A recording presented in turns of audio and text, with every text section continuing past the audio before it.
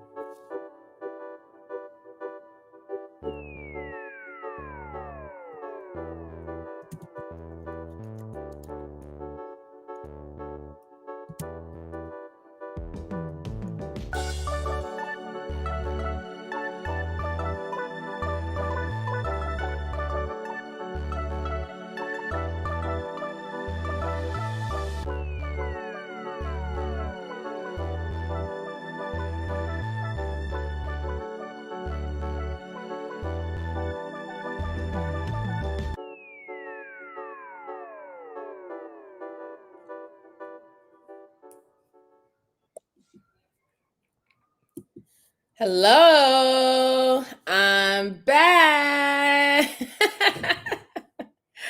Welcome, welcome, welcome, welcome, welcome. How are the party peoples of YouTube doing? It's been a very eventful week. I would say actually it's been a very eventful 2 weeks. But I am back. I had to postpone a live stream maybe about 2 to 3 times due to the simple fact that I've been invited to speak on panels and stuff, and I just want to say shout out to Lapete Network for actually inviting me to talk and everything like that. And I did love their environment. I love the atmosphere. It was beautiful. It was very mature, very calm. It was lovely, and I just say appreciate it. But I want to just give a shout out to everyone that is in the chat. So let's see. I want to give a shout out to Jalen.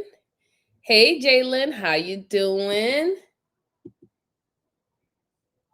All right, we have Cassandra B. What's up, Cassandra B? Thank you for coming. Appreciate it.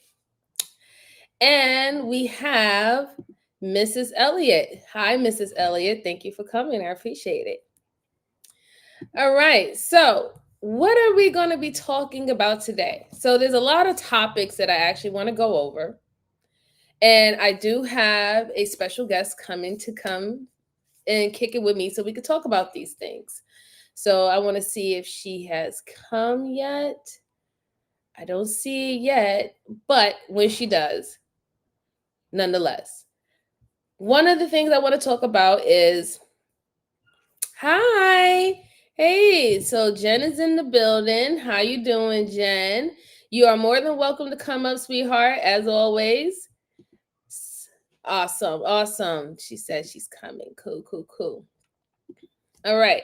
So one of the things I do want to talk about is I've been putting on my community wall a lot about the toxic behavior that is being shown on YouTube, right? And I want to address this, and I want to make this perfectly clear, okay? Everybody has their opinions. Some people, from what I have learned, came into the space because they wanted the outlet of toxic behavior, right? They wanted to act out their deepest desires, what they don't act out in the street. And also there's people who didn't come there for that. Hey Robin, how you doing, sweetheart? Good to see you. Thank you for coming. I appreciate you. And there's some people like myself that didn't come here for that, right? But one thing I'm not going to tolerate. I can tolerate criticism. I can tolerate people having their views about me, views about the situations and things that I have dealt with in this space.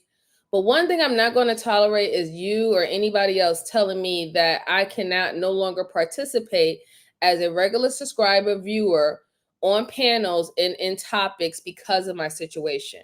Okay. That I'm not going to do.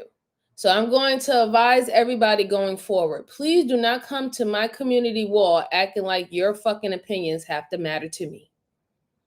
Because they don't. Okay? I am sick and tired of people coming to my community wall expressing to themselves that they think that I need to sit this one out. No, you don't get to say so. I'm not nobody's child. I'm definitely not your child. You don't pay none of my bills. And you can sit all the way the fuck back. Okay? Don't do it again. Oh my God. Is that my mule? Oh, sweetheart, come up. I haven't heard from you in such a long time, darling. Please come up. Let me go ahead and I'm gonna put the link out. Come up, sweetie. Come up, mule. I haven't spoke to you in a long time, sis. I love you and I missed you. How are you doing, love bucket? How are you? That's the big sis right there. I love her. Yeah, but it's just like you're right, Robin. It's just too many people just is going out of their way thinking that they could tell anybody what to do. Sit the fuck back and shut the fuck up. If I have an opinion about the space, I'm entitled to have opinion about the space. Unless I call your name out and direct it to you, I don't want to hear anything about it. Okay? The space is fucking toxic. It is what it is. That's what you want? Oh, fucking well. Let's see who's in the back. I don't see anybody. Oh, there she is. All right. And we have the lovely Jen. How you doing? Are you there, Jen? Hi. Can you hear me? Are your mic working? I can't hear you. Hold on. Let's see. Jen, try to talk again, sweetie. Because I can't hear you. Can you hear me? No, I can't hear you.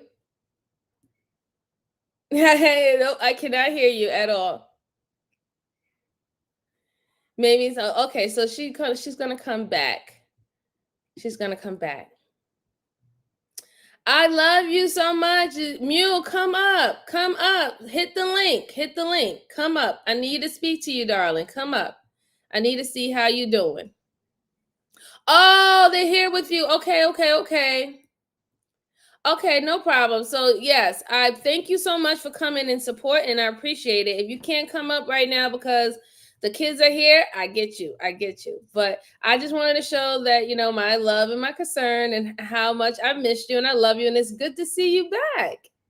It's really good to see you back, darling. That's all I wanted to say. All right. So you ready to go, Jen? I can't hear you, darling. You ready to go? Try to check your audio again.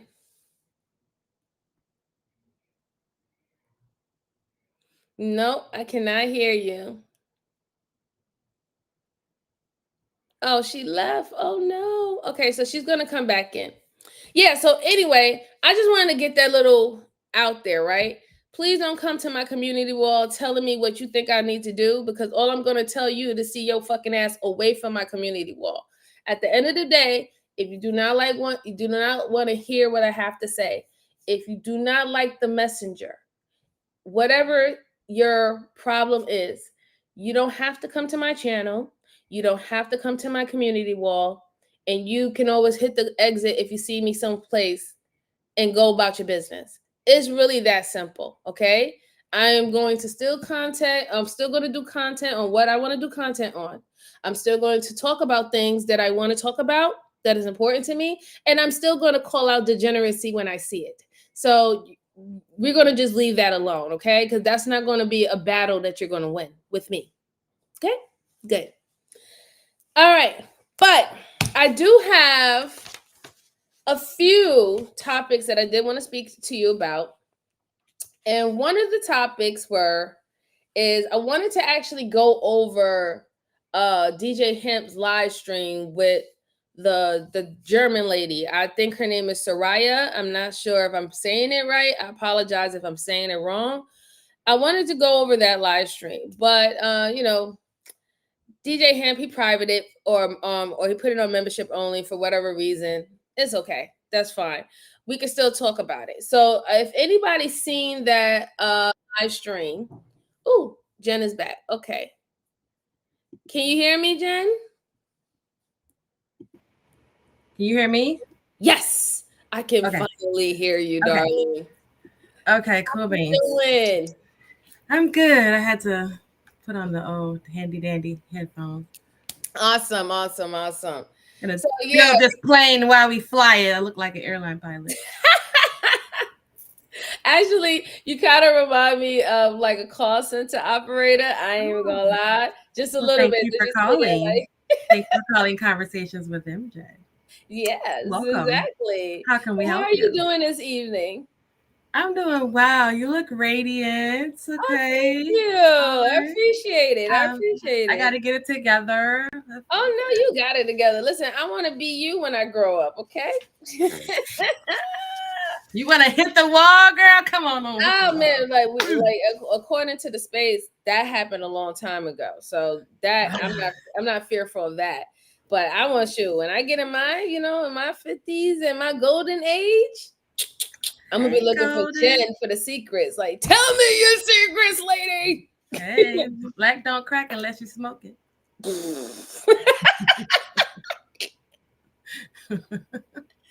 Right. Not unless you're smoking it. Hey, you'll be all right. So, I was gonna start with the first topic, right?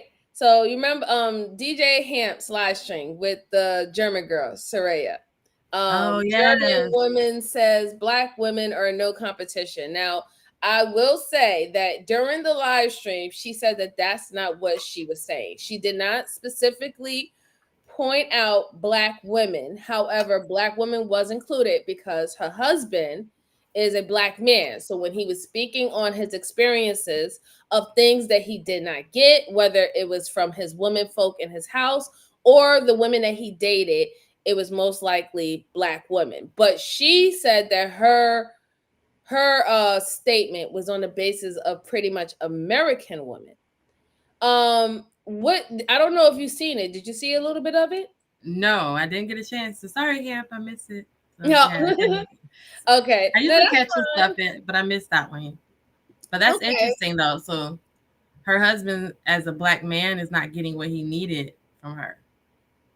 Well, she said that her husband wasn't getting what he needed from the Black women in his family or the Black women that he dated. She said that the things that she did for him was something that he has never experienced, and that apparently that made him very grateful and such at peace and calm in the world that we live in today, because she was able to hand him a plate and offer him something to drink. Though the whole world was just in unison of all pure happiness and joy, because she knew how to serve a plate of fruit and a cup of water.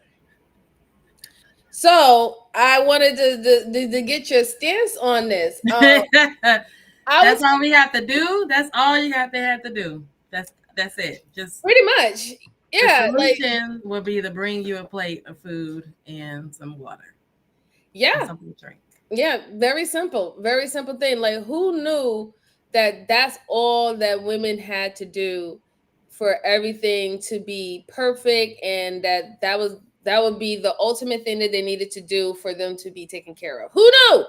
Who knew? Because I thought there was a little bit more stipulations that came with that, a little bit more things that came with that, but apparently that was all that she needed to do, and everything was taken care of, right? I will say this, since you wasn't at that live stream. Shout out to the Black women of the space, okay? I want to say I was so proud of you guys. Y'all did not falter at all. Y'all kept your cool, even though you were being attacked in the chat amongst men who obviously were Black men. You was being you were being triggered by some of the things that the lady was saying online. um y'all did not jump up there, y'all did not act a fool, y'all did not give those people what they want. So I just want to say congratulations on emotional intelligence that was displayed yesterday. It pissed off the men who was trying to trigger us. It pissed them off so bad. It really did. They were so mad. They were so mad. Hey, Anonymous. Anonymous says she has a YouTube channel now. Her script is playing out like expected. Absolutely. That's the reason why most of the women in the live in the chat was saying that they were not going to address her and go ahead and let her do whatever she want, because they knew that it was a play, that she was following the manuscript of every red pill woman that came before her.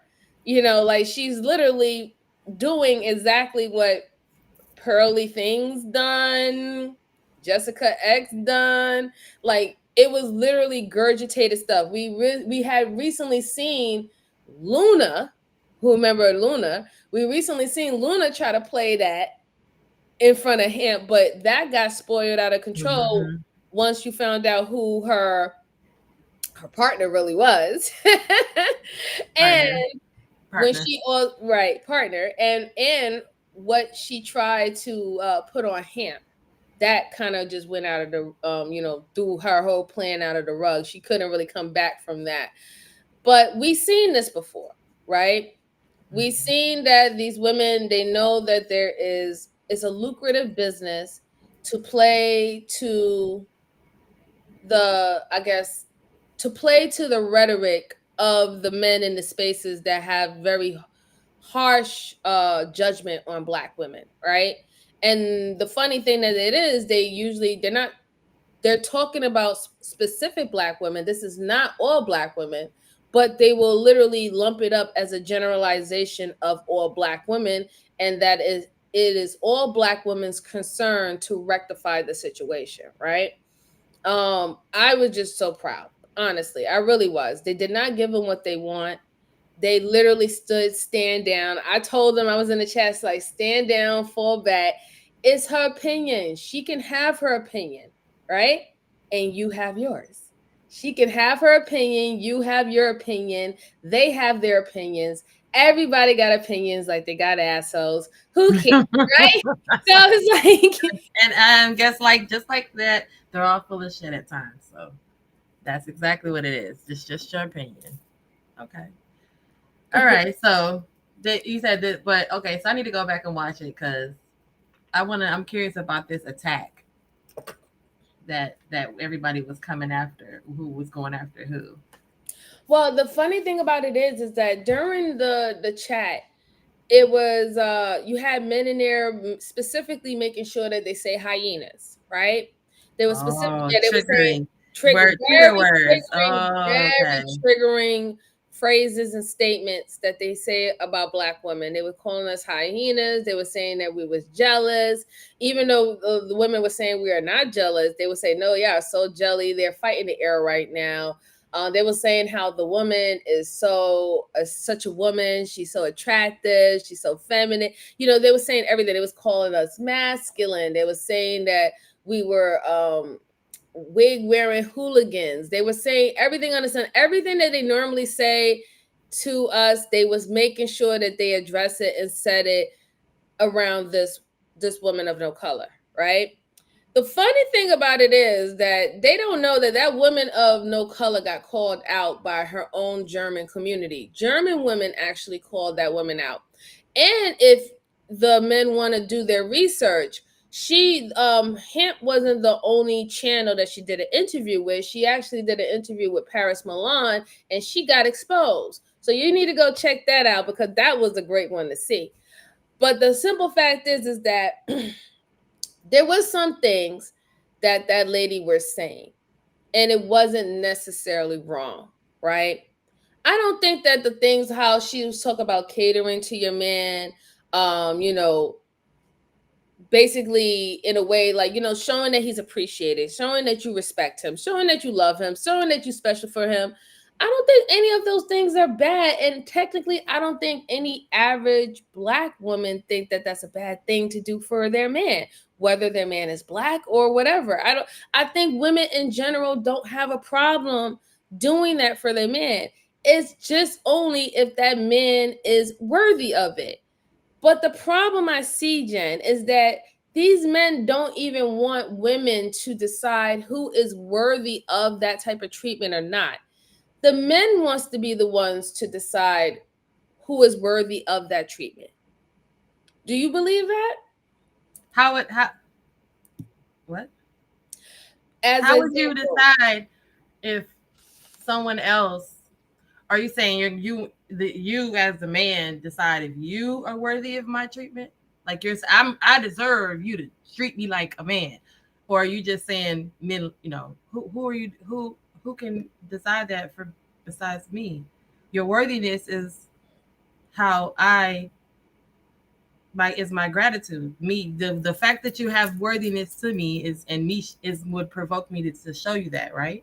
So you can't decide. You can't. I can't decide my worth to you. Isn't that our conversations in these spaces? That we can't decide our worth to you, because if you leave it to us, we're the prize and we're the one that's worth the value, right? But the men are saying no, that's not the case. So if that's the case, then you can't decide what's worthy for me. If you guys, if I can't decide for you, I can't tell you as a sir, you're not worthy. But the men are saying has been saying the same thing to the women, right? You're not worthy for marriage. You're not my choice. So now why are you guys even shaken by us doing the same thing? You're not worthy. You're not worthy. But you have the key to marriage. We have the key to sex. So y'all been saying the reason why we're not marrying you is because you're not worthy. Okay, well, the reason why we don't bring you a place because you're not worthy. It's the same. I'm confused. It just seems like they want to be in charge of the criteria of what they perceive a man worthy of said treatment from a woman. And you would have to blanket it, and that would be decision. You, sir, whoever makes that decision would be affecting the next man you have to take that up with him, because you also decided for him. Now, since you're deciding, you need to have a blanket. It needs to be a universal understanding that what you decide for me, sir, is going to affect the next guy. So take it up with him if the result is not to his liking, because it was your decision of what's worthy, right? Since you said this is what it is, a man of this stature deserves a plate. Well, when the next guy don't get a plate, it's because one of your fellow brethren told me that, sir, you're not worthy. Take that up with him. Yeah, I'm following your lead. Yeah, but the funny thing is they wouldn't want that either, right? No, exactly, because that's the first thing they say. The first thing they say is another man shouldn't be telling another man what to do. Another man shouldn't be telling what they should want or how their dynamics of their life or their relationship should be, right? So it's quite strange, really. Hey, Robbie, thank you for coming. Yeah, that's not, you can't, how does that even work? They want power, or they want to She said power your they want self-esteem. to lower your Oh, self-esteem. lower your So you self-esteem. will settle for anything and any type of treatment. Relationships are by case situation. Absolutely. 100% Robbie. You're absolutely right, They ma'am. want a blanket treatment, all men, because just because we Right. upright with a wiener, you bring us a plate and some water. Absolutely. Yes. And thank you so much, Robbie. I appreciate the compliment, darling. Thank you so much. I really do. Yeah, but they do want a blanket type of system, right? They want to be the ones who can determine a man's value and worth, but a woman can't do it. And I think the reason why they believe that is because if they keep on telling themselves that women are only emotional and we don't have any logic within us, that they feel that we can never make a logical decision no matter what, right? So they feel that they are the ones that's supposed to be in charge. they're the ones who's supposed to be in charge of what is a good man and what is not a good man, right? And listen, to a extent, I'm not that much of in disagreement with them, because I think that a man can always tell certain things or certain characteristics about a man quicker than a woman could, right? Because they're around them all the time. They might even They spot are one. those type of right. They might even spot certain those things in themselves, right? They might have done it before themselves. So, but I don't think that they should be the, what is it, the end all be all per se. But that would mean that you, sirs, who are saying this, need to go out here and mentor your younger Hey, men, so world that citizen. a world citizen, so that would be, that means these, for that to be, for anything like that to even manifest, that means the older men, or any of the men who are saying that these should be the standard, this should be what makes a man valuable. They need to be mentoring the rest of the men, so that everyone can be affected the same way. Otherwise, it's situational. It's case by case. Your worth is based on what I view, just like my worth to you, it seems to be based on what you think. You know, Because how you gonna tell me what's valuable to me? I'm gonna right. give you, because isn't that the concept of a wooden nickel? I'm gonna convince you that it has value. It's a wooden nickel. I can tell you, as long as you listen to me, I can tell you this is worth a lot of money. It's a wooden nickel here. Right. But you're It's like, no, crazy. I can't cash this in. It's crazy too, right? Because also what I notice is that when men wants to be mentored by other men, they only want to be mentored by other men by a few different things. They don't want men mentoring about their dating habits and stuff like that. They don't really want mentoring about that. They want mentoring when it comes down to when they want to be serious, whether it's a long-term relationship Money, or marriage, money, money, gaining other resources and sex, power and stuff like that. That's when they sex. want mentorship. But when it comes down to actually going through the whole dating process, or vetting process, stuff like that, they don't need no mentorship for that. And I think the reason why it comes out that way is because they usually tell men to soil their wild oats, right? This is what they're telling them from when they're like preteens. You have the right to go ahead, date around, and bang as many chicks as possible, get to know different types of chicks from the inside and out. And then when you get older, you make the determination of whether or not what you're going to be suited for later on down the road. So I think that's very messy.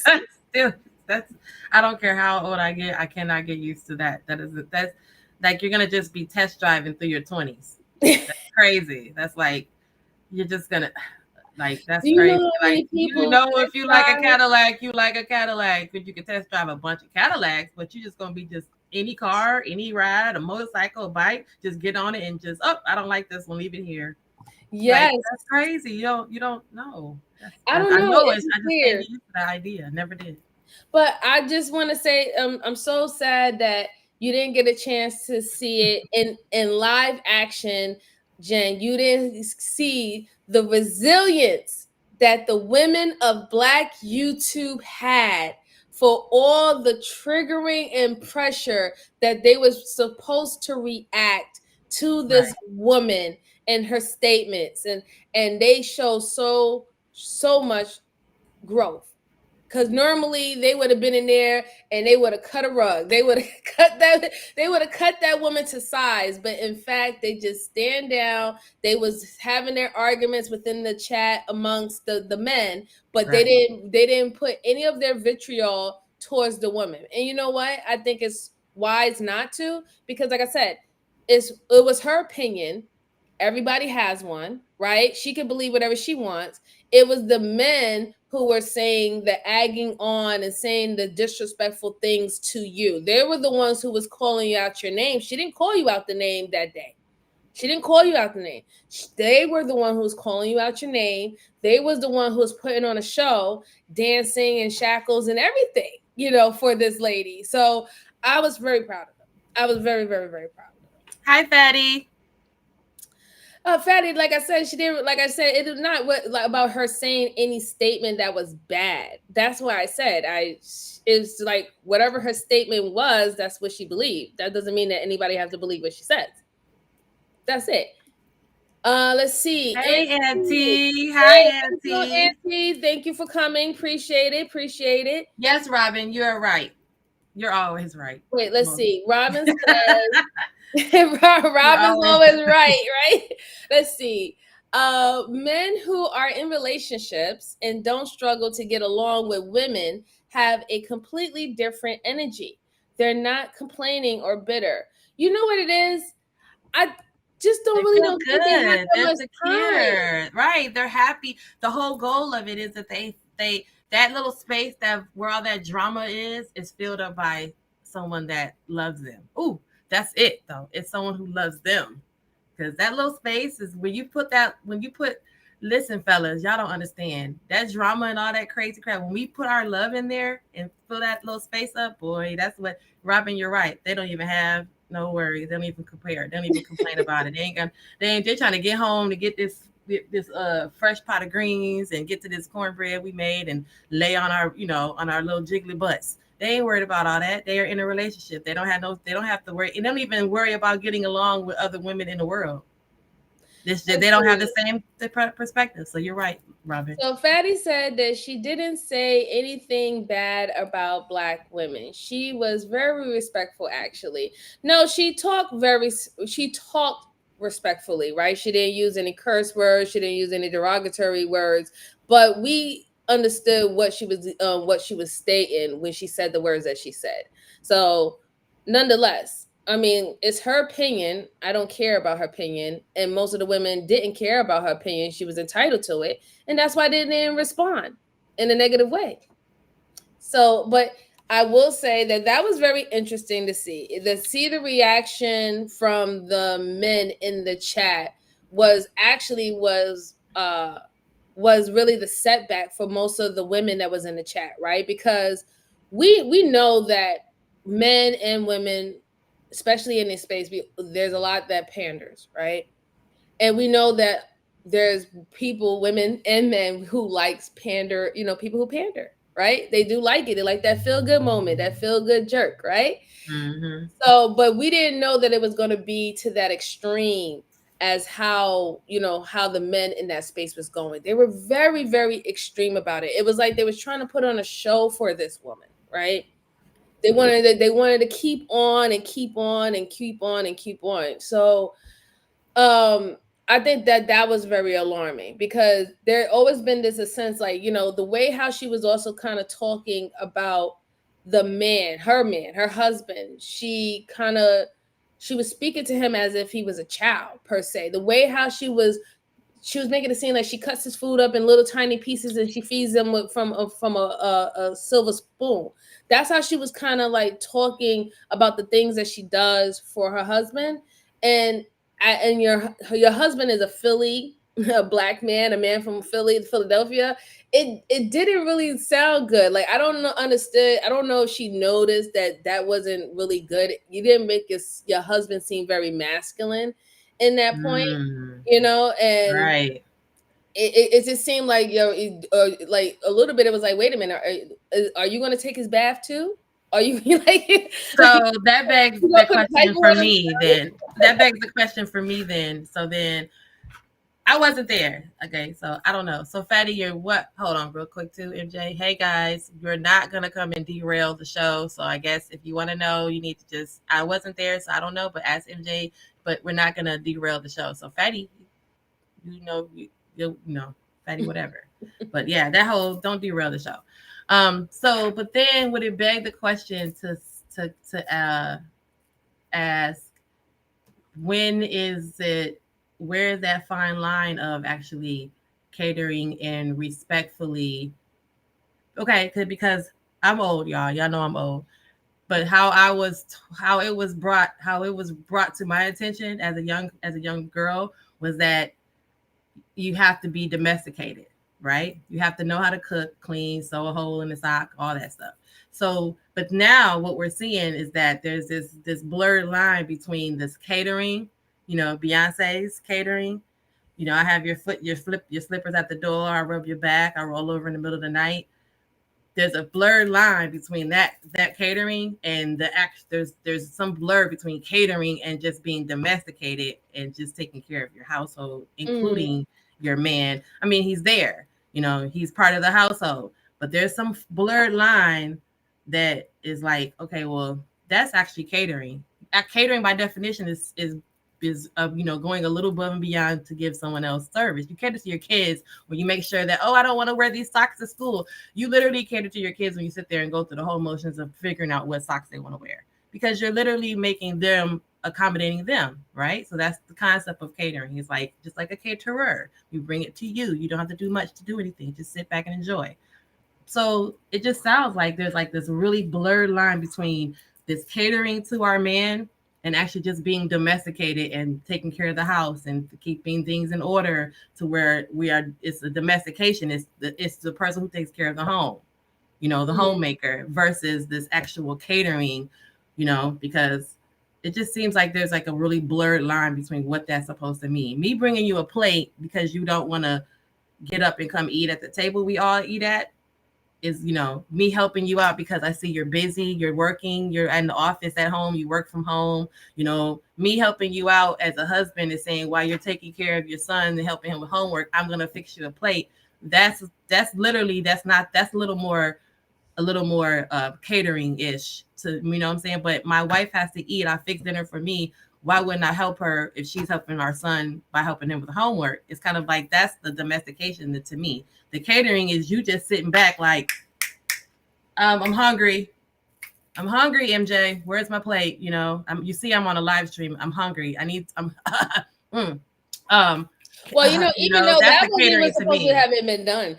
Technically, what she stated is that she was what's the word? Telepathic or something like that, and she can actually read minds, and she knew automatically that when her man sat down and she saw the sweat drop from his face, where it looked like he was hungry, that she knew automatically that she needed to go get a fruit salad from the refrigerator of fresh chopped fruit and serve him with a glass of water. She could just sense it from the drip of a little sweat on the side of his peripheral that was what needed to happen. And she has that, she has that telepathy. We don't have that telepathy because Black women, we're not born with that telepathy. We need you to open up your fucking mouth and say, give me something to eat, give me something to drink. But let's just answer. I want to answer one question to Fatty.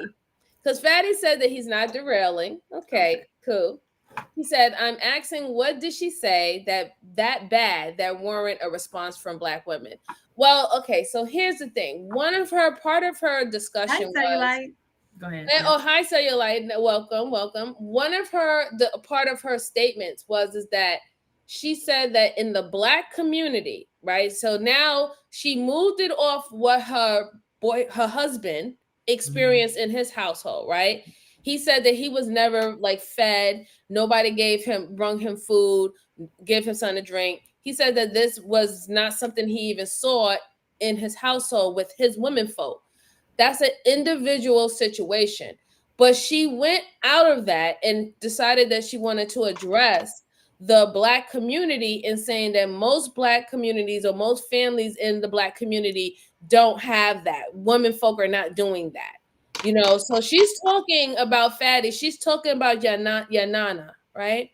She's talking about your great grandmother, your grandmother, your mom. She's talking about the homes that did have their mother doing that, and even two-parent family household that had mom and dad in it. She's saying that was never present. And how would she know? She's not even in the States. It seemed like she never moved to the States. She has never been in a Black person's household. So if she wants to speak up on what her husband says that his family didn't do, that's quite all right. But you can't speak on Black households in general, right? Because I guarantee you, especially in most Black families' household, the household ran good when Big Mama was there. Amen. Didn't it? Won't he do it? Or every time. Every time. When Big Mama was there, when Big Mama was live, the household ran so smooth. Okay. Had everybody in charge, everybody knew what their job was, and everybody knew that they better get together and stay together and stay in line in front of Big Mama. Don't you act a fool in front of Big Mama, okay? And that doesn't matter what part of the diaspora you're from. Everybody had a Big Mama or a great grandmother or grandmother that was the rock of their family, the rock of the matriarch, the woman in charge. Right. So for her to just undermine the matriarch in Black families, I don't like that. Yes, Fatty. In most Black households in the U.S. all along, that's what Medea is. Okay, that's what the Medea concept is. That most Black families have a quote unquote proverbial Big Mama. That's your grandmother, sweetheart. It's just your grandma that's been here. Okay, so Fatty, yes, I'm gonna say a lot of Black families have a Big Mama because they had a grandmother. That's all it is. It's a grandma. Yeah. They had a grandmother because guess what? Someone gave birth to your mother, which makes you had a Big Mama. That's the colloquialism we used in the Black community was Big Mama. And at the same time, it was a lot of back then, just to give you an insight, Fatty, the respect for the elders. You didn't call your grandmother by her name. So then she would say to you, baby, just call me Big Mama, just call me Grandmama, just call me Mama T or whatever it was. And it was that Big Mama character, that Medea, that matriarchal person who kept the glue together like in soul food. Every Sunday we sit down and eating. Don't come wear your shoes in your house. Don't run in and out my door. All those foundations that we live by as a Black community, that came from that kind of that foundation. So yes, most Black households in the U.S. have a Big Mama. If they had a grandmother, then yes, they did have a Big Mama. Yes, the Black folks had grandmas. I know it's hard, Fatty, but Black folks got grandmas. No, but it's just the simple fact is that it was just a violation because you're saying as a collective, you're saying that there was no matriarch or no women folk in so many different households that did not do the things that she did. And I think that that's weird because if that was the case, then men or Black men today would not be complaining that we are not the women of yesteryear. So that pretty much cuts out what's the argument, because there is no going back to the yesteryear woman if we were never that woman to begin with. You get my drift, right? It has to be one or the other, right? So again, she was talking about something that she doesn't know, she's not educated on, and I think that was very disrespectful. It was definitely very disrespectful. And if anything, I would never have had a problem if she wanted to keep it on what her husband experienced, because that's his family. I don't know how his family upbringing is. He could have been raised by a mom who didn't do that, or a grandmother who didn't do that. If it was a ton of them, which in most households there were more than 4 or 5 kids. So if he came from a household where he said he had a lot of siblings, I mean, and then at the same time, think about the dynamics back then where not every household had a dining room table. So you got your food brought to you because that's where you sat and ate it most of the time. It wasn't we're catering and we're bringing MJ her plate. No, it's just because that our house was, it had enough kids in it. we may or may not have had a dining room table that was even useful. You know, it was usually a clusterfuck or something that was some form of storage, or even maybe something with place that we didn't sit at except for a special occasion. So a lot of times you got your food brought to you because, you know, go take this plate to your father because he's in the room, because that's where everybody's at. It was just everybody was brought the plate to you. It wasn't a catering, just, oh, we're just bringing your plate. It was everybody got their food brought to them because some folks didn't have dining room tables to sit down and eat at as a family. So that was kind of why that happened. It wasn't. So look at Auntie. So Auntie's correct. We're not gonna listen. We're not forgetting Grandpa over here, Auntie. You don't gotta worry about it. Okay? No. So it says he said Grandma was definitely a staple, but things were always more balanced with Grandpa there too. And I agree. Listen, I was a Grandpa girl. Okay, yeah. My first words was not even daddy or mommy. My first words was granddaddy. My granddaddy. That was my first. My first he everything. Was the first one who, once I was born, he was the first one who held me. He had to bless me in his own cultural heritage of how they blessed me. He had to nickname me and all that stuff. And when I was younger, my mom used to get upset because my grandfather would just run and take me and snatch me and take me everywhere and everything. I was his little thing. He just had to go take me everywhere. My mom was like, "Can I have my child? Can I spend time with my child?" He just took it over. So no, we are not ever going to exclude wonderful grandfathers. I miss my grandfather to this day. This day. Granddads are, hey Pookie, hey Royce, hey Degenerate. Yeah, hey Mo. Grandfathers, yeah. Hey, I Mo, definitely concur on that too, because my grandfather was an awesome guy to me. And I remember in specific, you know, because my mother was a single mother. So I remember in specific, that was like my first date. He made me put on my patent leather shoes and get all dressed up. And we went to the Baskin Robbins. And, you know, that's how I learned from that part. Hey, Mo, thank you. Thank you, honey.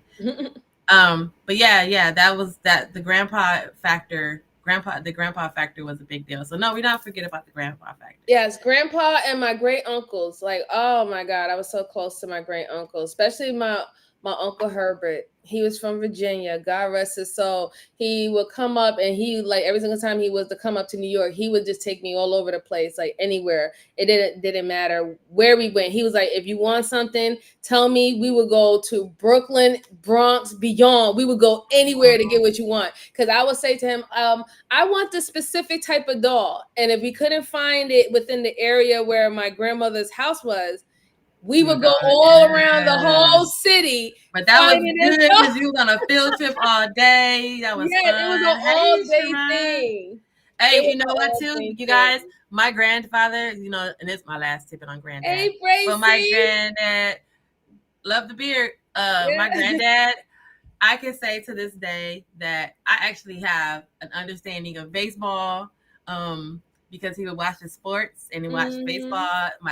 Took me to baseball games, would take me to places like to enhance my education. So I always appreciate that about my granddad. It was a lot of fun, but it was like fun going to like the museum, you know, or fun going to the zoo. So to the zoo or something. So.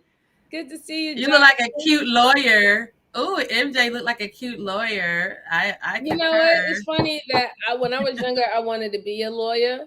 Ladies and then I wanted to be a lawyer, and then I decided not to. And the reason why I told my mother that I didn't want to be a lawyer anymore, because I learned out that they lied.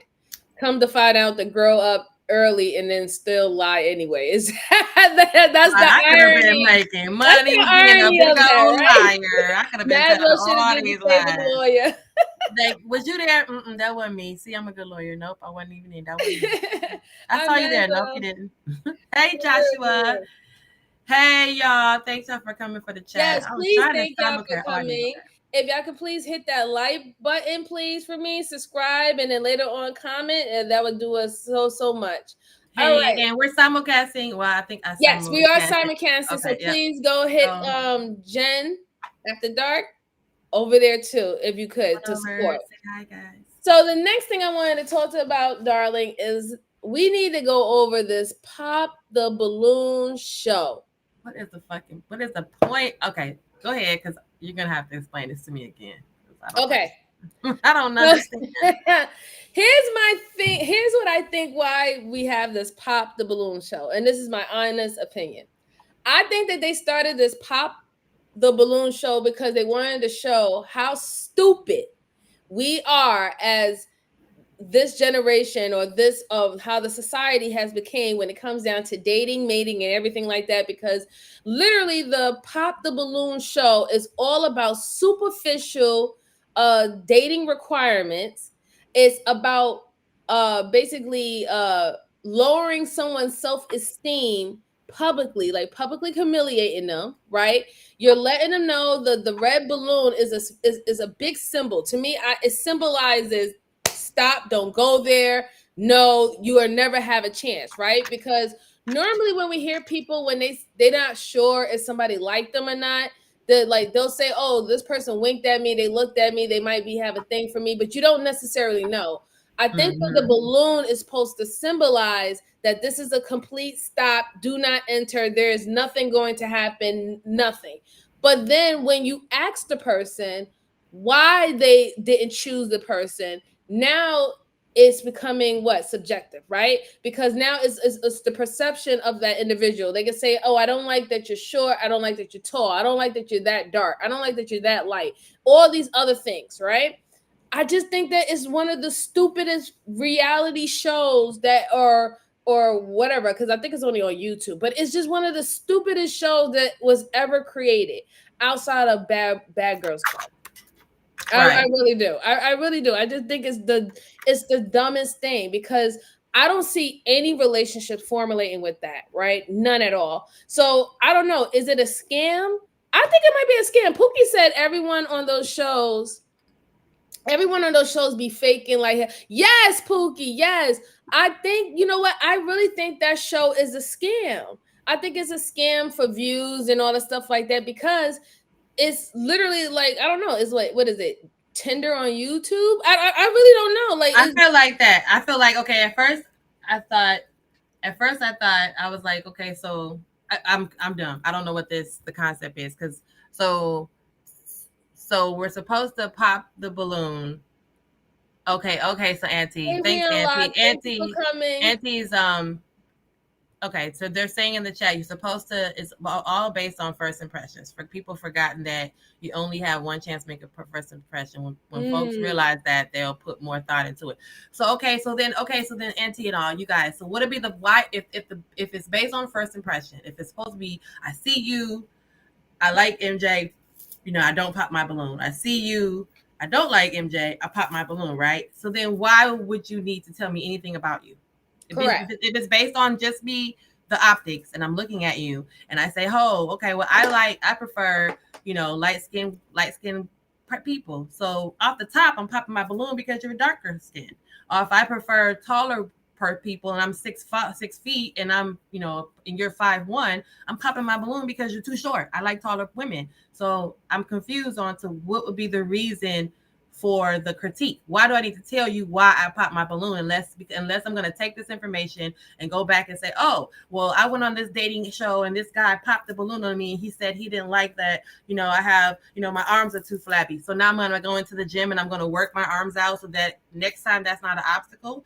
Or is it just that I was not his type and he just popped his balloon? Unless you're trying to embarrass me, unless you're trying to bring me down, because otherwise, what am I doing with this information? Why do I need to know why you popped your balloon?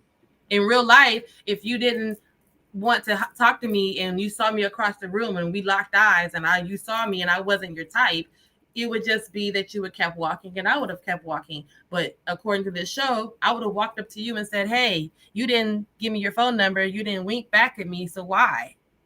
Why? I don't need to know why. That's why I said it's a hint of just humiliation, like public humiliation or some form of ritual. Because, like, again, if you're not interested in someone, you're never going out and really telling someone why you're not interested in them unless they ask you directly, or if you was conversing with them in some form of like friendship or something like that, and then you had the ability to tell them.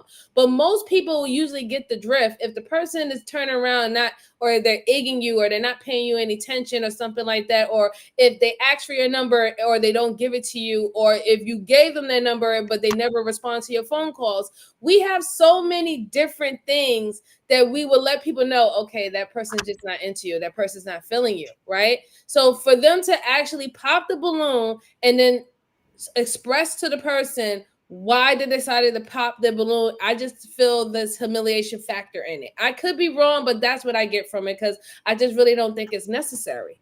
And then Yeah, we they're see what saying that happened. We it is had the straight up teen, humiliation. right. We had the Teenage Mutant Ninja Turtle. Now listen, here's the thing with that guy. I think that guy is a full-blown narcissist. He was a hot Turns out mess. he was, right? Turns out he was. And I'm glad he got turned down and shut down with everything, all that, whatever. However, even it wouldn't have even gotten to the level where he would have lost a job or anything of that sort if they would have left that aspect of the show out. Pop the balloon and get the stepping, not pop the balloon and then say something that we mind you, we all know most people, nobody likes rejection. But now you're rejecting someone and now you're telling them what you're rejecting for them. And you don't know this person from a hole in the wall. You don't know how they're going to take that information. You know, some people have emotional intelligence, some people don't, right? And they're going to spaz out of control. So he would have had never lost his job if they would have left that aspect of the show out. Just think about it. He would have been able to get away scot-free. Just like anything, just like if he had walked up to her at a restaurant or a bar and said, "Hey, how you doing? My name is Ninja Turtle." Oh, she says, "No, thank you," and then you could have just walked off, right? Oh, I'm not interested. Thank you though, and he would have just left and walked off, and he would have had a job. He would have lived to see another day. Everything would have been just the same.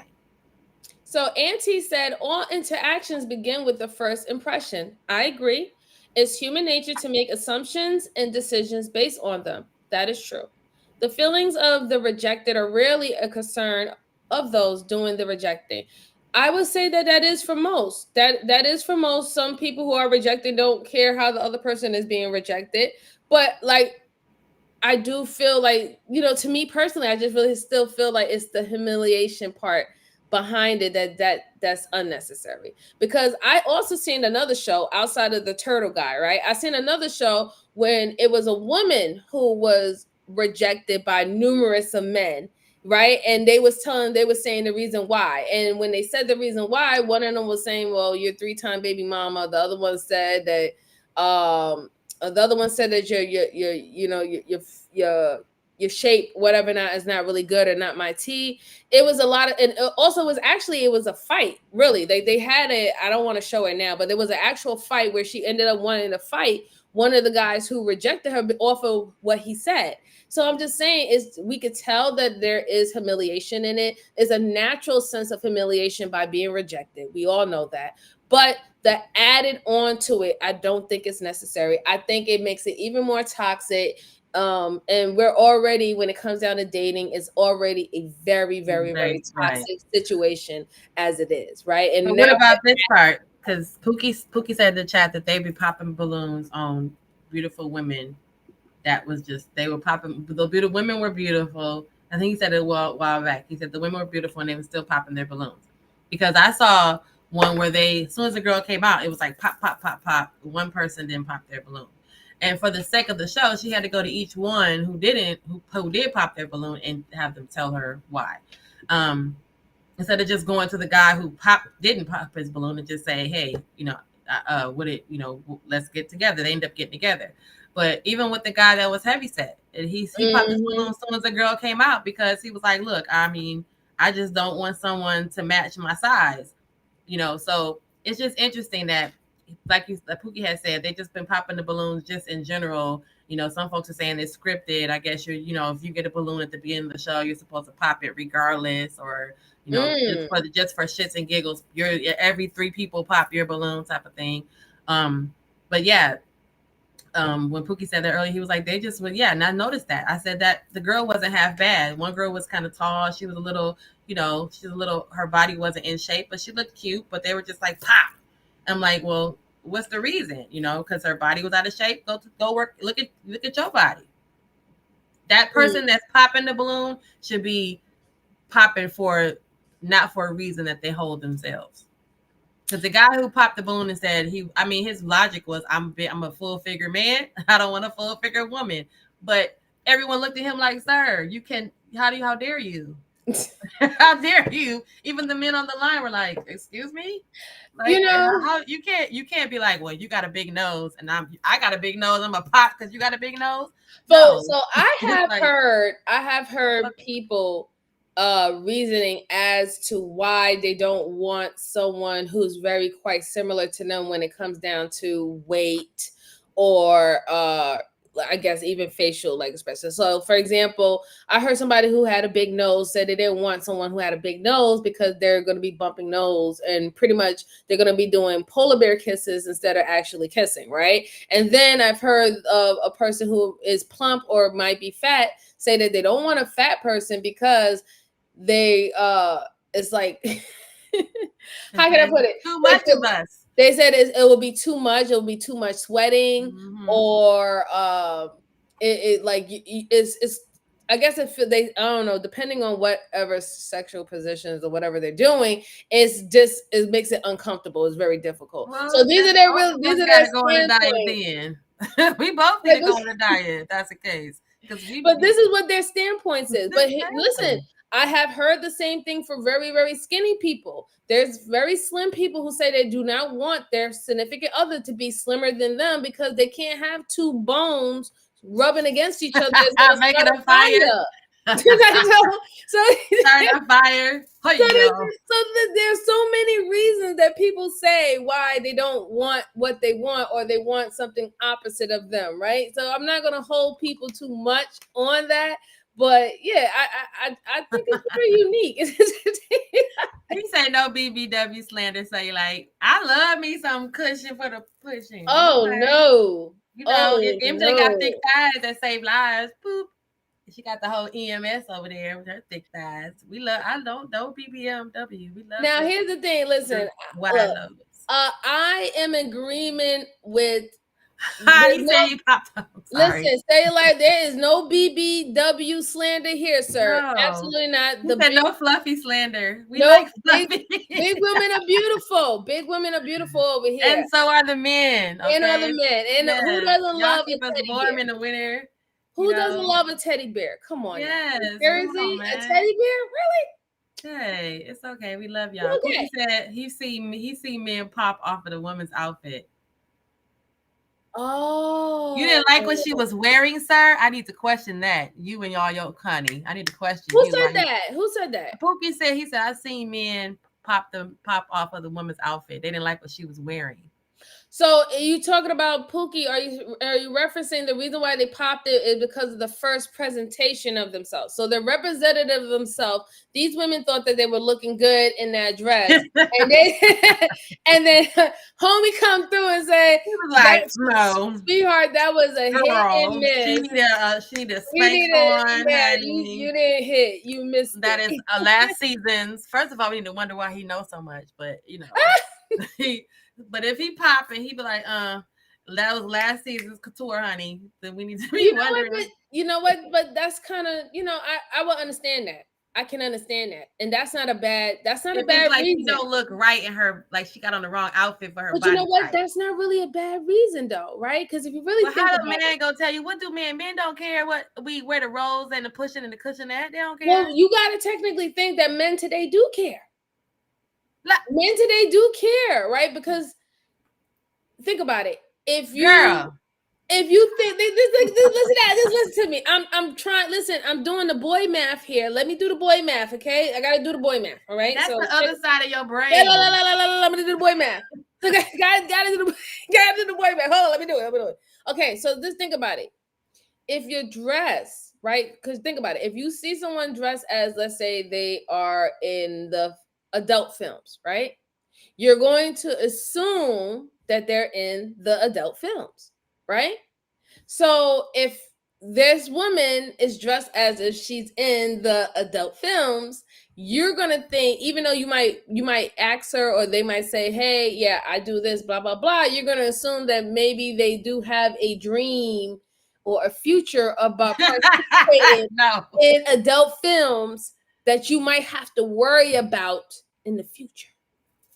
Because, I mean, we got to think about the logically, right? Because remember, men are logical. So if they see a woman dressing like a streetwalker, then obviously she must have Right, Elliot. well, there's three. Wait, hold on. There's three, right? You either have to have been a streetwalker, you are a streetwalker, or you're about to be one in the future. So maybe that is what the men are seeing when they say, "Oh hell no, I'm gonna not go with that girl with that yellow dress on." Right? Maybe. No, Pookie, no. He's saying that the woman looked like a sack of potatoes in her maxi dress, and the man said, "No, I don't like her because she looks like a Mr. Potato." And she or I don't know, because I didn't watch it. But if they're popping because of they didn't like the woman's outfit, Well, see, or they didn't like how she looked in her. But And see, how look, she's they said looking they in her look. clothes. Hold on. He said that. Look, even Pookie said that most of the women there, most of the women there looked presentable and nice. 99% of it. So again, so they didn't really even have that concern. That wasn't even. So then, sir, what did you not like about the fit? What did you not like? The color? Was it not complimenting my skin? Was it too paling? Because men don't look at the detail of our outfits. You know, we're the ones who be like, oh my God, my buttons, they happen to match my necklace, the same kind of copper. Like, we care about. But so then why would that was, again, this whole concept of popping the balloon is crazy, because I don't understand what is the required, what are the criteria for the popping and what's criteria for not popping? Because if they said, Pookie said, hey, look, looked at you and they said, well,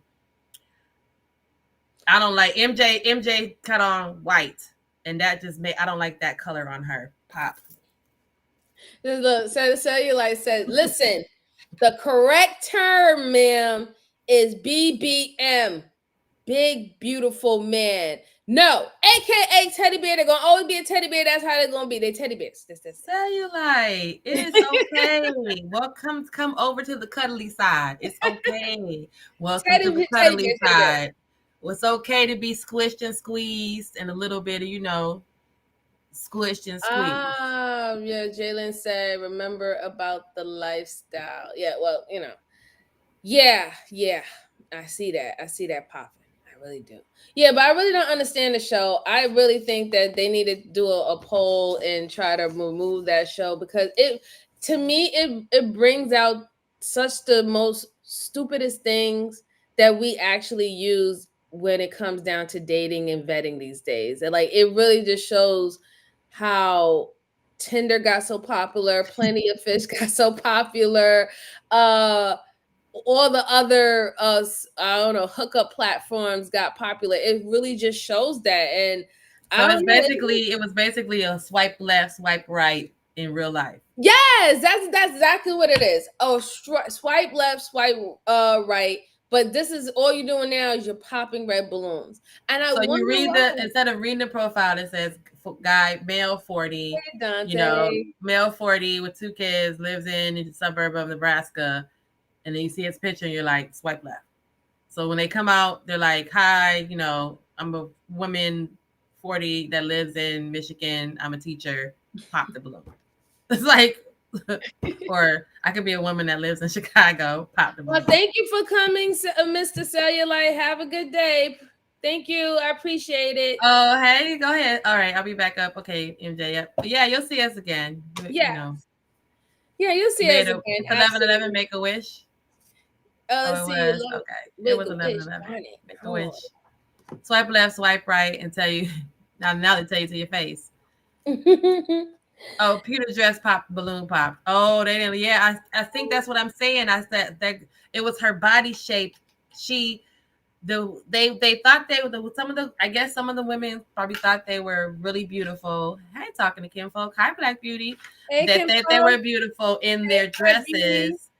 And the way they look, Pookie, but I guess for the men assessing whether, because again, I don't know, I'll be questioning a man who knows I'm not wearing the right.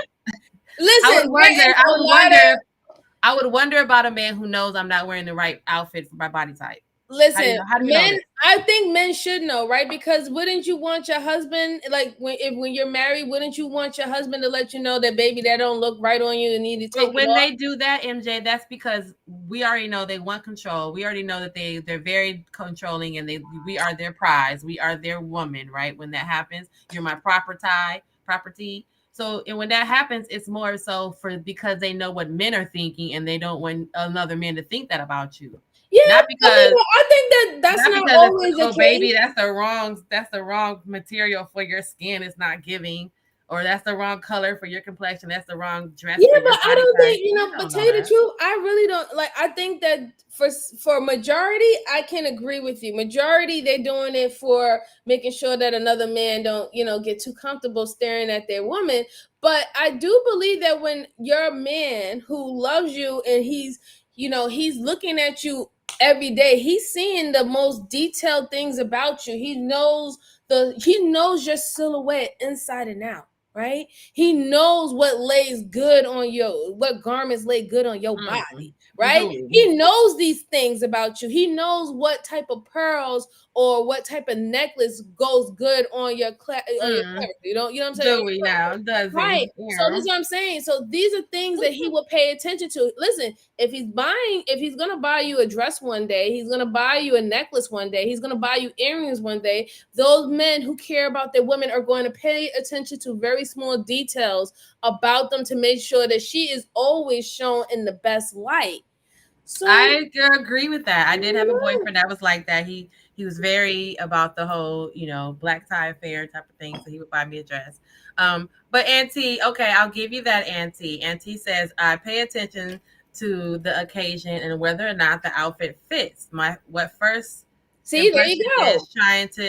One's trying to project. Okay, a chance in attire gives first impression. Oh, my thing is in the way of one's insecurities and self-confidence. Okay, so that being said, then that would mean sometimes the tighter the outfits, the more the deeper the more the insecurity. People who they know their bodies, they wear clothes that are comfortable and they're secure in them, whether we think they look good in it or not. So you popping your balloon at me because I think I'm pretty today in my tight clothes because you don't like it. Pookie said our shoes is ugly. Pookie said, "Listen, I care for y'all shoes. Y'all got some ugly ass shoes." Well, Pookie, ain't nobody worried about what's down. You're supposed to be up in here, Pookie. You're supposed to stay at breast level. You're supposed to be at top level. Absolutely looking not. down at all that, Pookie. You're supposed to stay Nah, up. he's like, hold on. That drip got to be dripping. Okay, it got to drip from head to toe. He's looking. Pookie like, look. We do not be having ugly shoes. You're not coming outside with me with them ugly ass. That's the kitten heels. That's the kitten heels and the grandma heels. If you got Pookie, stop. We do not be having Pookie. Stop. We do not be having some ugly shoes. He was like, what is it? He's like, y'all really be having some ugly shoes. He said, y'all got those witch shoes. I don't like those witch shoes. Looking like you stepping on it. Them the grandma heels, the square toes, the kitten heels, the Kevin Samuels. That is not no woman regularly walking around in no 2 or 4 5-inch heels. Rocking some high boots. Be ugly. No, Pookie.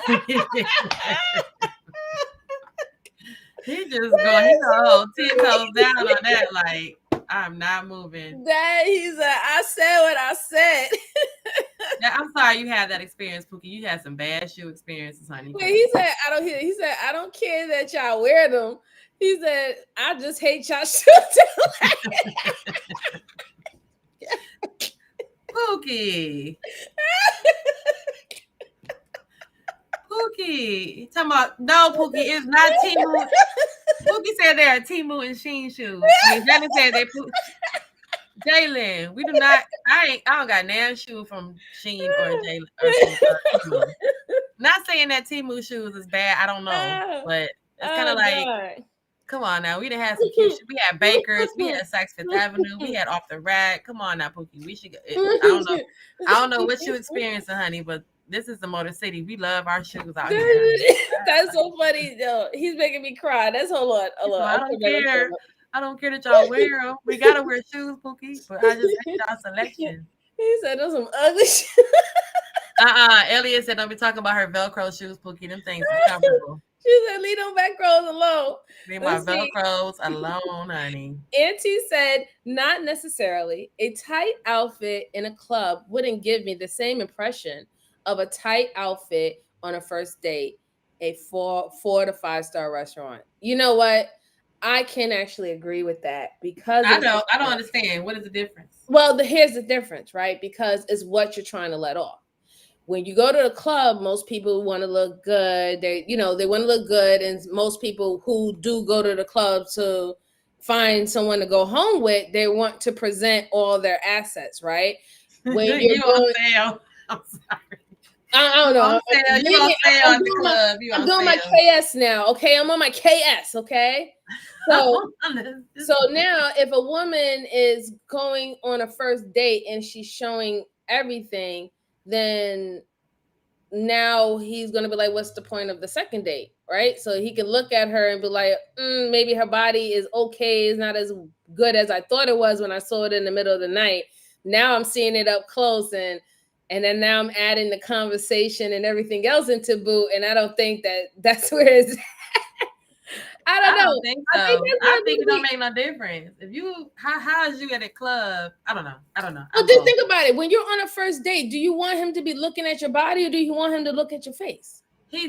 I'm gonna get him dressed to the first date. I'm sorry, no. To the first date, I want you to look at my eyes. I don't want you to be looking at my body. Girl, I call cap on that because let me pull the clip of date night video. I was not looking at your eyes. No cap, no homo. Okay. I was not looking at your peepers. Neither one of them peepers out. Them ain't what I was looking at. Because you got a dirty mind. You was in your dirty mind element. That's why you wasn't looking. But no, seriously, on a first date. No. Look, listen. On my first date, I was not dressed provocative. I don't. I literally want you to be looking at my face. I want you to be looking when I'm having a conversation here. I don't want you to be looking here. I can come on the first date in some leggings and a hoodie, and we could kick it and talk. Second date, I'll be cute. Because you. But then in the same outfit, you not paying attention to my eyes. See, I don't know. So then, here's my thing, right? No one cares about your eyes. Yes, they do. They can't. You say no one cares about your eyes. Yes, they do. Okay, so here's my thing, right? The reason why I say this is that there has to be a medium, okay? I don't think that is wrong for, like, you don't have to dress super sexy, little sex kitten, whatever, not on the first date. But you shouldn't go too casual as if you were just making a run to Starbucks after leaving your house. Because then you're showing the person that you didn't put any effort into. That's potential. Can't you see? Listen, I have on yoga pants and a tank top. Potential. You know that I have potential to get. No, but I just, if you see me like this, if you already know this is real. If I get all hooped up for you at the date night, well, see, that's what I'm saying. Like, you don't have to get crazy, crazy trying to look like Beyonce, but you still want to be presentable, right? Like, you don't want to just let yourself go. Like, I don't know. Trust me. Listen, if anybody ever, I'm sorry, let me look into the camera. If I know I didn't hit the wall, but if anyone ever asks me on a date, I'm coming with my titties out, okay? I'm coming with the cleavage. Don't look at my face, look at my cleavage, and then let's get past all that, and then we can kick it. The second day, I'm going to have on a hoodie and some leggings. That's it. No, Jen. I'm not coming on cute. I'm not coming on cute. You're going to have to get this because this is what you're going to see every day. So don't, because I've heard stories of women. Girl, my friends used to tell me, it's like, girl, you got to get up early so you can put your eyeliner on. It's like, because he can't see how you look. Like, you just, no, what do you, he need to see who you are. I do know. Meet me at the gas station. That's our date. We're going to 7-Eleven to eat some tacos, some taquitos, and we're going to sit here and drink a Slurpee. And if you worth me getting cute, Because remember MJ, because remember the girl saying, listen, I done put on my $36 foundation, my $56 eyeliner, I done put on my MAC, my 3 lip liners, my lip gloss, I done put some oil sheen in my hair, all that costs. I done invested all this in a date to go out with you. I done put both my pads and my push-up bra. I done, like what Jay Prince say, I done washed off the gooch grease. I done came and gone out with you, and I done invested all this in you. Oh, see, but this is the thing. Even if you do invest it, right? I think that there still should be a healthy balance, right? You can look.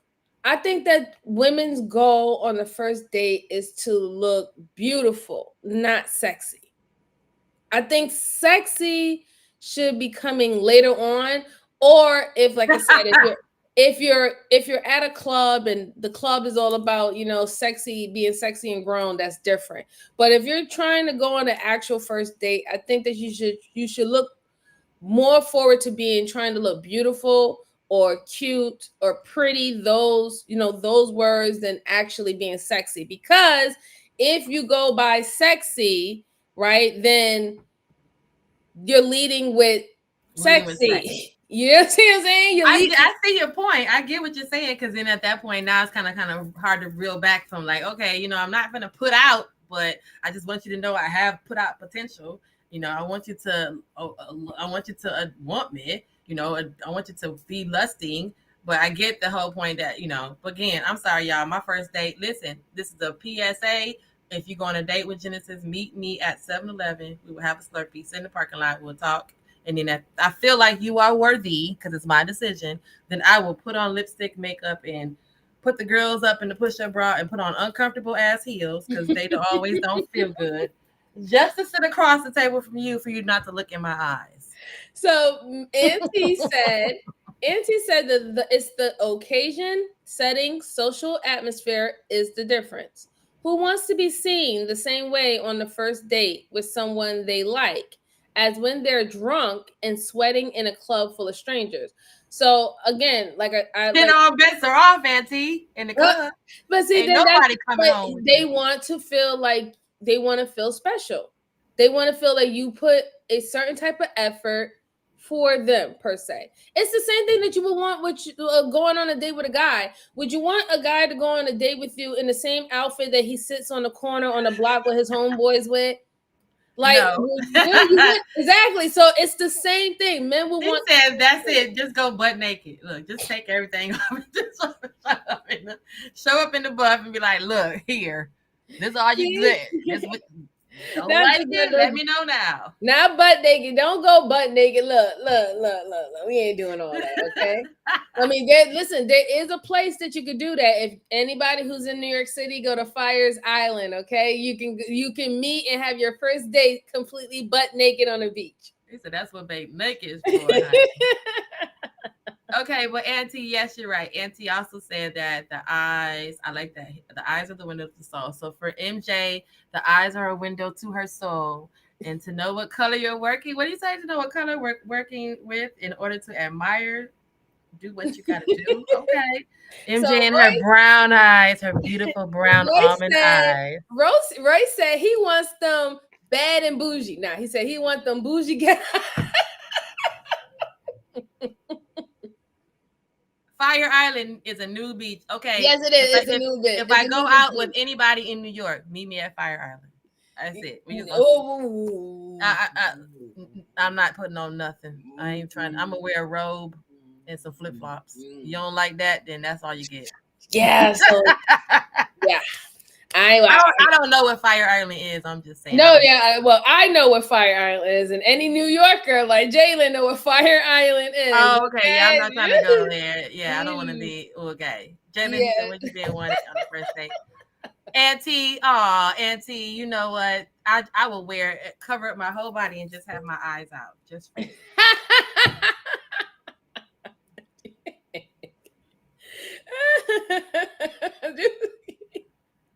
No, no. I don't think. See, but listen, he says the whole point is to get to the second date, right? So how are you going to get to the second date?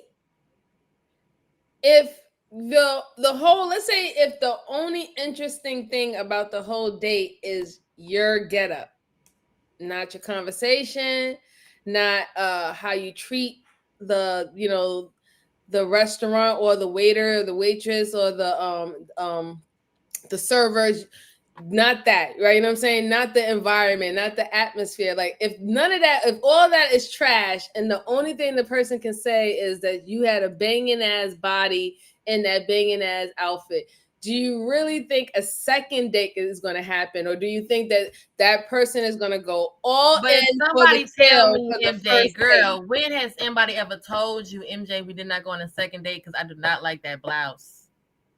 They're not going to tell you. Exactly. So it's not going to even. He trying to get to the second. He don't care what you got on. Well, Auntie does.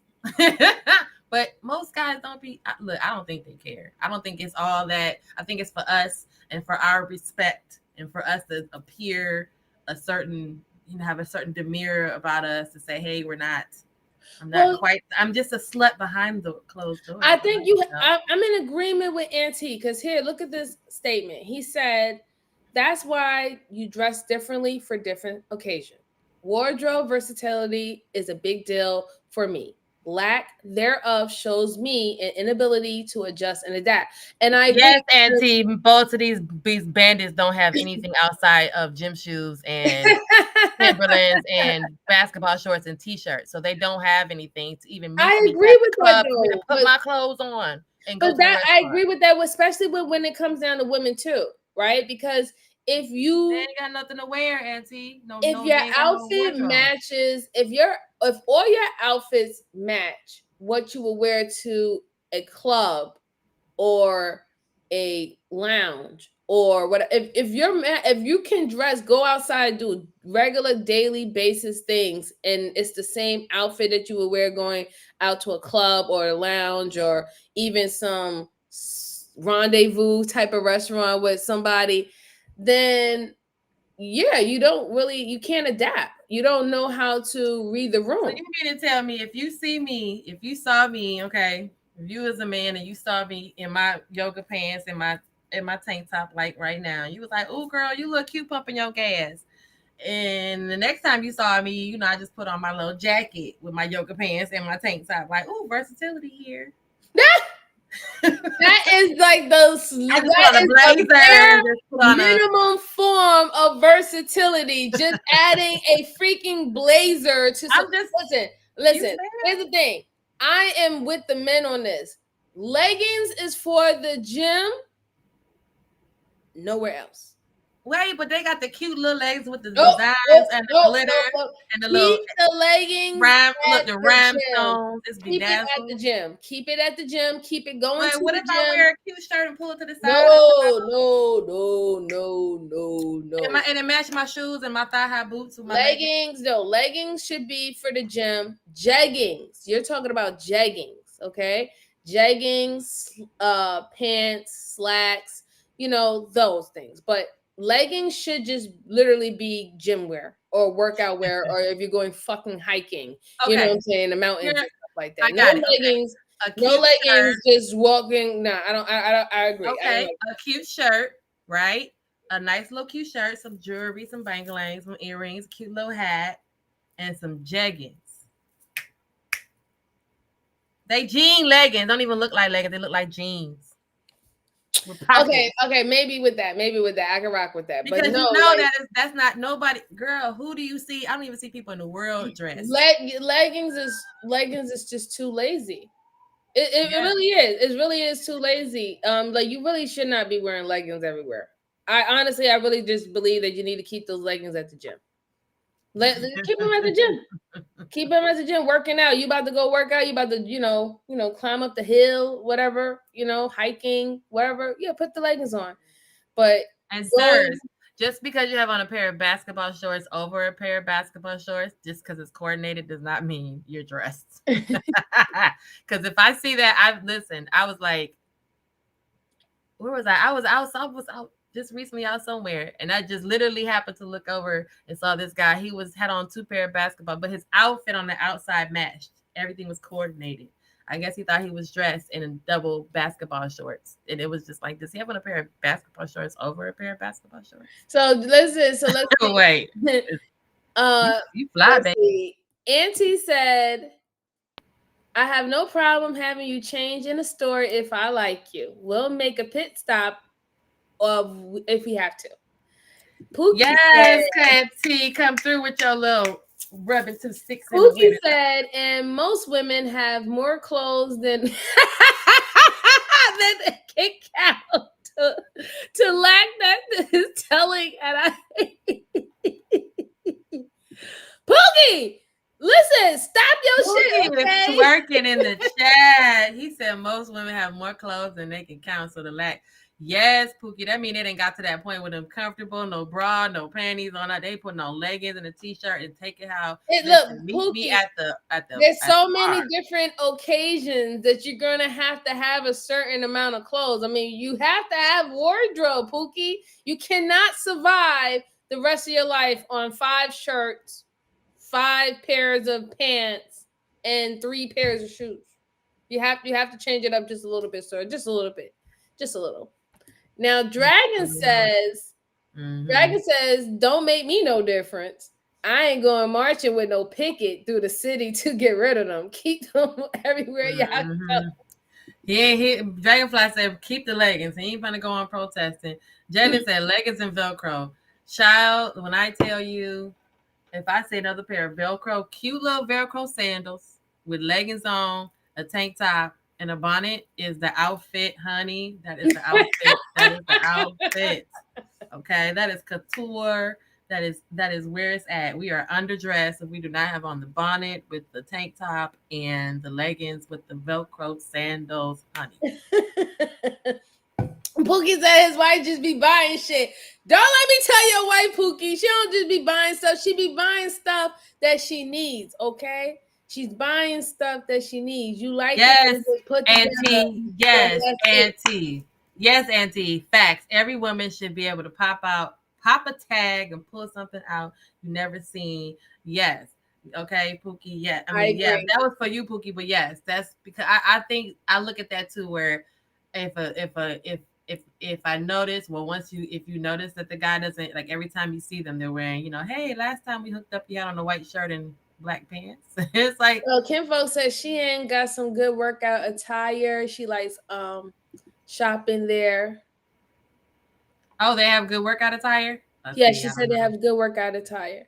I haven't shopped Shein, so I don't know. I haven't shopped Shein. So I don't know. Maybe I'll check it out. I think I was weirded out on those type of clothing things. Yeah, it was like Temu, because it was like they're gonna get you. They're gonna try to get what was the one that's sell your information? Fashion Nova. Fashion Nova is the one that kind of went dead because there was I guess there was part of like child labor or something like that. Something big happened as why nobody's messing with them anymore. So I was always weirded out of those kind of little small like pop-up trendy. Jalen, what are fuck me slippers? The little slippers. Wait. The little What wait, hold on. What is fuck me wearing their fuck me slippers? What is fuck me slippers?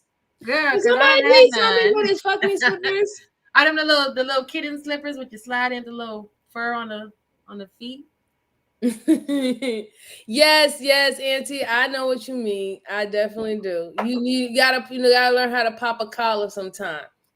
I like that. I was very, what? I don't care anybody who knows, but hey, Nightish, good to see you. Hi, Nightish. For what it's worth, I was very impressed. Side note with Auntie and how the whole thing went down with the purge, and I didn't actually realize he was very clear and concise and articulate. So respect that, because I told Auntie that we're sick of y'all men sound like mumble rappers. So thanks for pronouncing your words and speaking clearly, Auntie. Now, see, luxury, but we gotta give it up to our elders. Our fly elders. She's luxury said, I must admit, I'm a legging loving fool. Me too. I got about 25. I have a leather helmet and theory leggings and everything. See, She said leggings in every color. Woo! Robin said the good thing about Shein is they tell you that the measurements before you buy them, so you buy the right size. Oh, okay, so that's cool. That's definitely ain't nothing cool. like putting on some leggings that don't stretch, and then Yes, you gotta like. Auntie is correct. Your wardrobe is your lifeline in New York. Like it's the fashion capital. What can you expect? It is literally the fashion capital. So yeah, you you gotta step your game up. Because I was seeing people in New York, like this person that I follow on Instagram who does their slow-mo pics when they crossing the street, because they be like, and it's so funny because all their Instagram pages is them crossing the street, because they're like, when I've been, of course, what do you say? Of course, I'm from New York, and every crosswalk is a runway. I'm a model. Do you know what I mean? And it was like every single crosswalk was like dun dun dun dun dun dun dun, like. And I follow this person because it's fucking hilarious. But they're literally walking through the streets of New York like with leather chaps on and like a cape on, and I'm like, does anyone see you? No one sees you. Robin said, "Oh Lord." Robin said Harlem has that best. What? Wait a minute, what happened? I'm gonna agree to disagree, Robin, because I'm not from Harlem, because I'm Queens. We get that money.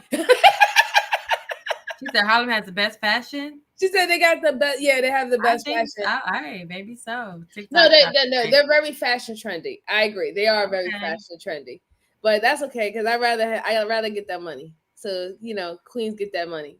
New York is fashion capital. Okay, fashion capital.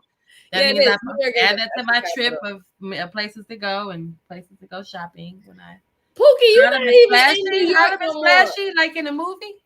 Harlem is flashy. Yeah, Harlem gets, like in a movie, like it's just like in the movie, like everything just decked out and just blinged out, and everyone's just. Well, everybody get it together. I'll tell you that much. They definitely get it together in Harlem. Like like when it comes down to the newest kicks, to the newest jackets, or whatever not, like you can definitely find Harlem having it first before it start actually getting a trend and it starts moving around to the rest of the boroughs. Harlem do it first. I ain't gonna lie. They do it. They do. Yes, luxury bucket. I feel you on that. Yes, fact. She said she was gonna thinking about getting rid of some of her runway pieces, but no, she saw a runway show online. I'm telling you, them folks be walking through New York like they are on fashion, like they are in runway fashion week. And I was like, these people are walking around and they look so fabulous, like makeup to the T, to the gods, face, hair beat, nails beat, and they're just, and no one says, hey, this person looks out of crazy. There's no out of blend in. Yeah, it's no out of order. Like you look, you're out of place in New York when you're not setting a fashion trend. Yes, I can understand because you have to be like there has to be something unique about your outfit that makes you stand out. If you're not standing out, then there's a problem. There's a problem. It's like, what's wrong with you? Like, it's pretty much you kind of being invisible, really. Like, and you would think though, people that aren't from New York, I don't know. I'm not from New York. I'm from Detroit, so we all have our little, our things that are unique to our little areas, right? But you would think though, I'm just being plain ignorant devil's advocate. I'm from Detroit. In my mind, every New York looks like Wu-Tang, looks like Method Man, looks like Mary J. Blige. Everybody like. My whole thing is how many pairs of Timberlands do you have? Like how many puffy jackets do you have? But like that's so like to me, I'm thinking, but to me, that's what everybody, even right now, like every woman looks like Sex in the City. Every man looks like Method Man. Like you know what I'm saying? It's like in my mind, not being there and being on the outside. And you say, oh, and just like people think, like in the country, you think just because you're in the country, everyone in the South is wearing, cowboy boots and hats or whatever. Well, come on now. Certain countries, especially in the cold places, like you being from Michigan, that y'all are notorious of having flannel shirts. That's because Michigan is a wilderness state. We have wilderness. We have a wilderness. We have actual bears. We need to wear a flannel shirt. I'm up here with the bears. I got bears too. By bears. We got bears. We got bobcats. We got freaking coyotes. We got deers. We got snakes. We got fruit bats. We got all that up here. We got the wilderness up here too. That's why we have to wear flannels out here because it's wilderness and it's cold. No, that's just y'all style. Y'all wear flannels because it's cold. That is like the go-to And thing. that's so crazy because my stepdad got like 6 of them. I got like 3 in the closet right now. And in the summertime, we just tie it around our waist in case we go somewhere. And y'all just tie it on your waist, but y'all wear it all. Yes, flannels all year long. I hear that. I hear so ashamed. I'm sorry, Detroit. We do. We so listen, Luxury Bucket said, I even get openly laughed at or stopped to ask where I got an item of clothing. I'm not going to lie, both has happened because she said that she has actual I think runway pieces. Yes. Right. Okay. That's cool. You're welcome, Auntie. Yeah, man. Yeah, you're welcome, Auntie. I could very much appreciate that because like I said, not many men know how to speak clearly because they always say you know what I mean, you know what I'm saying. No, I don't, sir. You haven't said much. So Auntie, of course, as a New Yorker, he got the Timberlands, loafers, the closed-toe sandals. You gotta have them all. You know what's awesome though? Wait, hold on, Pookie. You should know. Wait, hold on, Pookie. How dare you? Chelsea boots and Oxfords. Listen, why are you wearing Chelsea boots? Who is that? What is a Chelsea boot? Pookie. Why are you wearing Chelsea boots, sir? Chelsea boots are what? Women's? Men's? Yes. Oh, okay. Look, Oxfords, I can understand the Oxfords, but Chelsea boots, sir? You said those are your go-to? What is that? I gotta look up what's a Chelsea boot. I gotta see. Wait. What Kevin Samuels was selling? Wait, hold on. Wait. I never seen the male Chelsea boot, so he must be talking about the male Chelsea boot. He must be talking about those. Oh, it is. It says Chelsea boots for men. Let me see. They do have them. Okay. Because I wasn't sure. I was tripping. Pookie, you do not look like. I feel like yeah, you look like. You feel like Pookie's lying? Pookie lying. I can see him. I can see that he wears Chelsea boots. Men's Chelsea boots. Okay, I see that. I see. Well, according to what I see, You would think, like, according to what you see, he looks like he would wear Chelsea boots.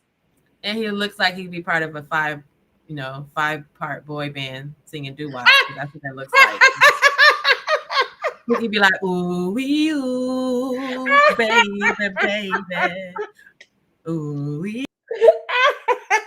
Wait, hold on. Wait. With my Chelsea boots on. Wait a minute. So you think Pookie belonged to one of those boy bands, the old school boy bands of the day? That's what it look like. The Chelsea boots. They look like. I know Pookie. They have men Chelsea boots. I looked them up, but to me, they look like you'd be singing like "All the Week Up to the End of." Pookie, I hate these niggas. It just feels like that. That's what that looks like. Nah, I hate Pookie, girl, you know I hate these niggas. Like it looked like he's one of a boy band singing. Oh my god! Chelsea boots are men and women. I know Joseph and Moore. I saw them. That's funny though. Pookie get fly. I still feel like you just singing doo-wop and No, Elliot, Chelsea boots are lovely. I have a pair of white ones. Let me see if I can show you. Hold on. Okay, I never knew that this is what they were, but I see that I've seen men in Chelsea boots before. I did not know that. I don't want to say that because that just seems very feminine. Sir, I love those Chelsea boots. No, I don't think I know. It depends on the first date. Auntie, you are very date savvy. Auntie, let's do a dating show. Let's talk about dating because I don't really date, and nowadays, we already had this conversation. I'm showing up in leggings and a sweatshirt because this is too much. First date should be co-ed activity or something we can do together. Abstract art, wine tasting class. Okay. So Auntie, you got some smart ideas. Okay, these are my Chelsea boots. Those are cute. They're really good for like dresses.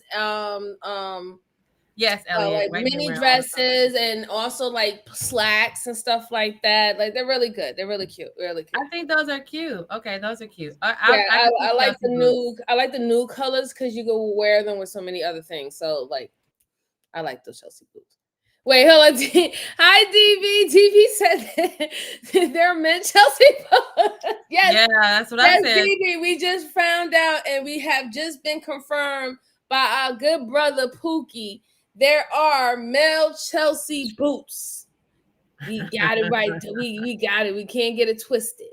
So when they said Kevin Samuels was the godfather of Chelsea boots, he was selling those. He was selling those? Yeah, he was selling Chelsea boots in Cologne, right? At first. That's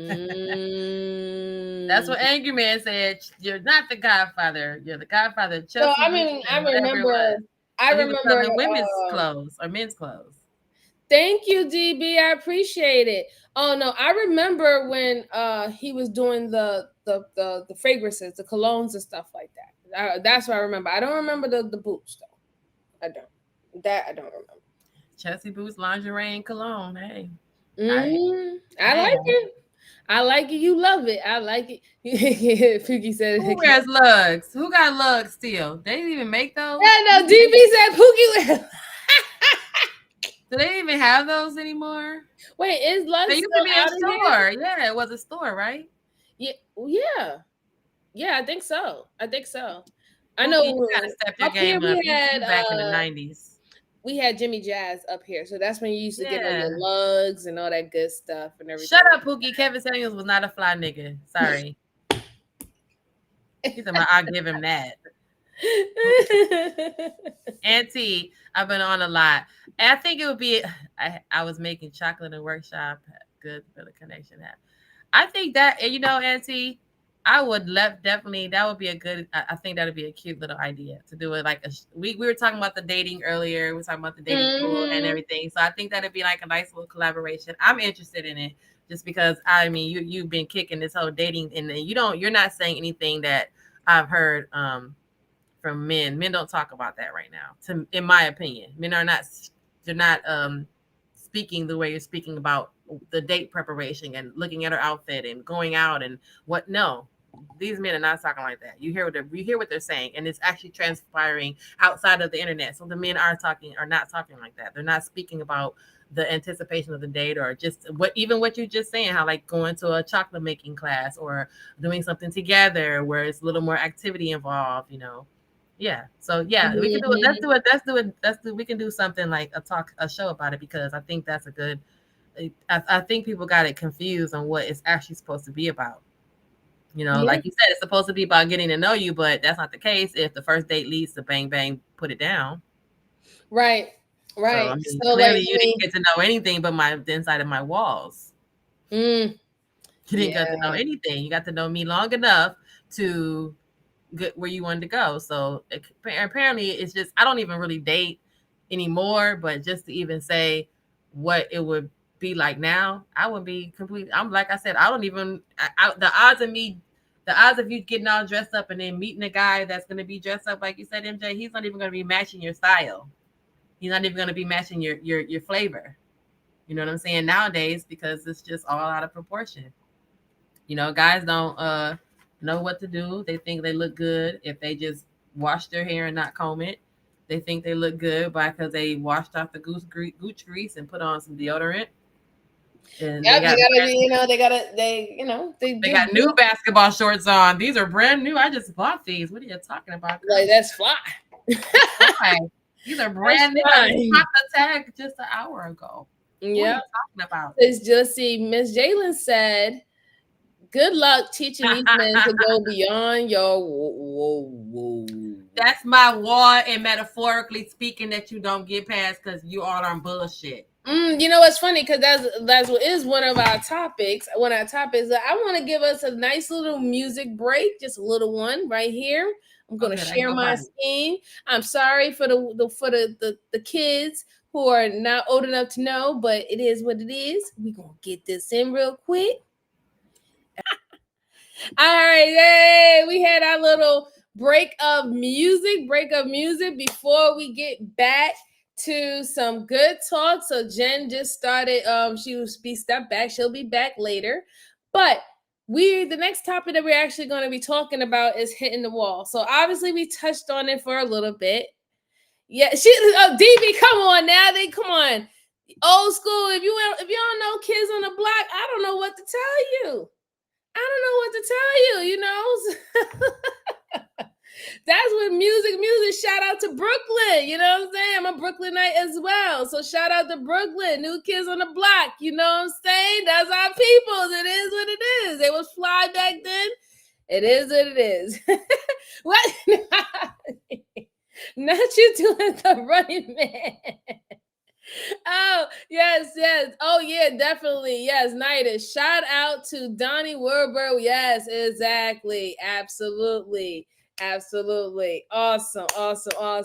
So, next topic is wall hitters. Let's get into it.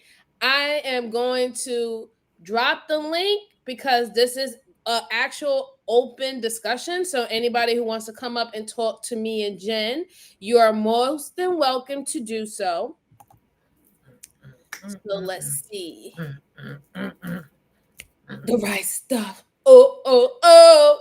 Hey. Oh.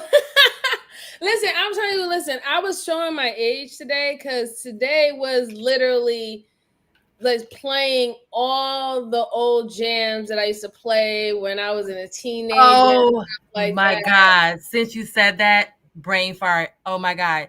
It popped up on my Facebook, it had an old picture of AB of Another Bad Creation. And then the current picture of them right now, all of them. What? Yes. Aisha, you are the girl. And I want to get to know you better. Hey. Yeah. Yes. That is a jam. Absolutely. Okay, so now we get into the wall hitting, honey. I've hit the wall, punched it, got a t-shirt, and sitting over there waiting on y'all. Right. Okay, so shout out to Black Lexan. He says, I think this is a lady, I think. And if I'm not, I'm sorry. But I think it is a lady. Lexicon. Yeah, Black Lexicon. I wear real loafers from many brands, Birkenstock sandals, clogs, square toes, pointy toes, and white sneakers. I think that is a man. And that's a really good shoe game right there. Sandals, clogs don't give. Clogs. What? Some clogs. You can do some clean clogs. Yeah. Square toes, pointy toes, and white sneakers. Yeah, square toes, pointy toes. I remember I seen those the old school roller skaters. You remember he had roller skates and he made his loafers. He had his loafers. Oh, but I'm thinking they could be fresh to death while he rolling. He was rolling and he was straight like, yo, that was cool. I think I'm gonna do that with my skates. I'm gonna put some hills or whatever form of. I like that idea too. Make the skate. So listen, I like the skate, even if you're skating. Yeah, I like that. That's a cute idea too, girl. Wait though. Side note too, with the heels on. Why did I see someone on the treadmill with the heels on? I was like, that's kind of a smart idea. One, to teach you how to walk in them, but two, you get a different leverage. How about muscle structure? Can we say calves and thighs? Can we say strong calves? Strong calves and ankles. That might be a nice little, See, I knew that was a man. I knew he was a man. Yeah, see that was the lineup of a man. That was a good shoe lineup. That's a good shoe lineup for real. What's a muumuu? What's a muumuu? A muumuu isn't that a old woman's dress? Oh, okay. I was like, wait, is it we're talking about shoes, right? Since we're on the subject of shoes, yeah, that's what it is. It's an old woman's dress. Yeah, a muumuu is like an old woman's dress. Right, the same thing I'm thinking. House dress. It's a house dress. Right, I'm thinking it's a shoe line in New York that I don't know about. I was like, why are you wearing shoes in a muumuu along with an outlaw with a muumuu? Okay, I got you. They should be outlawed with muumuus. I'm thinking, there should be. I just thought we were still talking about shoes. I was like, is that a shoe line I don't know about? All right, so we're gonna move on. Next topic is the wall hitters. Dun, dun, dun. Hi guys. Hi. Wall hit the wall. Hi, I'm MJ, and I am a wall hitter. Hi. I'm Genesis, and I have hit the wall. And I'm sitting over here on the wall drinking my lemonade. You're sitting over there at the wall and chilling.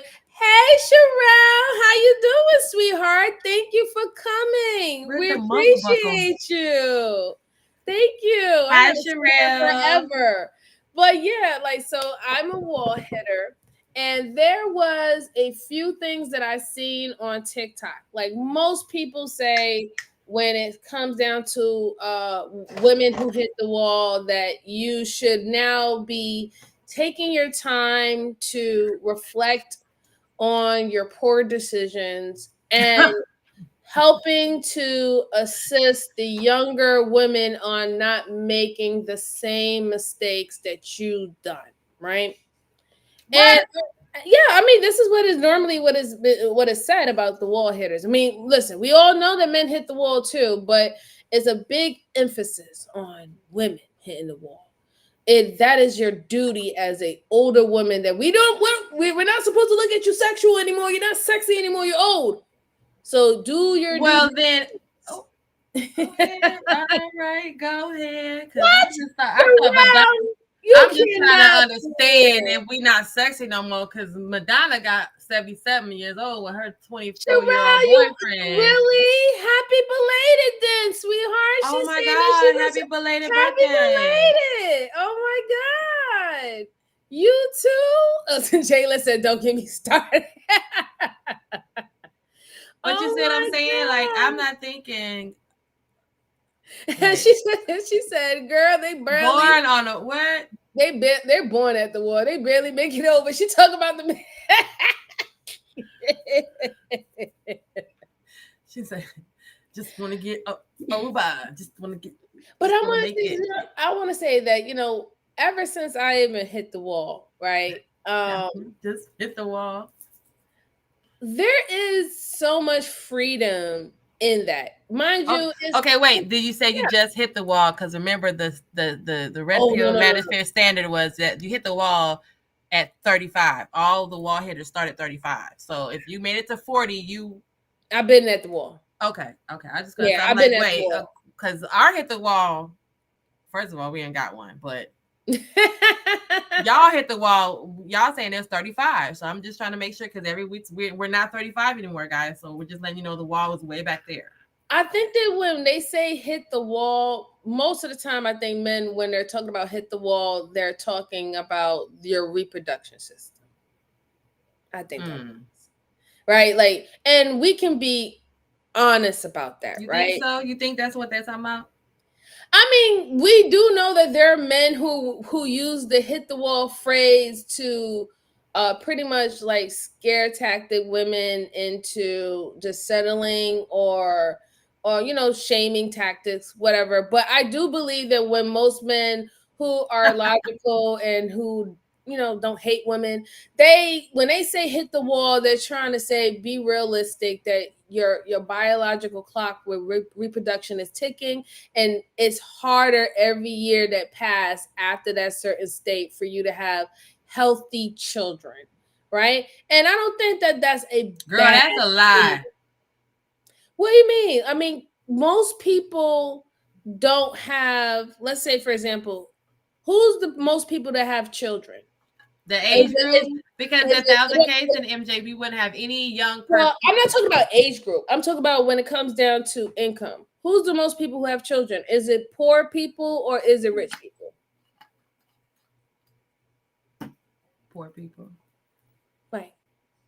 So most poor people or low income people have the most children, and they're not going to be getting, or they probably might not have the best health insurance, right? They're probably paying a whole bunch of money for stuff that they don't never have to use ever. Like they might be paying for cancer treatments that they don't even catch cancer, right? Or they have a different type of cancer and that in their insurance don't even cover it. So when you break it down to that point, rich people, they have easier access to all those treatments and stuff like that will allow them to have children on a later on date, IVFs and the other new system and stuff like that, where they can now pick and choose the characteristics and the features of their child in their womb so they can come out looking that way.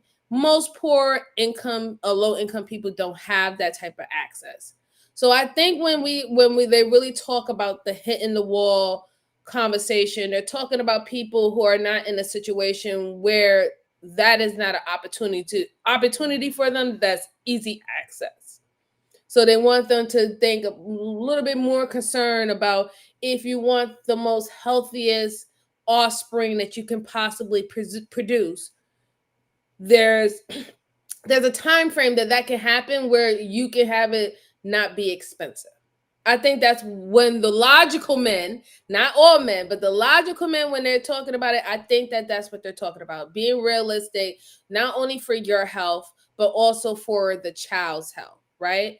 Then that would mean no person under the wall age should have an unhealthy child whatsoever. Because one, you have two, if that's the case, and if the wall is the indicator, and if the age is the age is a factor, right? It's fixed. It's saying that at 35 you hit the wall, at 40 you hit the wall. It's because of your reproduction is going down, because of things are being affected, your reproduction is being affected, because of the probability of having a child with some sort of disability, which is a higher a financial responsibility than just outside of taking care of a child, right? So now you have an added responsibility because the child has a disability.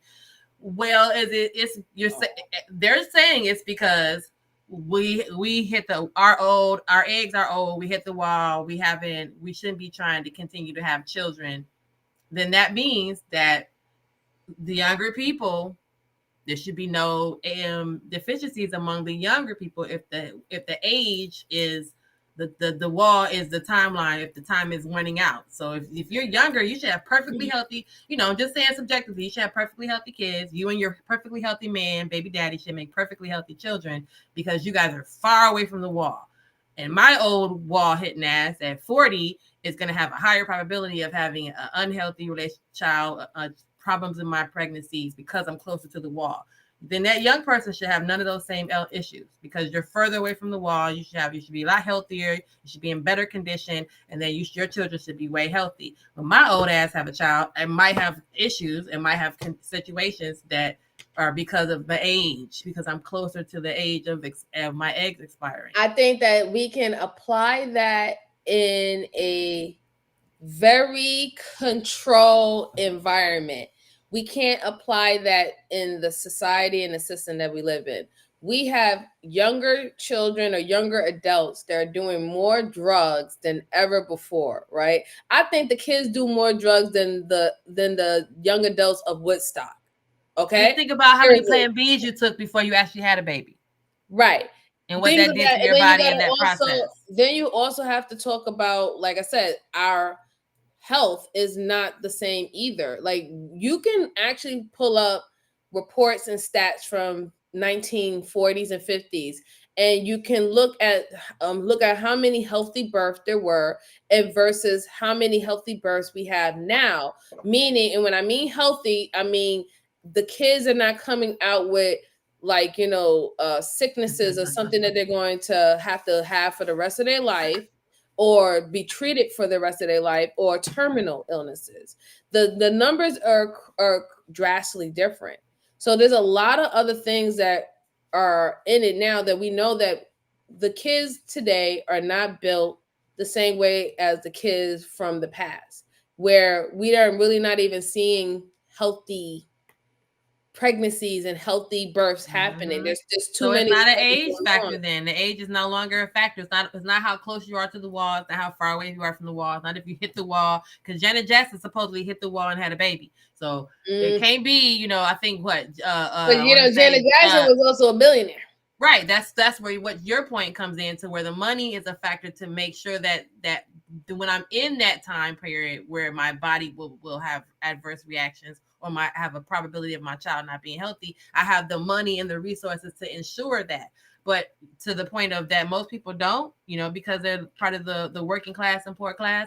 It's the age. They're still having unhealthy kids at 22. They're still having unhealthy kids at 35. They're still having unhealthy kids at 45. So the age, the wall had nothing to do with it.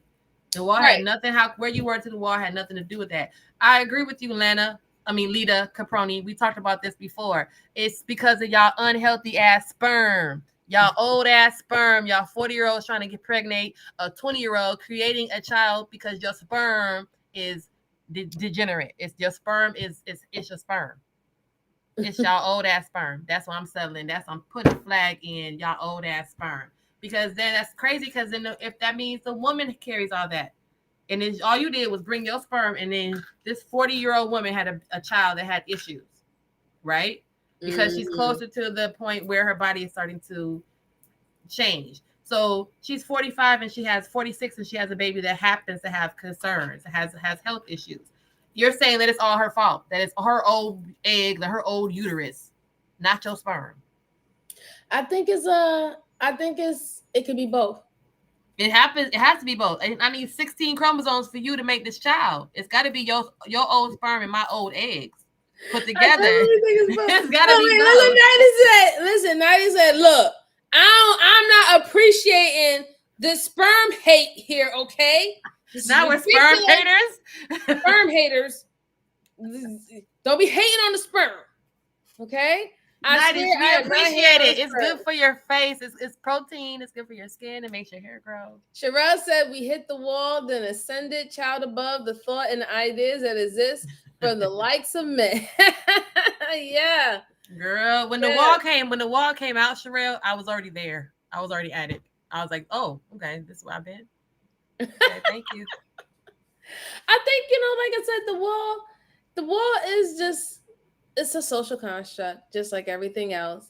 It's something that I guess society or, men are deciding, to set where there's a level of, okay, what is going to get you the best results when it comes down to family, when it comes down to growing old with each other, having someone who has less health issues or things that I think that's where it all balls up into. But how do you feel when you hear people saying wall hitters? Sorry. What? Jalen said, wait. Till we wake up tomorrow morning and thumbnails and titles, I can see it now. Sperm haters. Let's just close real quick for the picture. You guys got it? I got it. Wow, that's funny though. They're gonna be like, "Oh, look at these women hit the sperm." No, absolutely not. I don't. We don't hate the sperm. I said it's good for your skin and makes your hair grow. Lord, not good for your skin. It's protein. Lord, facial mask. So, like Lita said, I mean, yeah, y'all smoke and drink and eat bullshit, and then try to conceive with your GMOs. That's what I'm saying. Like at the end of the day, it's like the woman you want me to okay, in theory, you want me to be healthy, feminine, fit, keep myself together so that I can produce your child, but you can just go and smoke, eat whatever, drink whatever, down whatever, pop whatever, stick your weenie wherever, and then come back to me and produce this beautiful, healthy. I think that then, when it comes down to that, when it's usually talk about hitting the wall, we don't never really talk about the potency of sperm unless they're shooting blanks, right? Like that's the only time when sperm count and stuff like that is taken seriously or is ever added into a conversation. Nothing is never brung up about, okay, how is your health, sir, when you're shooting up the club? Are you under narcotics a lot? Are you drinking a lot? Do you have a failing liver? Do you have a failing kidney? Like the sperm as the skeletal mass and also the gender of the zygote. So those things you want to take into consideration. So if you got kids having scoliosis, you know where they got it from, right? That's just interesting. That's crazy. Like, that's just interesting to me. He said, I beg to differ. Okay. That's just interesting to me. Yeah, Tony Randall had a baby at 72. That does not mean that we don't know. Is that baby okay? Everything is okay with the baby? Because, I mean, we don't know yet. he may have enough money to and yes, like these guys that you're mentioning are celebrities who may have the resources to ensure and make sure that their child has the best training, best education to offset whatever deficiency that child may have. We don't know. We don't know if the little person, if little Al Pacino has ADD. We don't know because they might have the resources to offset that. So by the time we meet little Al Pacino, he look normal to us. But Kiki in the hood messing around with Big Jim over there and Kiki 25 and Big Jim 45, that's a mess up sperm. He finna get her. He finna get her one of them babies with a problem. Shout out to No Chaser. No Chaser said, wow. So what should the age cutoff be for men to be having sex? Sir, y'all can have sex, but no, y'all hit the wall. Not to have sex. Y'all just can't shoot up the club at a certain point. Y'all gotta be sperm has hit the wall. Just as much as you want us to be on, on our game, you have to be on your game too. Be realistic. Practice semen retention. Quit jacking off on everything. Stop sitting on your hand and calling it a stranger. Stop, popping one off before you go because you just can't take it. Like semen retention. Semen retention teaches you guys a lot. It gives you some sort of control. Like practice some sort of abstinence with your girlfriend and just hook up when y'all, let's build up to it. But y'all just pow, pow, pow, boom, boom, boom, spraying everybody, spraying everywhere. And then you want to turn around and be like, I want to make a baby at, let's go make a baby MJ at 75. Watch that little nigga. Lita said they be making them Benjamin Button ass babies. Yes, you trying to think me a little old ass man. Sherelle, you know what? We are not Jesus. This is not biblical. We are not okay. Because Sarah had a baby because what? The God came down and gave her one, right? That's the story. He came down and put one in her.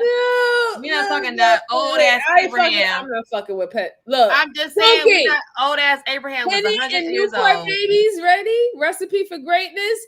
You know, go in the corner. Go in the corner, Pookie. Go in the corner. You gotta go in the corner with that one. Not Henny and Newport babies. What is going on? Kinfolk, yes, no chasers. Sit on your hand until it falls asleep, and then it's called a stranger because you don't feel it. So Auntie says that semen retention is bad for skin and it causes clogged pores and bad acne. He says what? He said it says. Semen retention is bad for the skin. It causes clogged pores and bad acne. Does it? Because I thought that busting one every 5 minutes is also causes issues too. So you're gonna swap bad acne for low sperm count. Wait, hold on. Who said? Okay, so Luxury Bucket said, I would not want a baby now. I don't have the patience and I'm spoiled. Hubby promised me an elephant and a bald-headed cat.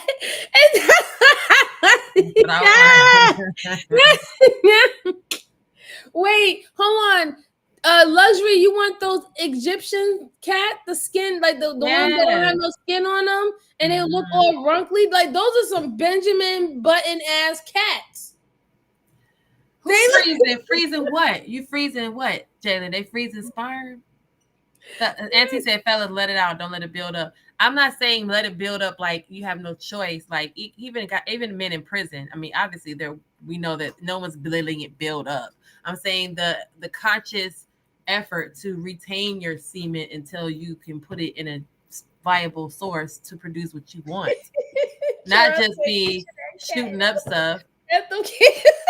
You said, F, get you that cat, girl. F them kids. Lord. I know that's right. Siamese cat's right. She wants some. We are Siamese. She wants a Siamese cat. Like, from Dalmatian movie. We are Siamese. Yeah, okay. Now, I'm talking about the one with no skin. I'm talking about the one with no fur. Siamese cats. Those are them? Mm-hmm. I thought like in the Dalmatian movie, remember? I thought the name was Egyptian musk cats or something like that. Like they look all ugly and wrinkly. They okay. What you're talking about is, and they're like pinkish.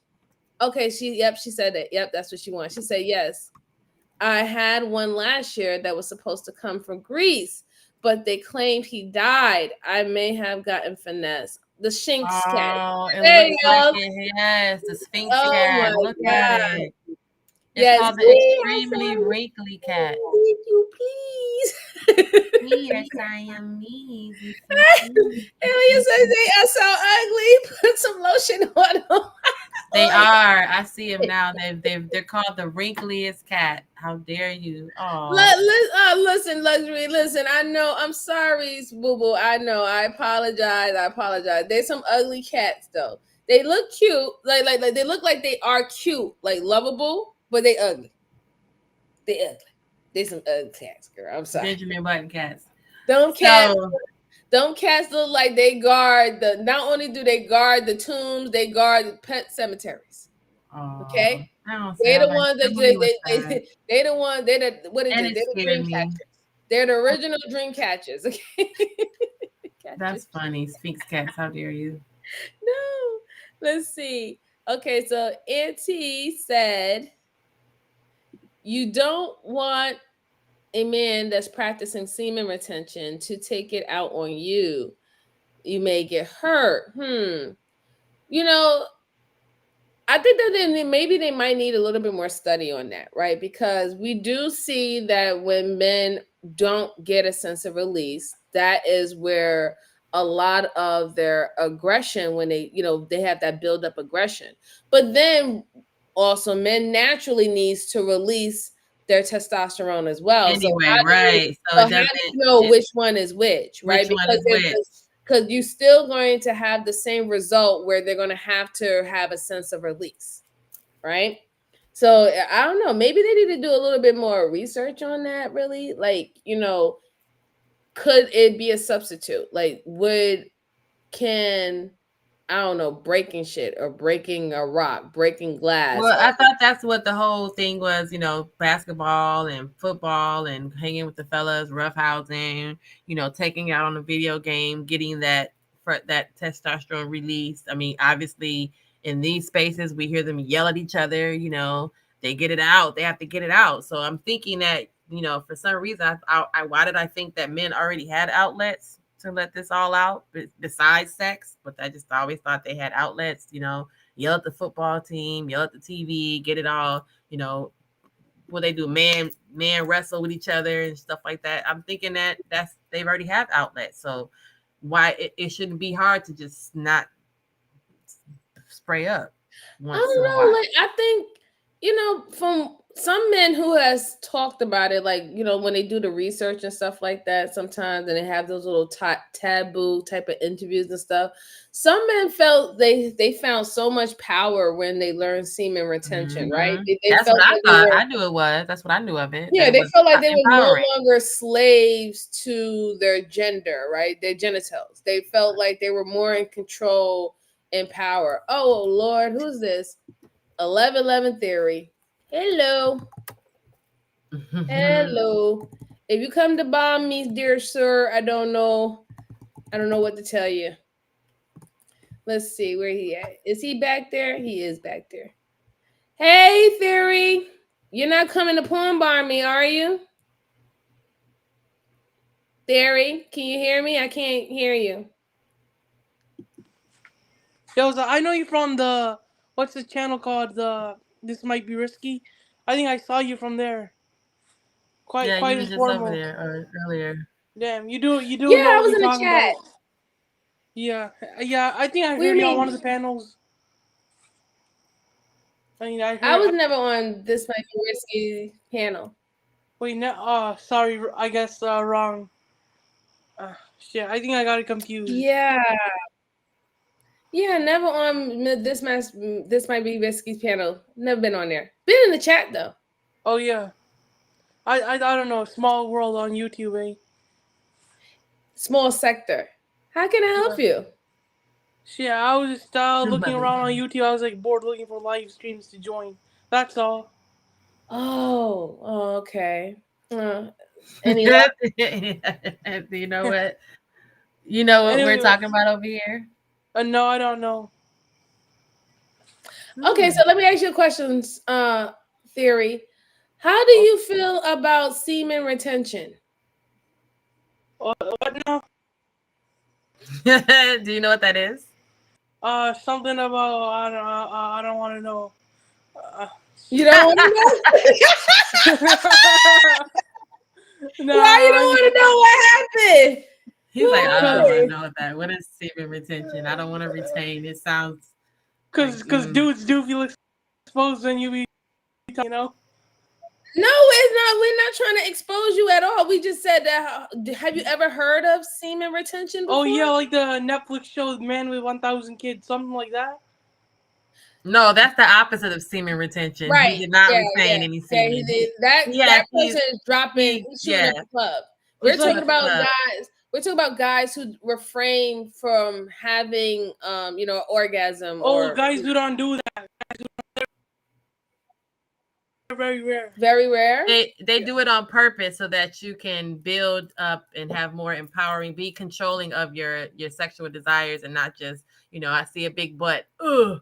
Yeah, no. Right. Those Right. a lot of people. That takes a lot of self-control. I don't know. I don't know how some people do that. Do you not believe men have that type of form of control of themselves?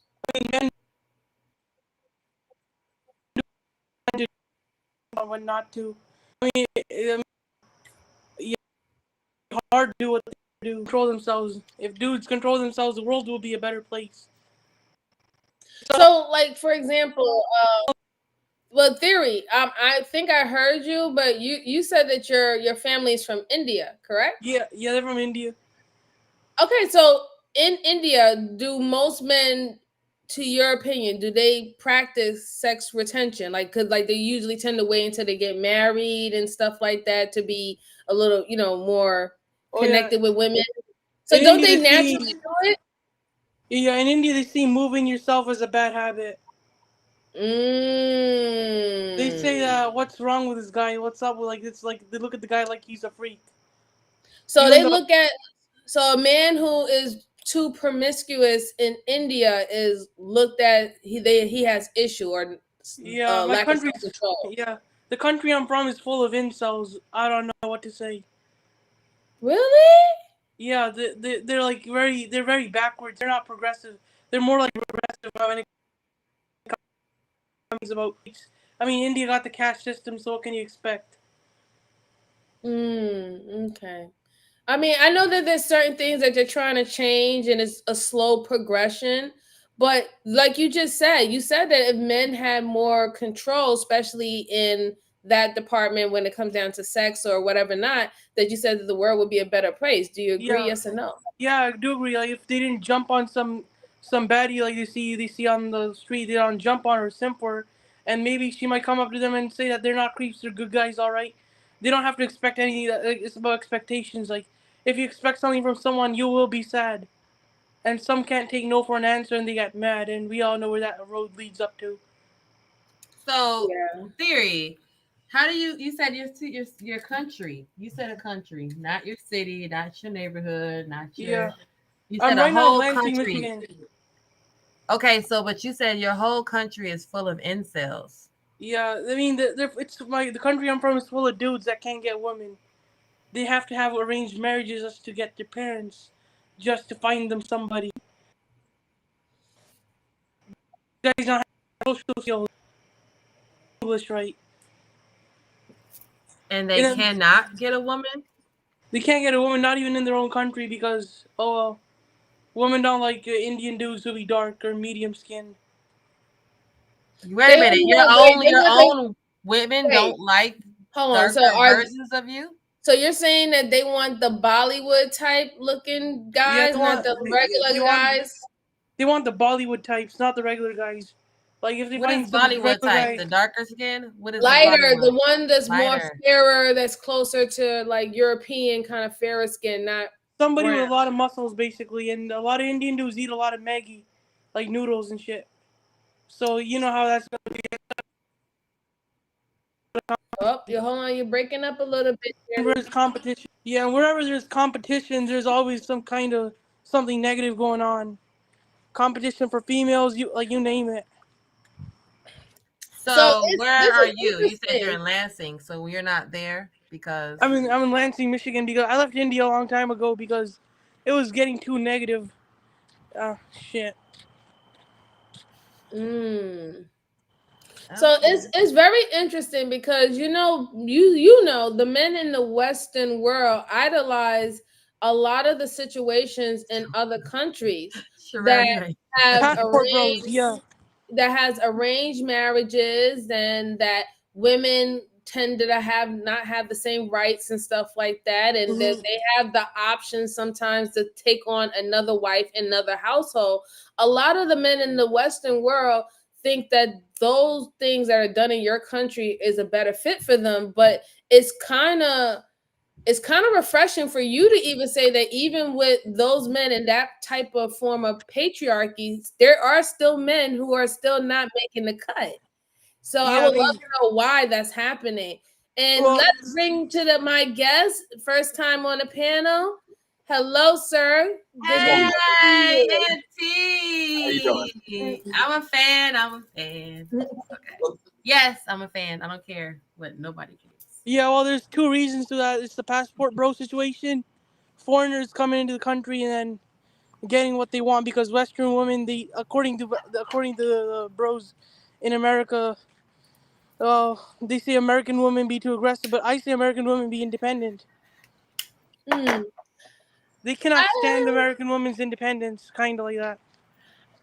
I say give or take. Like, listen, I'll say that there is some women who are rough, right, around the Mm, edges, right? We yeah, know that, and that could be from trauma, that can be from how they was brought up, that could be for many different reasons.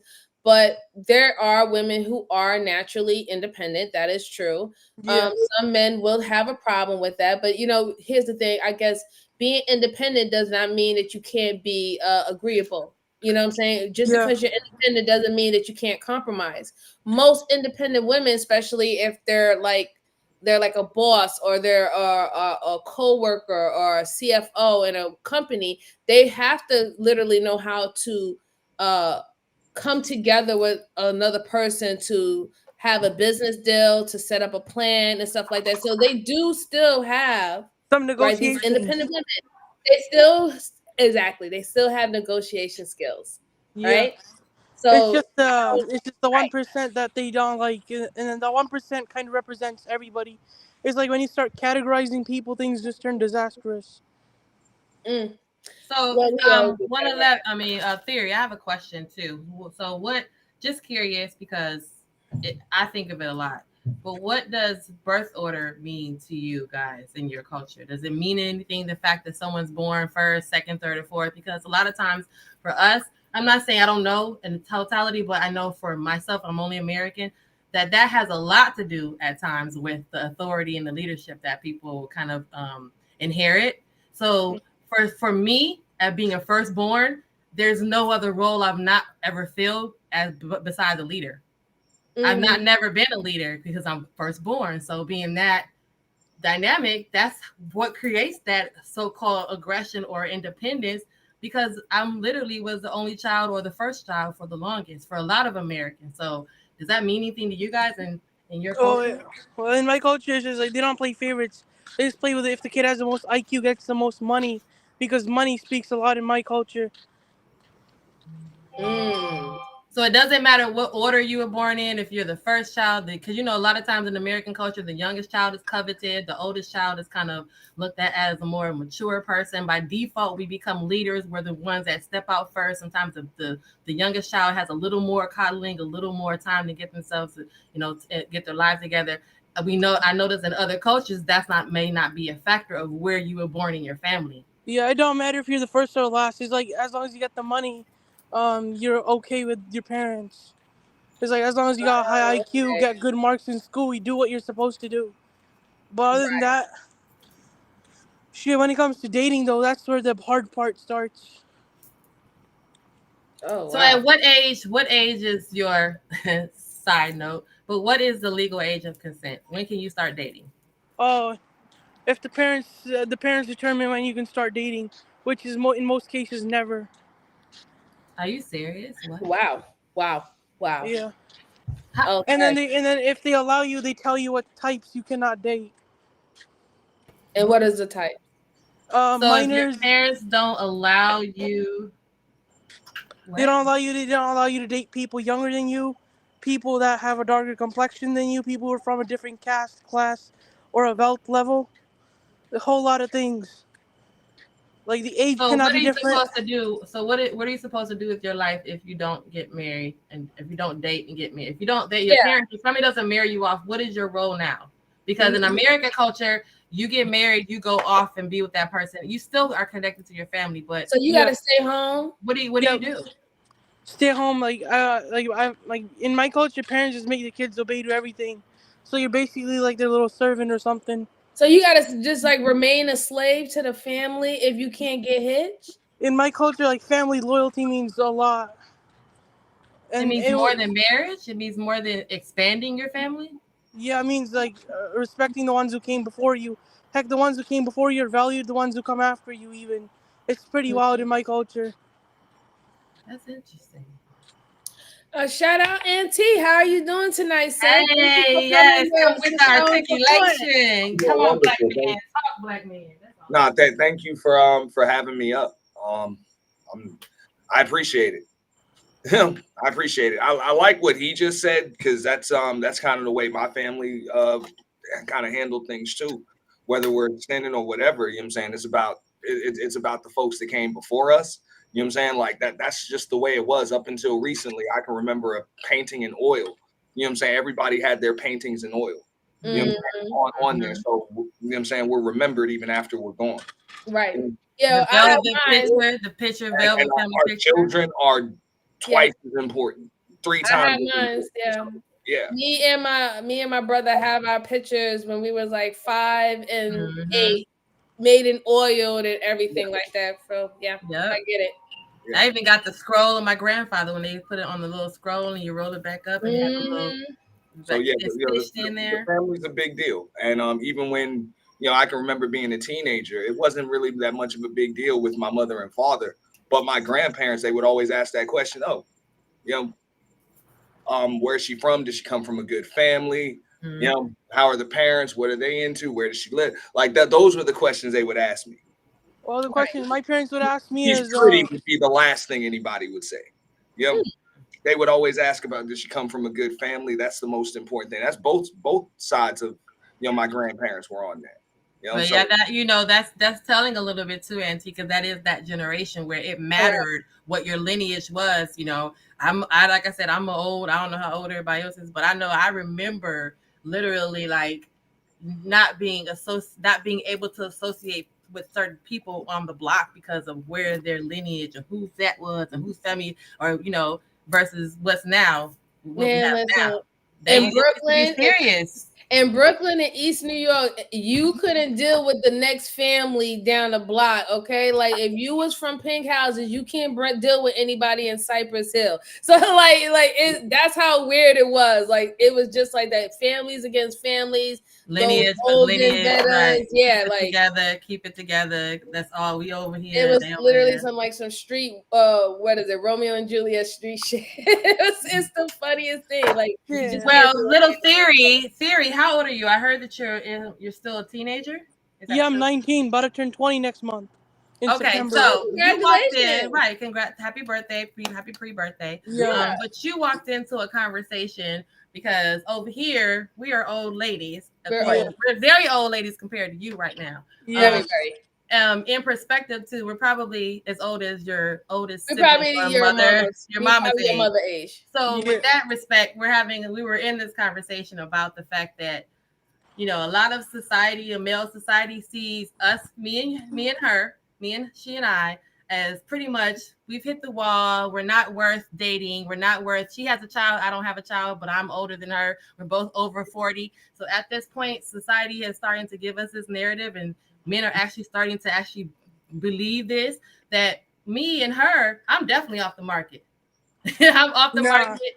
I'm off the market. No one's looking at me. No one's interested because according to them, my age, just my age alone, says that I am not a viable source of anything at this point. No, it just depends from person to person. Like they have preferences, and sometimes people's preferences could be biased, and you got to change that sometimes. You got to change people's hearts. I don't think me. I'm not in the business to change people's minds. right? Like, I mean, when you get to a certain level of age, you're not trying to change people's mind anymore. You just let those people lay where they need to lay at, and you go do it and handle your business. Mhm. But my understanding is, like, let's say, for example, in your country, is there this hit the wall type of scenario with the women in your country? I know y'all do arranged marriages, and I know sometimes they do start when y'all are younger, but have there ever been any talk about hitting the wall in reference to the women in your family, your aunts and things of that sort when they got married? Has that ever happened? Yeah, it's like once you hit like 35, you're no longer eligible for anything if you're a big What? girl That's woman. the same thing. We're not eligible. You know that, right? We was not Yeah, Shout out eligible to same thing Easy goes for Dance dudes. women. In my That culture, is it the goes for dudes as wall. well. So your country has a wall for men. That's what we're trying to say here is that these men with these dad bods and these looking like balloon, looking like one of the Fruit of the Loom characters, the apple with legs. These men looking like their hairline way back here and they got a Yeah. man weave on. These men are trying to convince us that, hey, you lady at 35 are not worthy, but my round beard ain't cut my hair and washed my butt in a week. I'm perfect, a great option. But you, beautiful women, are not an option because my 40-year-old ugly old option, I'm an option at 40 and I'm old and ugly, but you are beautiful at 40 and you're not an option. They want us to believe that. They want us to It's- believe they look like a fucking baseball bat upside down with legs, and they supposed to be handsome and lustful. And we want their bodies and we want to be with them, but we can't be with nobody. Yeah, it's because a lot of people I know are insecure. You know, their egos are fragile. That's why I know a lot of people, myself Oh personally. Lord. I know a lot of people that be telling women that they ain't shit because they ain't shit themselves. You know, we do the same too, right? I mean, Yeah. like when it comes back to us, when it comes back to us, we get just as low. Like I'm like, you'll say things like that, like your refrigerator baseball bat looking leg. Girl, turn that bat upside down. They didn't look like a baseball bat upside down, like a wisdom tooth with legs. Look at them walking Yeah. around, looking I mean, like there's worse names too, like hippopotamus, minivan, you name it. looking like exactly an ice cream truck. What you come here talking about some la la la la for? Take that So, stuff. Mr. Auntie, how do you feel about that? What do you feel about the conversations of the hitting of the wall scenario, sir? Look, if I can still hit the walls, then you ain't hitting no wall.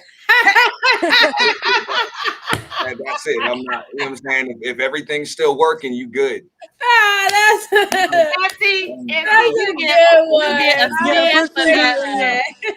And does it older mean more experience? Let's say a younger I versus an thought older so, person. but I mean, don't it look, mean I'll just say, like, me personally, like, that might have meant I was something seeing for you, when I Auntie. was in my early 20s or something like that. But I'm a grown man. Like, I got a grown son, so I'm not trying to have no more babies or none of that shit. So You just trying to hit the wall. no, I mean, and more than likely, I'm not gonna get with a woman that's trying to have more babies or anything like that. Thank you, And if Auntie. she is, Exactly. and she's my age, she's gonna likely have to get on fertility medication and shit like that anyway. You know, Right. I'm 41 years old, so I mean, that's something we would have to plan out. It wouldn't be some spontaneous shit. So I'm not like Exactly. So you're not walking into it trying to have some more. So, Exactly. yeah, like dudes that are 35 plus years old. Oh, I need a woman to have it. I'm like, I would ask you, why you starting so late? What's wrong with you? They don't be starting. They on their 4th, 5th, and 6th and 7th. They still want Yeah, more. like the movie. What's They that ain't movie not called? just started, Auntie. They want more. I know somebody who has 4 kids and don't have nan custody of one, but wants some more. Why? He want to keep recycling 25-year-olds. I want to make another baby. Why? So you can give that one to her, like you gave the last one to her. No, they are not on their first child. They're on their 4th and 5th child, honey, with another woman because they keep recycling 25-year-olds. Wait They a can't minute, hit the wall. Sherelle, did she retire? Congratulations, sweetheart. Who retired? Sherelle. Retired as what? Are you not on the road? She's not driving. She's probably not on the road anymore. But if you did, congratulations, darling. New beginnings, new blessings, and everything. And shout out to Blue. Hey, Blue. What up, Blue? What's going on? Peace to you, sir. Peace to you. All right. Yeah, but I just don't know. Like the hitting the wall conversation is, I think that it's like it's I think it's for shock value. I know it's triggering. Women, we can naturally say that we have an ego. You know, we have an ego about us, right? In certain aspects. We want to remain beautiful. We want to be perceived to still remain beautiful. Yes, when we get older, we want to be more beautiful when it considers inside, but we still want to still feel attracted. That's just a part of us as being females, right? So when you have those type of conversations of hitting the wall, when you have the conversations of ageism, right? There's a lot of ageism that we actually see out here in the world, especially in New York and especially in America, right? Think of all the news reporters. All those news reporters are like 40 plus. They still have to get their hair blonde. They can't go gray. They still have to wear those dresses that comes up to the knees. They still have to present themselves of something of youthful, right? To still keep the job of being a news reporter. They have to compete in that way. I remember I forgot what that famous news reporter was. Her name was Barbara something. Barbara Walters? Barbara Walters. The day that she decided that she didn't want to didn't want to blonde her hair anymore, she wanted her hair to go gray, they took her spot away from that big news company that she was. She lost her morning spot. Literally because she decided to go all gray and she didn't go back to just dyeing her hair blonde.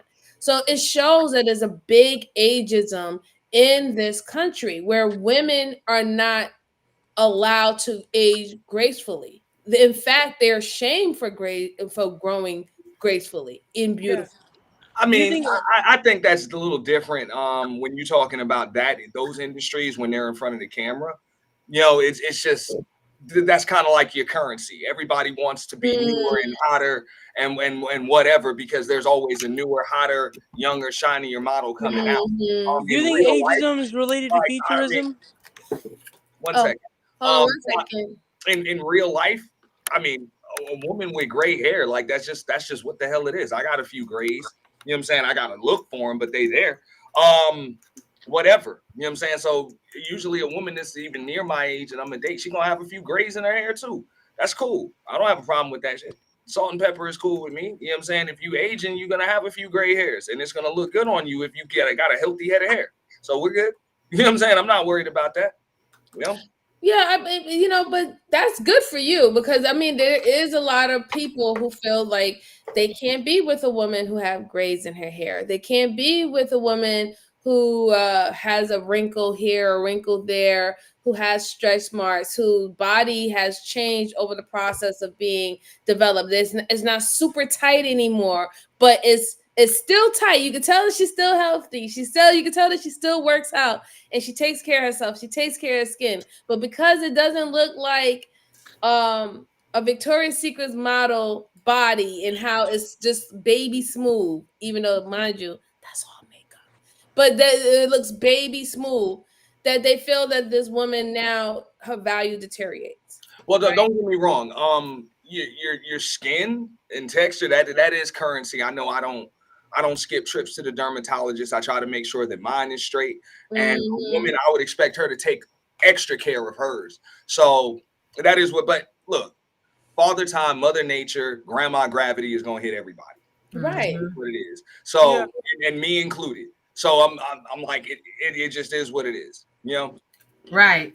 But what we experienced, what we have been experiencing was, well, for me, my actual real life experience was that, it was a lot of influence from this manosphere and this whole feminine fit and friendly type of thought process. And it was a lot of influence that literally walked out of the computer, walked out of the TV and manifested into a person in front of me. So to see and to hear to have the conversation with someone about the fact that my age is a deterrent or my age is a question. Yeah. Well, my age was if I'm older than you now, I was older than you then. So, but to say that it was like, why wait? I was just saying that because why waste any time talking about age if it's going to come up later? But to have a conversation with someone and with a significant other or a person, or having conversations with my own circle where the age is an issue, where and for the sake of it, y'all, just to be completely transparent, when I turned 40, which is a while ago, when I turned 40, I mean, I had my first ageism experience, and I'm literally sitting there having a conversation. Everything about the kind of situation was great. The guy was nice. I wasn't caring. I was sitting at the bar eating some crab legs, and I'm just, minding my business. and engaging her with people around me and talked to this guy. He was a nice guy. I guess he thought I was a cute person, cute woman, until he said, so, by the way, how old are you? And I told him. He was like, all right, well, have a good day. And to find out, I guess the age was a problem. Me being that age for him was an issue. Everything else was fine. We were vibing, we were eating, but then that's the facade, or that's the representative that they want us to see before we find out later that the age was an issue. I have a question. That woman was 5 years older than you when you were 5 years ago. So you're never going to catch up. So why would it ever be an issue if it ever becomes an issue? So it seems to be becoming an issue now, more so than before. But like I said, when I turned 40, which was some years ago, it was an issue then. And it was an issue in person, not before the internet. Now this happened, and this Kevin Samuels happened, and this manosphere happened, is now an actual issue in pre-conversations. How old are you? What's your name, age, race, and gender? Me? Oh, no, I was saying that was, but you can go ahead, yeah. Yeah, what I was gonna say, ageism has to do with featureism. It's like the more you age, the more features you lose, like the good looks and stuff like that, like the aura. Like when you age, then you can't age gracefully. There's no such that. Then that means the darker that means that the older you get, the better. Hey, that's kind of that fine wine theory. Then that's mute too. If it's that, then it's mute to the fact that you get better with time, and black don't crack, and that if that's the case, all that's a mute. If the ageism, if the fact that you physically are starting to look older is an issue. Because all those people that don't look their age is gonna be in it for a rude awakening. Me personally, I'm not worried about my look so much as I'm worried about my health. Like that's it. If I got healthy skin, it'll look decent. It'll look as decent as it's gonna look as I'm getting older. It's only gonna look but so good when I'm 70, 80 years old. Right. But as long as I'm in good shape or whatever, I should be fine. And the goal is not to be able to look at you and tell how old you are to where it's a deterrent. Yeah, nobody believes me when I tell them how old I am. They don't believe me either, Auntie. They don't. I have won contests at carnivals because no one can tell my age. Even from the people saying, if I can't guess it, then you can win the prize. I mean, you do look like you're 23. Thank you for the wonderful fib, but I thank you. I don't look 23. I guess I do, but I don't. Thank you. Yeah. Hey, is that Blue? Is that Blue down there? Hey, Blue. What's going on with the Genesis? I get to see you. Well, now you get to see me. Good to see you. Yeah. Hey, I see one theory picking up where he left off at. He been on point for about 12 hours. Hanging out. I was on the other line. You saw that? I saw you over there bobbling, little bobblehead in the screen like now. Yeah, I was vibing with everybody. I see. What's good with your aunt? YouTube, I got knowledge. What's good, bro? What's good? Investing out the blue. What up, bro? Yeah, definitely. What's good? So, Blue, we finally got a chance to talk outside of the chat, word to word. So, what you think about this? They said we had to attack this wall hitting conversation because, honey, when the wall hitting came out, I was already at the wall. Yeah, I don't believe in the wall. I mean, I think there's people you can use. Use people for a hitting wall, and I think those are just those individual, and a lot of it is those based on those individual decisions that they kind of made. I think one that was probably is the Vivica Fox one that everybody kind of runs with, and kind of claiming that Vivica hit the wall, but I think for her righteously, I think if we. He dropped off. That was awesome. But go ahead. With Vivica, it wasn't necessarily, I don't know about the wall. It's just everybody kind of saw what she was doing when she was younger. Mm-hmm. So it's like you really didn't. Now all of a sudden you're trying to settle down, but look at what you were doing in public when you were in your late 20s, 30s, early 40s. You wasn't trying to settle down, and now all of a sudden you wondering why nobody wants you. Maybe it's the weird age gap. I don't think it's about her age. I think it's about just like who she is and what she's been doing. Like, and how she showed us how she took care of herself. Basically, like, no, who wants a car with who's gonna buy it? Who's gonna pay for a car with 500,000 miles on it? Oh yeah. The True, choices but a person made. Now that's the body count conversation. But yeah, I mean, I understand. Well, it's not even just the body count. It's like, okay, you got 500,000 miles on it, and everybody in town knows who put the miles on the damn car. Like every time somebody sees you driving this car, they're like, "Yo, that's Jason's car." And then after he was done with it, he gave it to Steven. And then after he was done with it, he gave it to Joe. And now you got it. Damn, you probably wear your clothes secondhand too. Is that because she's You know a what I mean? public Like, for real. person and had public relationships, and we don't them just because we actually were a part of them and saw her life and we were there? Yeah, that has something to do with it. Yeah. And that's what I'm saying. When people are in the public eye, I think they need to take those things into consideration. Wait a minute. Is he comparing people to cars? No, Well, that was I'm a just metaphor. using an analogy. I'm just saying though, but when you're in the public eye, like you need to take those things into consideration because chances are Vivica Fox is not going to want a guy that's not in the public eye too. She's not going to want a guy that doesn't have a bunch of money or isn't famous himself. She's not even going to want that type of guy. So what kind of guy like that is going to want her? You know? Yeah. So when we talk about the Vivica Fox image, right, which is literally like, I believe that I'm just as beautiful. I feel like if she was standing right here with us, you'd be looking at three beautiful women, right? But then you got to consider like the Regina Kings and the Regina Halls and the other women of the same stature that do not look their age, but they're wall hitters. They have already been there. Mary J. Blige. We have to look at all those beautiful women that we see in the public eye that we know of, because you don't know the ones you don't know, that we say, because to me, a wall hitter is every single MILF. You know I what I'm wouldn't saying? say To that she me, hit the that's wall all though, the not moms. Mary. But see, that's what I'm I would saying. give So, But like, Mary how that. when again, the age is the wall? The age is the wall. It ain't about what she right, look like. that's It's like she's that's how over the 40. conversation is being said, right? She's over 40, The period. conversation is always being talking about hitting the wall as in your age, right? So if we're going to go by age, then yes, she hit the whole wall a very All of them. long Vivica time ago. Fox, Regina King, Regina Hall hit the wall. So I would ask the men, is hitting the wall really about age, or is hitting the wall about how you kept yourself up? The amount of people that people are aware about, like Auntie was talking about, how many people are aware have ride the car, rode the car.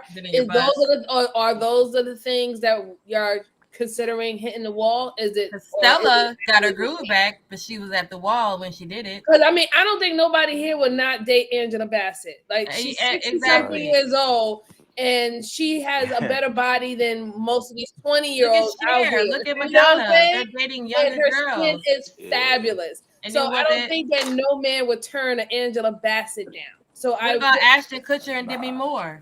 What happened? Right. Demi Moore, exactly. She's way older than him. He hit the wall and still got Ashton Kutcher. I mean, Lord, Edelman, come on now. Edelman said the wall is moving. The wall is moving.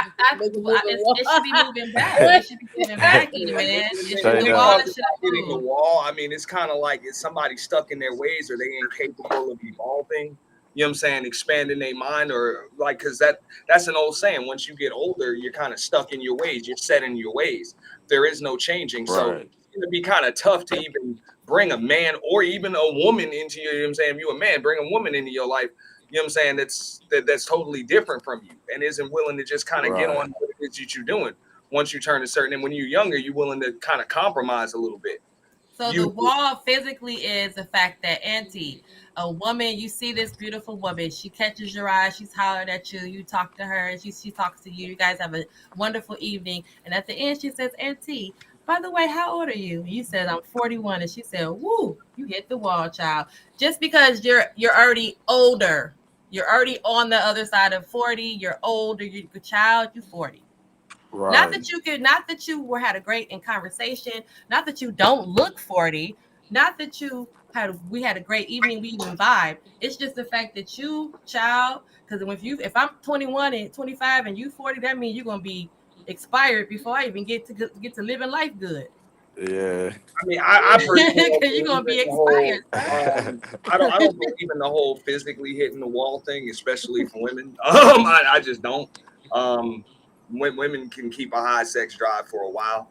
You know, Oh if they Lord, is it? Oh Yeah, Lord. what's up, Yes, Genesis? how you What's up? doing, Timmy? What's What's up, going on? Look at this physically, man Conversation with sandwich. MJ. yeah. Man, What's look at good? this What's man good, sandwich. Auntie? Look at all this What's Well, handsome. what's up is What's I think good, man?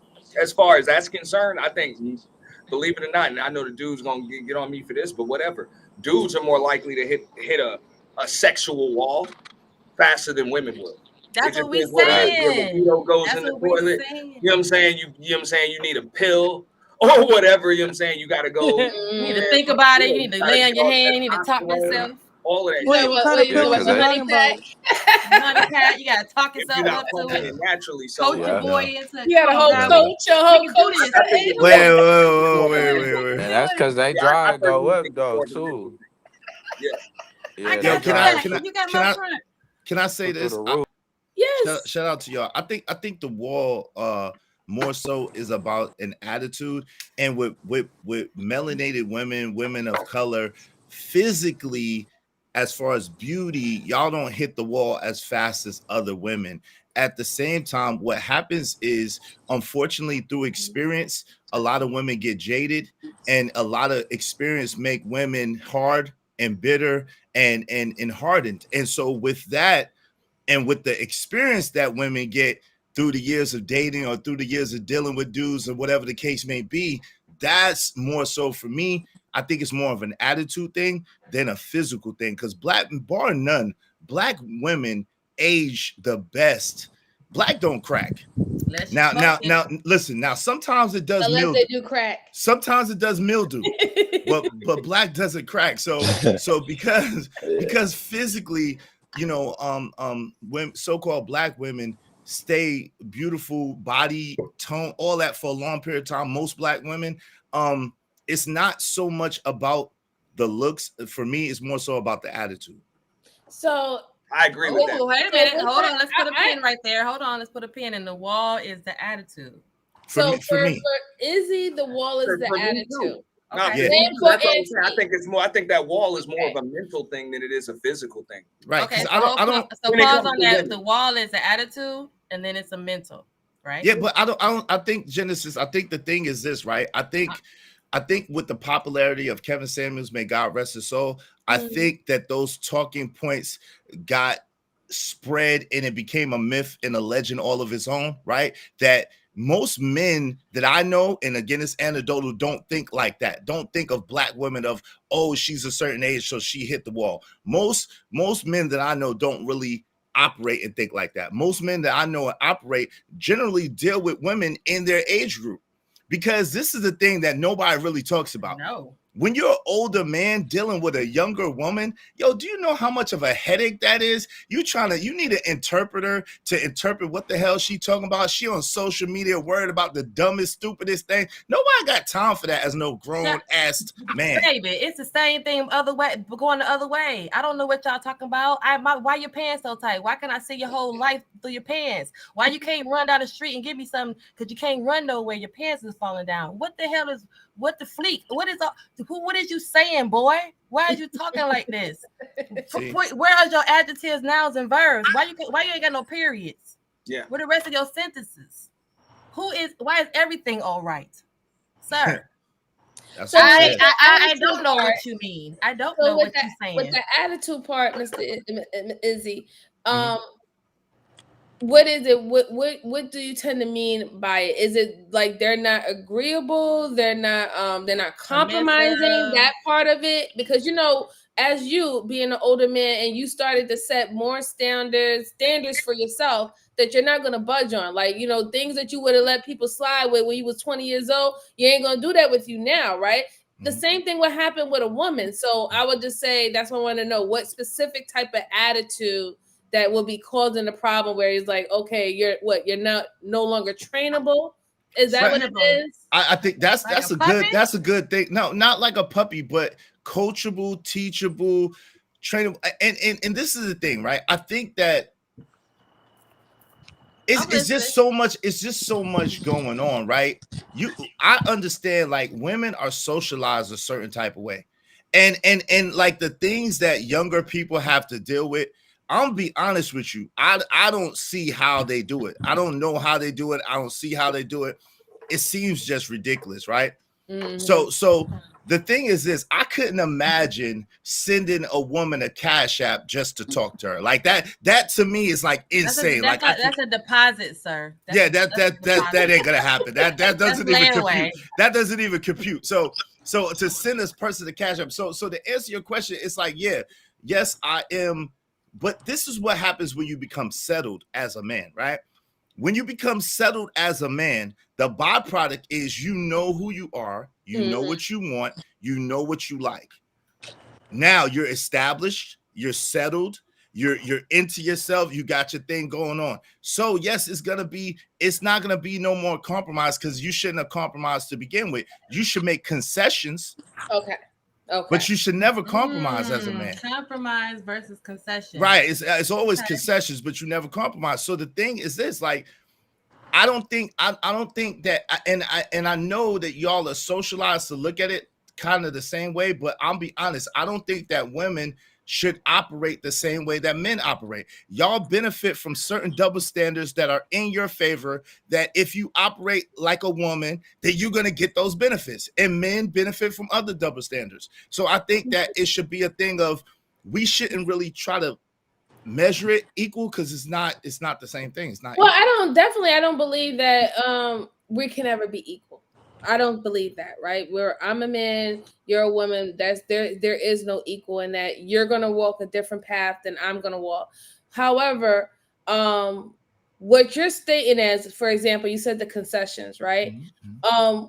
There is things that women had to go through, trial, tribulations, and experiences from girlhood, young womanhood to adult, grown adult womanhood. And sometimes when we have conversations with men, they want all the things that we have learned up until that point to literally just be washed away. When they talk about the submissive and the being the commendable part in the relationship, when we talk about the submissive, what they're asking these women, and I said it on another live stream a couple of days ago.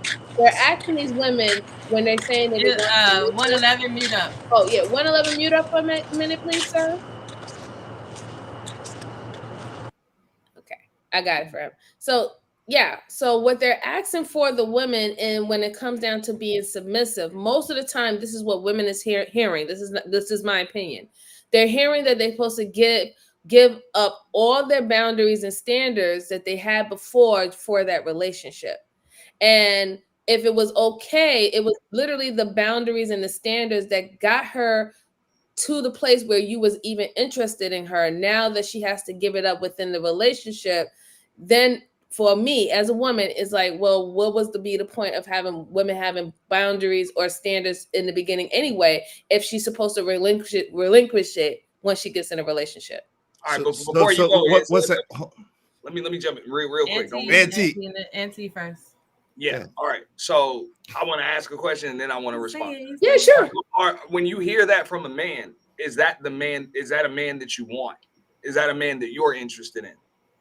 Well, most likely, if you're speaking to, unless we're having like a setting like this, if you was to have that conversation with someone, a man that you're talking to, that means you have shown interest.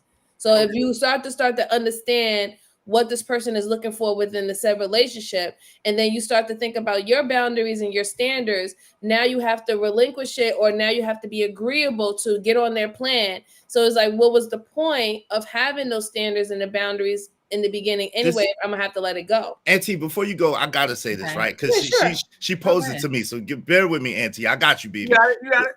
Listen, so this is the thing. The number one thing is, it's not the same thing, right? You're not supposed to, just like we're not supposed to make compromise, you're not supposed to compromise either, right? The compromise is going off of your standards and going off of your boundaries. You never go off your standards and you never go off your boundaries. If you have to go off your standard and boundary, then that means that the person that you're making compromise for is not worthy of you to begin with. See, this is what happens in human relationships.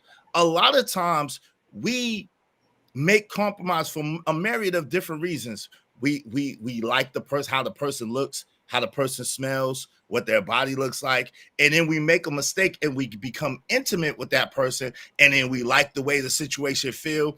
We want to get that feeling multiple times, knowing good and God doggone well that person doesn't measure up to our standard or to our boundaries. So that's number one. And that's what I was talking about the attitude that comes along with the baggage and the mileage of relationship and dealing with the opposite sex. You see what I'm saying? So check this. Submission, right, is such an ugly word to women, and I don't understand why. Let me explain it. The way it's supposed to work is when my girl and I get together, I'm supposed, and we're married and we're committed. I'm supposed to be all about her and her needs, and she's supposed to be all about me and my needs. And then we bring that together and we're taking care of each other and we're building with each other and we're building something better. So she shouldn't have to lower her standard to get with me, and I shouldn't have to lower my standard to get with her. I agree. That's why I say I don't believe in compromise. I believe in making concessions. What concession is this. I may do the toilet paper roll down. She may like the toilet paper roll up. That's not something that's going to change my life. You know what I mean? That's not against my moral standard or my moral value. So I may say, okay, baby, I'll do it roll up, even though it don't make no sense to me. I may like to squeeze the tube to the end of the toothpaste, right? She may like squeezing in the middle, and that may get on my nerve. So I'll make a concession to say, okay, you know, and there's a little deeper things too. But what I'm saying is the basic point is nothing that goes against my value system, my moral system, or my standards. I'm not lowering my standard for anybody, no matter what you look like, no matter what your body look like, no matter what you smell like, and no matter how it feels. I'm not lowering my standard for anybody. And neither should a woman. I agree. And even your concept of how the relationship is supposed to flow, you take care of them and they take care of you. I will believe, in my opinion, most women would agree with that. But when we do have these conversations with men, it seems like when they talk about the things that they might need in the said relationship, it only seems like it's only like a one-sided thing. And then when it gets to the point where the woman is talking about her concessions or her compromises, there's a lot of pushback. Right. So a lot of women are taking the conversation as, oh, my God, when these guys are telling me what they need, it only just seems like they're only just worrying about them. So now you're talking about us, but then you're only referencing team I. Like, you also have to show what you're willing to do, too. Right. And I think that's where the attitude you was talking about, because if we're already getting put off guard, that we feel that you're only coming to us as like, this is what you want us to do. This is what you need us to do. And if you ain't doing it, you need to step the fuck off or kick rocks or whatever, not blah, blah, blah. Then we're already, I guess, we're already in a bad mindset. We're already in a bad mindset to even take in what you're telling us, what you need to see in the relationship, because we already automatically believe that you're not even thinking about us. Like, what we think does not matter. Can you give me like a real life, without naming any names, can you give me a real life scenario of something, you know what I'm saying, role play with me? Give me a real life scenario. Well, okay, so real life scenario would be like, for example, if you needed someone, let's say, for example, this person needed you, needed support. They needed support, they needed care, they needed all that. This is all the things they asked for. And you said, okay, cool, I got that for you.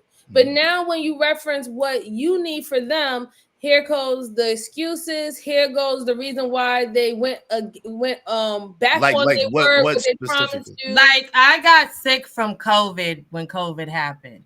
So did my significant other.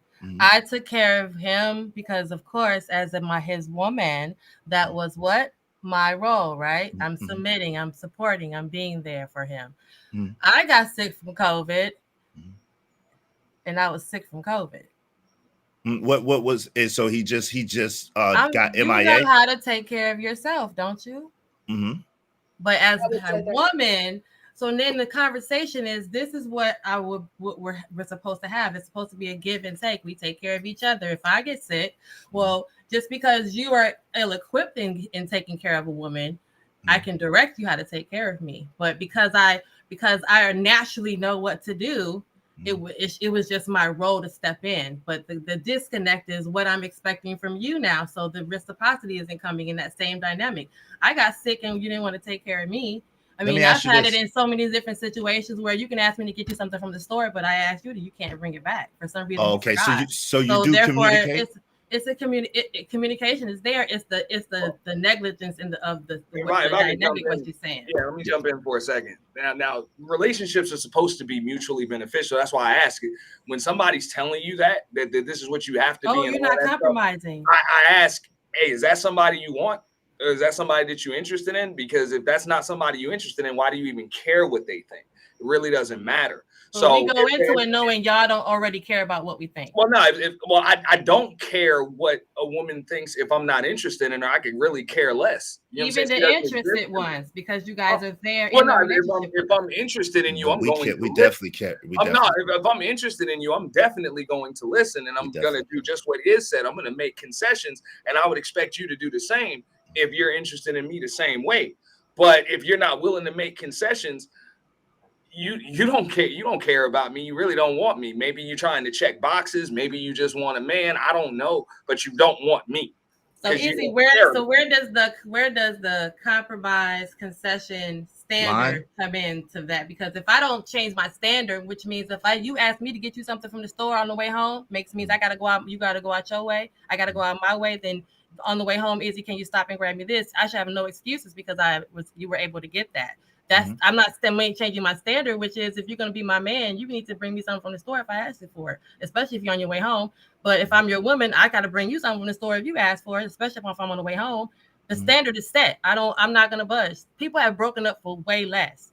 I asked him to bring me some chicken. He didn't pick it up. So I don't want to be with you anymore because I'm standing so hard on my standard is if you my man, I ask you for something, you got to go get it. Well, is that the I don't know. Standard. I'm not moving. But hold on, Genesis. I don't think that's a standard. I think that's a preference, and I think there's part a blurred line because a lot of folks don't know what you're talking about. Right, and that's the thing. I think people like a standard is something more. It's not tissue. It's not tissue.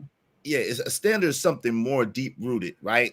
That's like a preference. I prefer a woman who's going to go get me something from the store when I need to. Now again, that's being submissive and obedient and compromising. Right. And so I don't. So what was the reason? Did he just said he forgot? He just was like, nah, I'm not going to get it. I'm just giving you the. I remember I'm older, so I've had a myriad of excuses. I got you. Especially in these spaces, I've heard plenty more excuses, or I've heard very much the why I don't want to. I'm the man. I don't have to. I make the decision. I don't want to. Yeah, that doesn't really make sense. And you're the woman. You're submissive, so you have to do what I ask. Yeah, and I could understand. Let me be honest. I could understand why women would have a problem with that, right? Because that doesn't make sense, right? Like if you choose somebody, people. I don't understand. This is what I don't understand. This maybe be a personal thing. If you chose to get in a relationship with someone, that means that the woman chose the man and the man chose the woman. It was a decision, right? You didn't have neither one of y'all had to do that, right? Forced you with a gun. Right, y'all chose each other. We go together.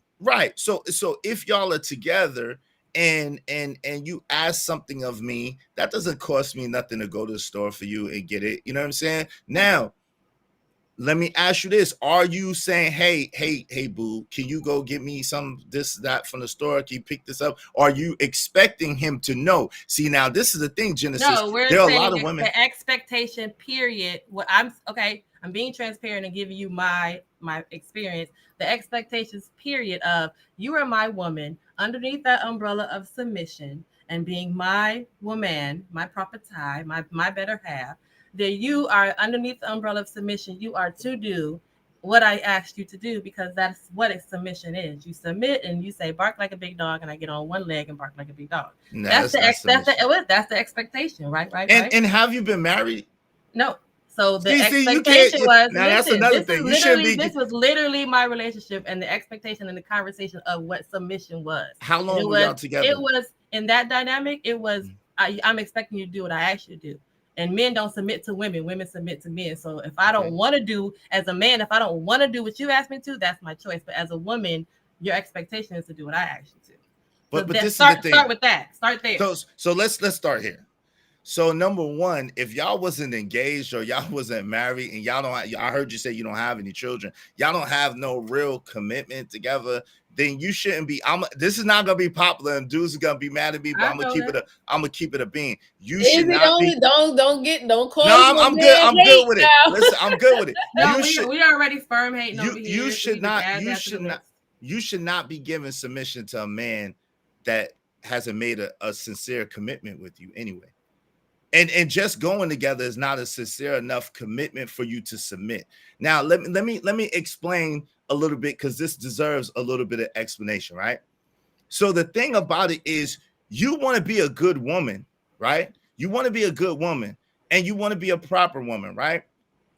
At the same time, if the man hasn't made a commitment, and this is what Auntie, I think, was alluding to earlier, and he can expound upon it.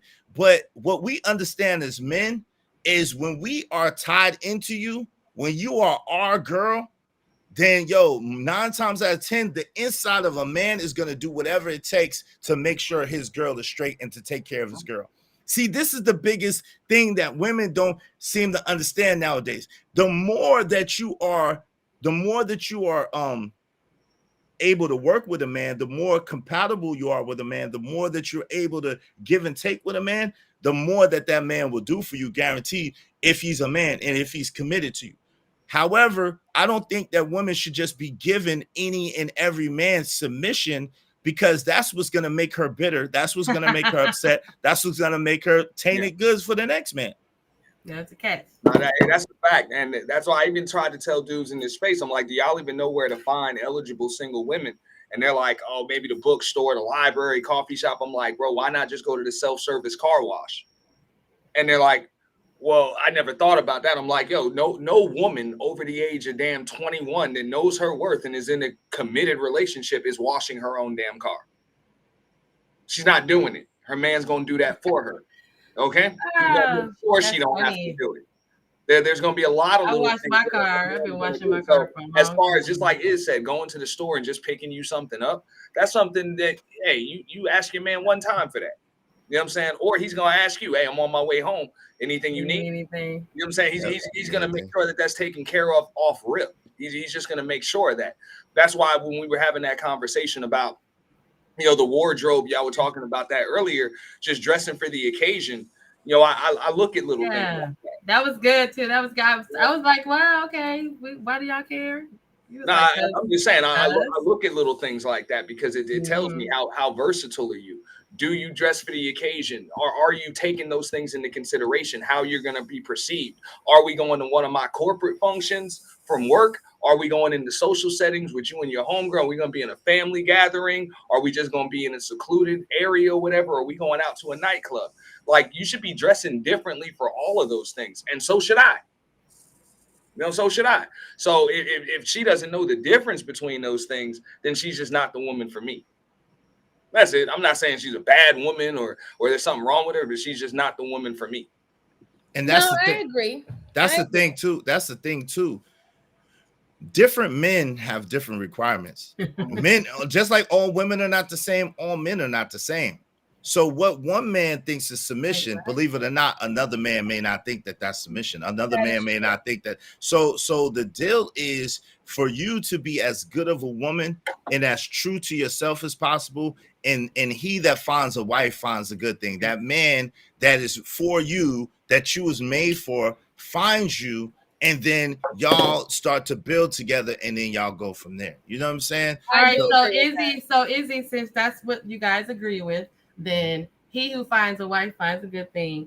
So if somebody is believing that the woman has hit the wall, the good thing is gone, then who is finding what? Because this is the other side of the conversation that I wanted to have when I said, MJ, the dating pool factor is disappearing, because who are you going to date? Because if the older man wants a younger woman because of the prosperity and fertility and the cougar is being sucked up by the baby, tigers, who are you going to date? Who's going to be there? Who is in the pool? I don't know. I just think there's a lot of men. A lot of men are looking for good women. There are a lot of men looking for good women. So this not their age, though. They're not looking for good women their age. That's not true. See, they this want is the a good thing. woman that's a different age. That's like, hold on real quick. Hold on real quick. They can have more babies. Let me just finish. Hold on, Auntie. Hold on. And prosper, what the Lord hold on real quick. Let me tell you this, Genesis. The truth is, again, most of y'all don't look y'all age. So I don't know. It should never ever be a problem unless you're a toddler. It's not. But this is the thing. Again, a lot of times it's attitude or perceived attitude, and that's the thing that a lot of times hurts women. It's their attitude or the perception of an attitude. It's not necessarily what you would call it. So this is the thing. You got to be, and I'm being honest. It's hard out here for women. It really is, because you got to be friendly, but not too friendly. You gotta be sexy, but not raunchy, not like look like lust after you, right, look like you out there, right? You don't want to be out there, right? Go ahead with the Barbie monologue. You can't be smart and then make them think. I ain't never see Barbie. I ain't never see that. You on your way though. You halfway there. You like four sentences. I never see the movie. I promise. But it's good. It's good. Go ahead. So the thing is this though. But the thing is this. It's like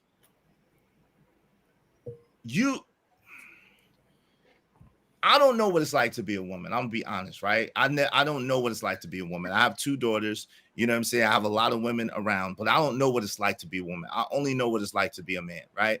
And as a man, all I could tell you is that it seems for us that a good woman is hard to find, but a good woman is in the eye of that man. You know what I'm saying? Because what's good to Auntie, a good woman to Auntie may not be a good woman to me. And what may be a good woman to me may not be a good woman to or for Auntie. You see what I'm saying? So that's the tricky thing. And it's like, you got to just, at the end of the day, be yourself, be the best you could be, do the best you could do the best you could do.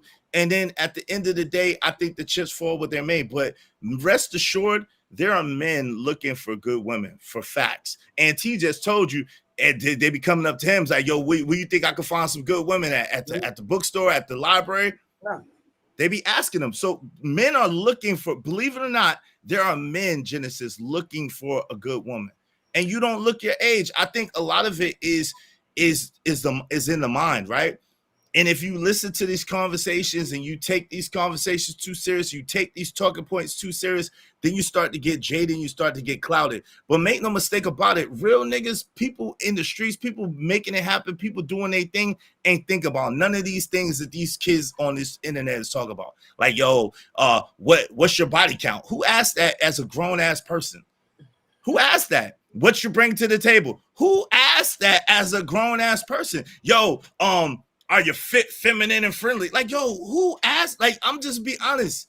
When I tell you when that happened, it was literally like when that literally came across out of the TV and into my person's ears, he literally was like, "I'm so glad you're not. Look at you. You picked me up and swung me around. I was like, look at you. You're so like he was ecstatic that I literally physically matched what that man told him.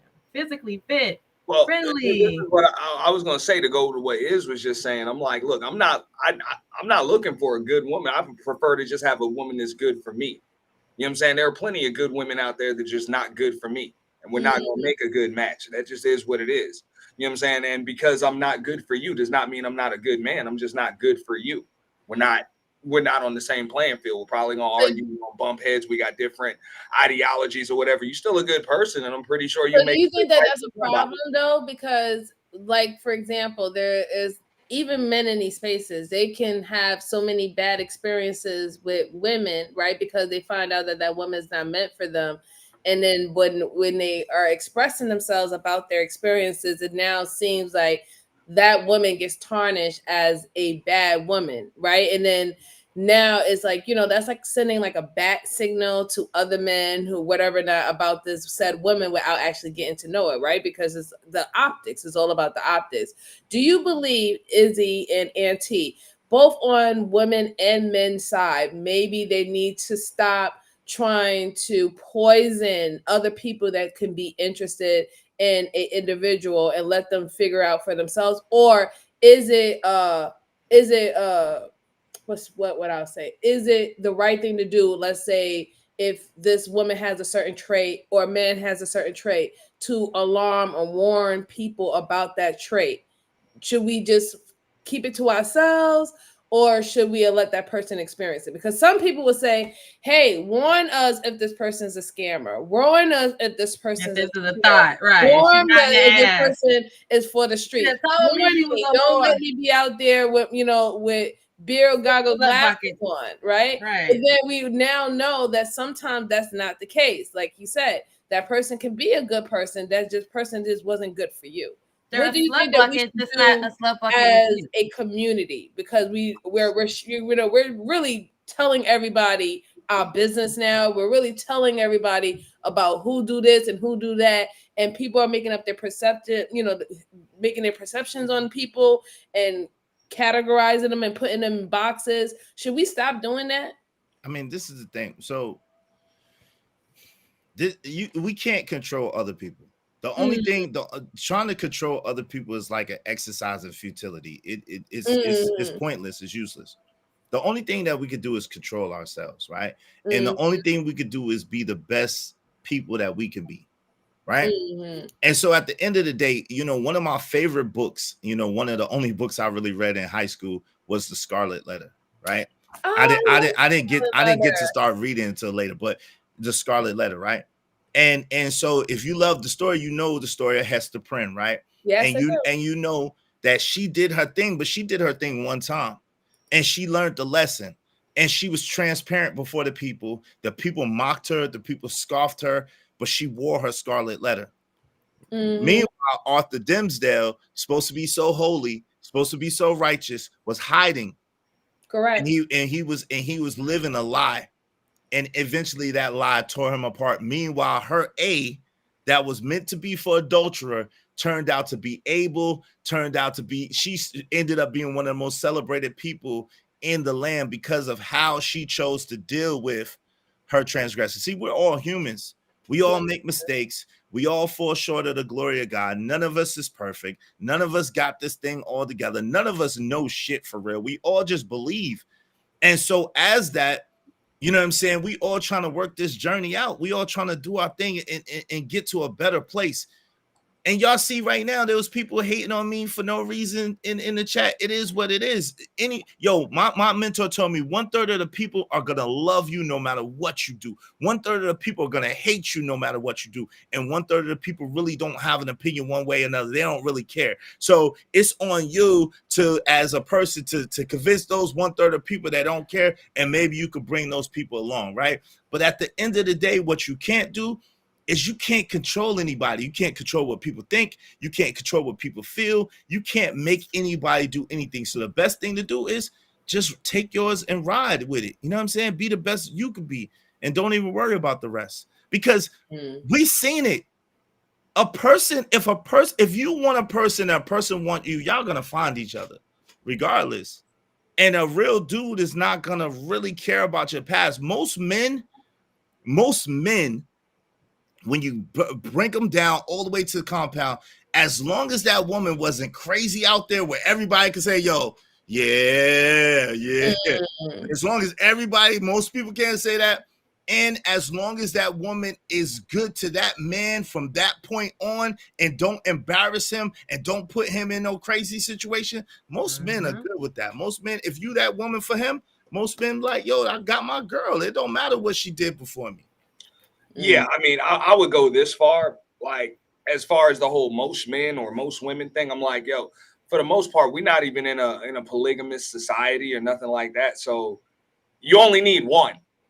So why people be worried about what most men or don't most know, but you only women need one. are thinking or doing when you only looking for one? You're supposed to be looking for one of a kind anyway, that one special person. So what the overall consensus is thinking and doing, that shouldn't even be a concern of yours, because you literally are looking for a needle in a haystack. You're trying to find a diamond in the rough. If you're single, I mean, till death do us part is a long damn time. That is. That is a long time. So, but you know, a lot of people have that mindset. You want to make the right choice the first time. So I mean, I think people can confuse their choices with options. You know, and in other words, like I can have a choice of door number 1, door number 2, door number 3. But if I pick door number 3, that's it. Door number 1 and 2, I can't have it. If it's a goat there, then I'd have missed out on the car and the $1 million in cash. I'd have missed out on that. You know what I'm saying? That's it. So I only got one shot. Even though I had 3 choices, I still only got one chance to make the decision, and I'm stuck with it. And I don't think people understand that. They confuse those options when they're young, or those choices for actual options. You know, when you got options, it's like, okay, if this doesn't work out, then I got this to fall back on. If that doesn't work out, I got this to fall back on. But when you're talking about relationships, it doesn't work like that, because you're going to lose your most valuable asset in a relationship, and that's time. That's true. I agree. I do think time is one of the biggest assets that you can actually lose in any relationship, especially if it doesn't work out. But to go back to what you said about the option and choices, I like how you phrased that, right? Because now it starts to make me understand a little bit more when men talk about the options per se for women, when we're saying that they have a I guess, you know, they think they have more options than they actually do. So to go back to what you're saying, when you're saying like the choice, like door number 1, door number 2, door number 3, a woman can have those options, right? But because they can miss out on the car, they can miss out on the $1 million, or they can just end up getting I don't know, a Toyota Camry or Fusgo, right? Fusgo, right? Exactly. Because they have to be more selective with those options. That's the problem. Is that what you're trying to say, that women are? Yeah, you got one shot at this life thing. So I think a lot of people are like, okay, well, I got this guy coming at me. I got that guy. So I got all of these options. It's like, nah, if you choose one, you miss out on the other 2. That's what I'm saying. Like if you mess this up, so if you knew that, you would put more thought into it. I had this conversation on a panel, and somebody said, oh, well, you know, she's 21, she has all of these choices, and she can do this, that. And I'm like, yo, when you were 17, and let's say you were 4.2 GPA, you got all of these acceptance letters, scholarship offers, you got to choose your college. You're going to choose as wisely as you possibly can, because you only plan on going to college one time. So why wouldn't you put that same thought in the man that you're about to have children with, or possibly get married to, let up inside you? You think that you can just do this over and over and over again? No, you should be putting the same, if not more, thought into something, because that's going to last longer than your college. Sure. Right. But you know what? I think too, I just want to add this. I think that people are too outer focused. You know, I was thinking about what Genesis said. And even when you get with a man as a woman, if you get in with a man and all he could talk about is your physical, then you know that that's not the right man for you, because guess what? He really doesn't know you. He's not really trying to know you and know who you are, because you could get in an accident. I seen there's a girl, real story, a girl. I used to play poker a lot, and she was a dealer, right? And she was a poker dealer. And this young lady was a pretty young lady. You know what I'm saying? She got in an accident. I didn't recognize her the next time I saw her. If I'm lying, I'm flying. Her face was all disfigured. She gained mad weight. I didn't recognize her. Wow. But guess what? Her spirit was still the same. She still was, you know what I'm saying? So her face probably went down now. I haven't seen her in a long time, but her face probably went down. She probably went back to the natural beauty that she was. But the thing is, when people get with people just off of physical appearance, yo, you lose out a lot, because you could be with a monster, a demon, a devil, someone who don't have no type of interest in you, someone who don't have no kind of nothing for you, and they just look good. And that's it. But they're causing hell in your life. but Right. they're dragging you through it. But they can't stand you and you can't stand them. You know what I'm saying? Or you could take the time and you could vet people and you could get to know people and you could let them get to know you and y'all could see if y'all match, if y'all compatible, if y'all got a vibe, if y'all really are in tune with each other, and then y'all could build with one another if y'all are. You see what I'm saying? And then if y'all not, it's no love lost. It's not nothing crazy. I mean, it is, though, is. I would say that to a degree. Just like, well, I guess before you had came in the chat, they were talking about the Pop the Balloon show, and I was like, look, you got one chance to make a first impression. So I'm just being real. If I see somebody that's totally out of shape, they don't really take care of themselves, they don't take care of their skin, that tells me a lot about that person.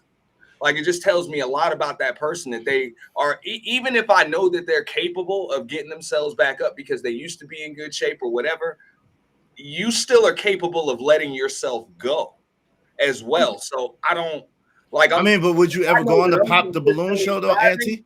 Would you ever go on that show? Would you ever go on Kendra G or Pop the Balloon or Melly Mana? Right. So that's what I'm saying. I would never do that, and I would never date nobody that did that. I'm be honest. No. I get that. I wouldn't either. You know what I'm saying? I don't think that's real anyway, because there are cameras there and people don't act the same way in front of cameras as they do.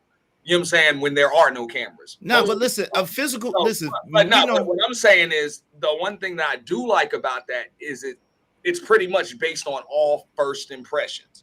And I think a lot of people forget that, look, first impressions are a big deal for all of us. The brain is just wired to see things and assume things. And then once you assume something about somebody, they can either change your mind, or a lot of times you may not even give them the chance to. That's it. You turned off. That's just human nature. That's just the way our brains are wired.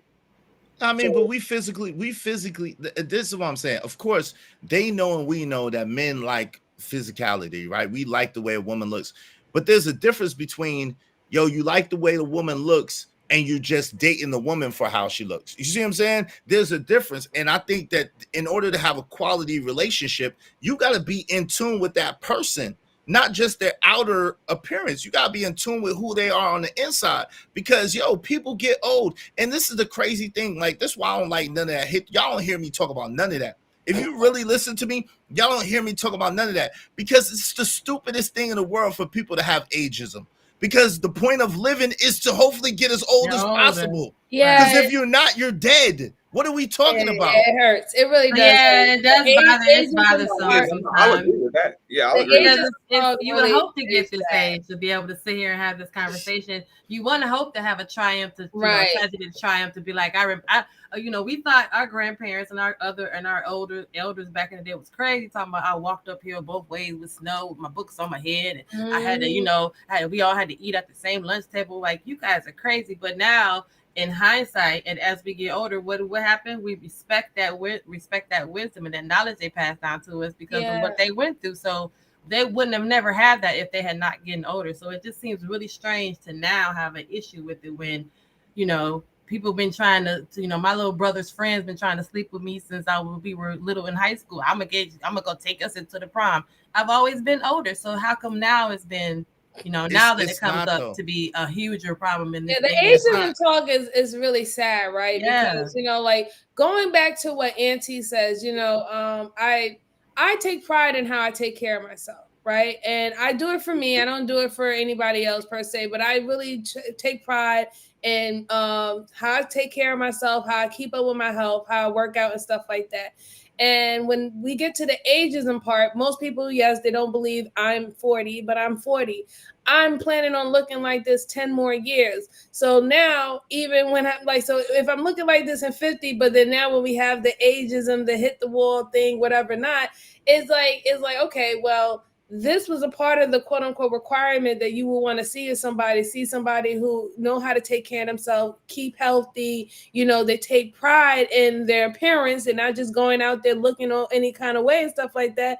And yes, we do it for ourselves, but then you would think that the people, your loved ones, will appreciate that, and then now when you hear people saying, nah, we don't give a hell about that. But then in one breath, they're saying, this is what you need to look like. This is what the list is or whatever not. It's very sad. It's very sad that the age get thrown out there and it gets used as a weapon towards you. Because I would love to make it to 50, 60, It's an 70 and beyond. Yo, Right? listen, if you from hold on, if you from Linden, if you over there in Pink I'm Houses, from Pink Houses. in Cypress Hill, yo, I know I'm from Brownsville, yo. I know what it is. I got family in Brownsville. I know what it is Oh my God, to you walk in guys Red are all Hook. from New York. I know what it is to walk in Red Hook for a second, and yo, it's like a gauntlet to walk through there. I know what it is to not be able to go to the Pink Houses or not be able to go in Cypress Hill. What I'm saying is, it's an accomplishment to be able, where we're from at the time where we're from there,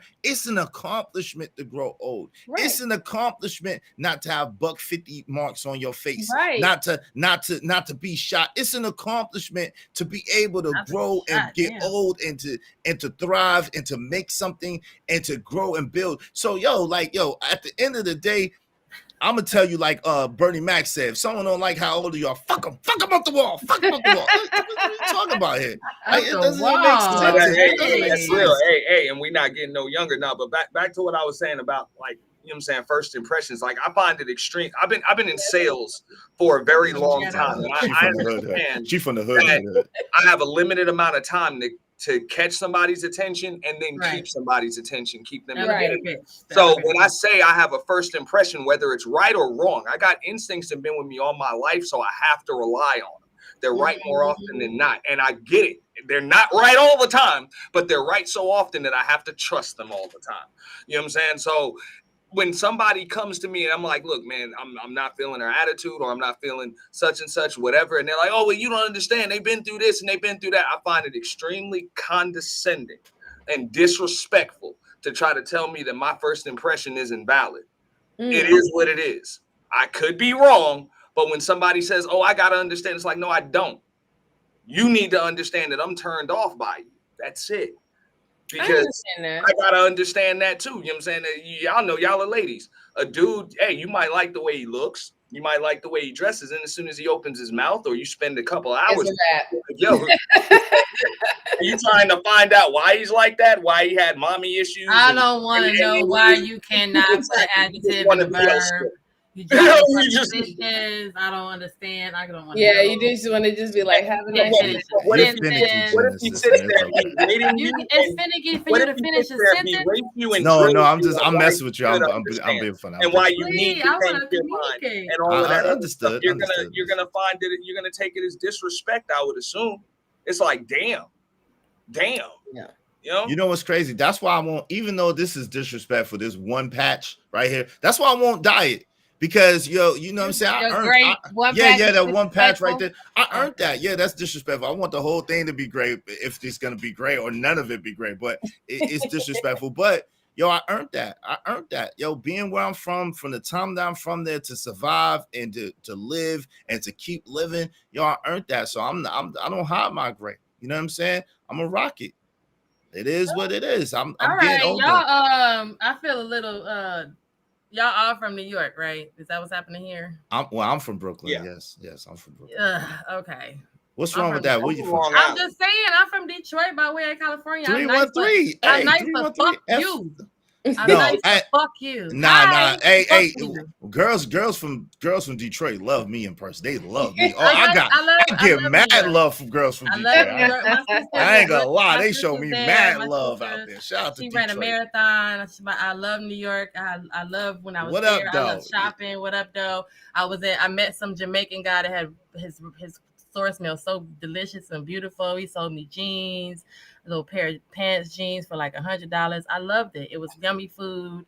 I told MJ I ate a big old slice of pizza sitting on the curb because the place didn't have no tables. I was like, where are you supposed to sit? They was like, right here.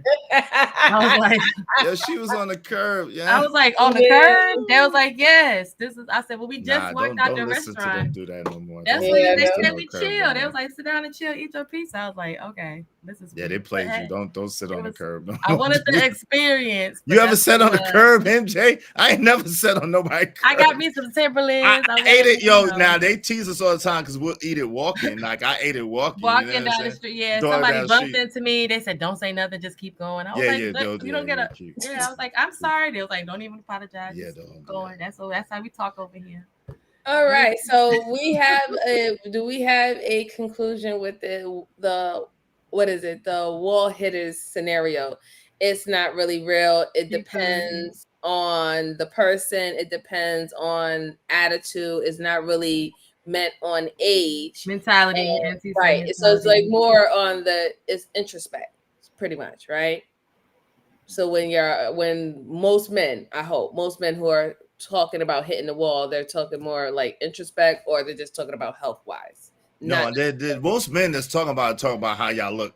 At the same time, I think that if you that's why we are confused. I'm saying, but the men that's gonna respect, the men that you gonna want to build with, they're gonna look at it like it's more of a mentality and a mindset. Got it. You know what I'm saying? But if y'all want to try to chase, y'all like, sometimes women like chasing butterflies and illusions and delusions. So if y'all the type of women that like chasing that, hey, by all means, please go and chase the impossible dream. Delete yourself trying to fit into a box that you ain't never gonna fit in. I think women are getting better at letting go of the Disney movies. Right? I really do. I think women are stepping out of that Disney era, and I think that's good. I think that's healthy, right? And being a little bit more realistic. Again, like you said, it do come with some form of jadism, going on, and feeling a kind of way, and being very, what is it? What's the word? Paranoid. So, so that does tend to happen, but it does happen. I think it's moving smoothly, but I just wanted to get a little bit more confirmation on the wall hitters, because like I said, I mean, I want to look like Jen when I grow up. So, so when we hear things like this, it's I told y'all I hit that wall 10 years ago, y'all. They said this space is not nice to people my age.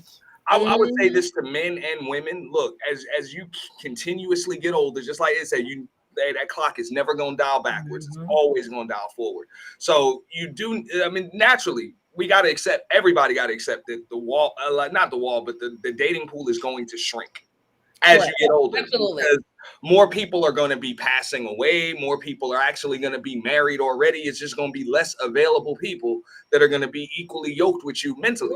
Yeah, that makes sense. So you do need to become more adaptable.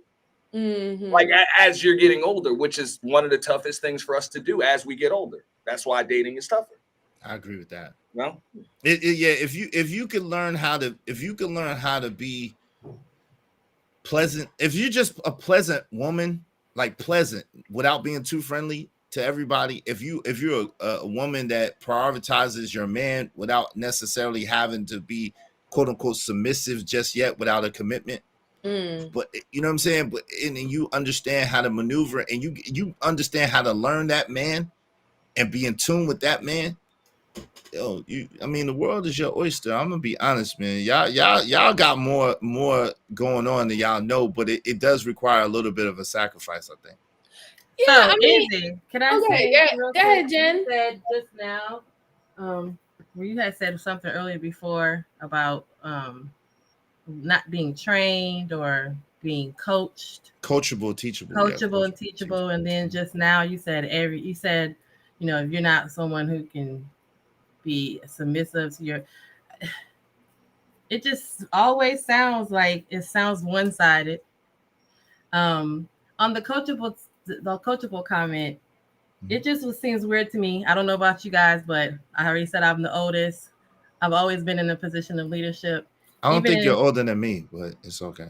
Probably not, because your grade is showing. Mine's under this these wonderful bundles. But in regards to the coaching comment, when you said it, I was just thinking for myself and my experiences and people that I've been around that's on the level pertaining, let's say, equating to my my job, where I'm actually coaching other people every single day, because as managers and people who run other people's businesses, for some reason we're in a constant state of coaching. So when the age was introduced into the comment of coaching, being that person being coachable because they're younger, because they have more of a leeway on that coachable area, I just thought about it. It just seemed odd, because I coach people of a range of ages every day at every place of employment I've been a manager of, or I've been in charge of. And that's not been that the younger person learns better or the older person doesn't learn better or doesn't learn faster or slower. The coachable part was me and what I was giving to them, not whether if they were old enough or young enough or too old to be coached now or young enough on that cusp of being coached, whatever it is. But that's why it's a mindset. When you said it just kind of rang that bell like, well, that, then in my mind, my younger staff should be learning way better and should be on the ball than my older staff should have a problem when that's not the case. A lot of times it's what I do for them. So yeah, that was what I thought about. See, Genesis, this is the thing. Coachable, that's what Auntie and I are trying to get you to see. Coachable is a mindset. And this is what we're saying about the wall. If you're a woman that's, let's say you're 45, right? 46, whatever. Let's just say you're 45, 46. If you're a woman, you're 45, 46, and you still look good. The thing that differentiates you from other women, which could be in your advantage, is how pleasant you are, how much you're willing or have a desire to understand your man, who he is, how to please him. And if he's a man and he's going to automatically want to please you and want to see you good too. And that's what I'm saying. That's how that goes. So it's not based on age, it's based on being coachable. And coachable is a mindset and a mentality. Yeah. Now, on that note, like I agree, but that's one of the reasons why, like, I just understand that words like submission, the picture that's going to usually go into a woman's brain is like a UFC fight and somebody getting their arm dragged and them having to tap out. Like, that's submission to them. Exactly. So I use the word adaptable. You know what I'm saying? And that's just something I learned in sales because it's less triggering to the person I'm dealing with. It's the same thing. It'll have the same meaning, but we should be a little more adaptable. You know? I know. I like using different words too, because like I said, different words have different meanings and it gives you different type of feelings behind it, right? Like, for example, most people, when they say settle has a negative type of connotation towards it. Me, I would prefer to say I am content. See, you see the difference? When you're content with something, it gives you positive affirmation that you're content with being with this person. When you're saying you're settled, it's like it's negative. It's like nobody else left, and I had no choice. Right. Oh, woe is me! The world's about to end. Everything was just me and you, and that's all I got left. So, like these words are so important, and what type of word you use in a certain scenario, because you can give different energy from it, right? So like when you said that other word, yes, it gave a more positive and it wasn't so abrupt, and it'd be like, it makes you don't feel like hopeful, right? Nobody wants to feel defeated. And a lot of times the words that we use that's just very triggering that women hear, it gives us that defeated energy. Like we're literally just setting ourselves up to just be slaughtered or just be a prize pig per se. And no woman wants to feel like that, right? They don't want to feel like that going into a relationship, being outlined for a relationship, or even getting out of a relationship feeling like some toy or a prize pig. So that's why when women talk to men, it's like, it's not that we don't want to hear the truth. It's about really how the energy what you say is the truth. How you're saying the truth, because the words you know that when you say certain words, when you want to curse somebody out, Auntie, you have a whole show about it. I love you know what I'm saying? When you want to curse somebody out and you want somebody to feel like I'm trying to violate you, you know certain words to say. Yep. Either gonna bless you, either gonna come with the word and put a scripture by it. Women understand that. Exactly. Women understand that. And the Lord said, I'm right, nigga. Women understand the energy. You know what I'm saying? So you can't fool us with the energy when we know and when we can see that certain words that you use when you want to make sure that nobody's offended, make sure you didn't hurt nobody's feelings and stuff like that. And then we do know when you want to cut some person down. You know, and I think that to compromise or settle. If I compromise, that means what am I getting? Yeah. Oh, but we don't want to talk about what I'm getting because I'm the man, you're the woman. That's not compromise. That's what compromise means to me. Okay, well, nigga, you need to go back to you and your definition somewhere else. because compromise we can't be fluctuating. It can't be so fluid that it's conditional based on what. No, it's I argue every single time. I would stand 10 toes down on the definitions cannot keep changing. So if settle is going to bring you this pit in your stomach, if submissive is going to make you feel like you was on the bottom of the slave ship, then those words, you know what I'm saying? Y'all got to know you're saying them for a reason. And compromise means I get something out of it too. Ain't that what it? Hey, I'm a Cancer. I compromise. Concessions is concessions. What? Yeah, I like when I get out the when I concessions leave out the we both concessions mean we both get something out of it. Right, and compromise it doesn't mean that it's something that we both can live with. Right. We both can and deal the with. concession doesn't mean that it's only going to be one-sided all the time. It's right. compromise. So you still allow a person to be like, okay, I have hope. Compromise I'm gonna do what they need me to do, and then eventually, if I need that, they're gonna have me. It gives that hope. You know what I'm saying? Mm-hmm. And when you say it in a different way, when you submit, what are you saying? Submit in the word, even in any form of war, is you're done. It's over. It's a wrap. But no, I don't see this. This is the thing. Well, I don't agree with that. But let me say this. So I think that part of it is you have to understand that men and women communicate different, right? We just do, right? And it's absolutely the truth. You know, in my young man age, I learned that men and women communicate different. Women, when y'all communicate, it's about how you feel at that particular moment, at that particular time, the circumstances surrounded it, how this person interacted, and that's why y'all tell such detailed stories, and y'all have to give the backstory to the backstory to the backstory, when, the why, the what, right? And then when we communicate, most of us in a very linear way. Yo, Auntie said this, fuck that nigga. You know what I'm saying? And so love is love, the Auntie. No, that's real. But it's like so we communicate in more of a direct linear way. So the way we understand is in that way too. Okay. You know what I'm saying? That's so you gotta understand. That would make sense. But that means none of you guys should ever write a love song, because the love song speaks women language. You know, if that's the case, then you should never ever be offended when a woman tell you when a woman is direct with you. When women are direct with you, you should never be offended. Hold on. Those are fictional lyrics. So what you're saying is but listen, women, you should never have poured your heart out on any type of no. That's not true. None of that should never happen, because that literally is tapping into that other side of that's not you're not the case. Linear when you're thinking. But listen, this is the thing. Now that's a dynamic. What you're saying has some validity to it, and it's a little off too, right? So number one, men do love songs because men do feel love, but when a man loves like his mama, he in trouble. When a man love like his mama and pouring out his heart and stuff like that, that man is in trouble, because y'all don't even know how to take that from a man. That's not that linear thinking. It's still when you raise your son, you teach your son to do that bull crap. Unfortunately, by default, you teach your son to do all the things that you don't want a man to do, because if he does, you can looking at him like, what's wrong with this nigga? So this is the problem.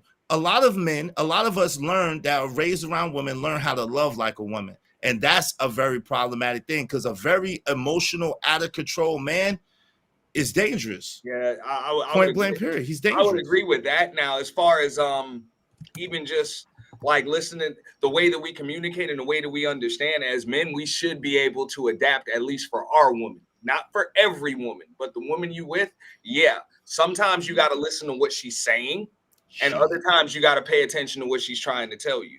Every time you gotta pay attention to what she does. Would you guys have a conflict with would you guys not be okay with the stoic woman that is exactly giving you the same male energy? Like, listen, the answers are, this is what it is. Auntie, I told you 5 o'clock. What's wrong with you? You're not here. This is what my deal is. This is what's going on.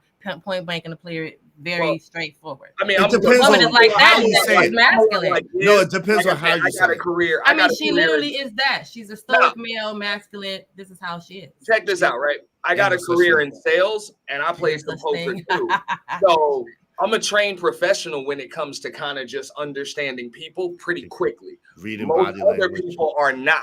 not just body language, tone, inflection, involuntary tells, demeanor. You know what I'm saying? I see when that pulse Y'all been reading us. Beating, I can tell when you're nervous. You're reading us. Man, like all of those things. And I'm not reading y'all. I turned that so off. with some people, I gotta pay attention to what they're saying because they don't even know what they're trying to tell me. Other people, I gotta kind of pay attention to what it is they're trying to tell me. I don't want to talk like a man. Other people like not, and for your man, you shouldn't have to. You just have to talk like Genesis.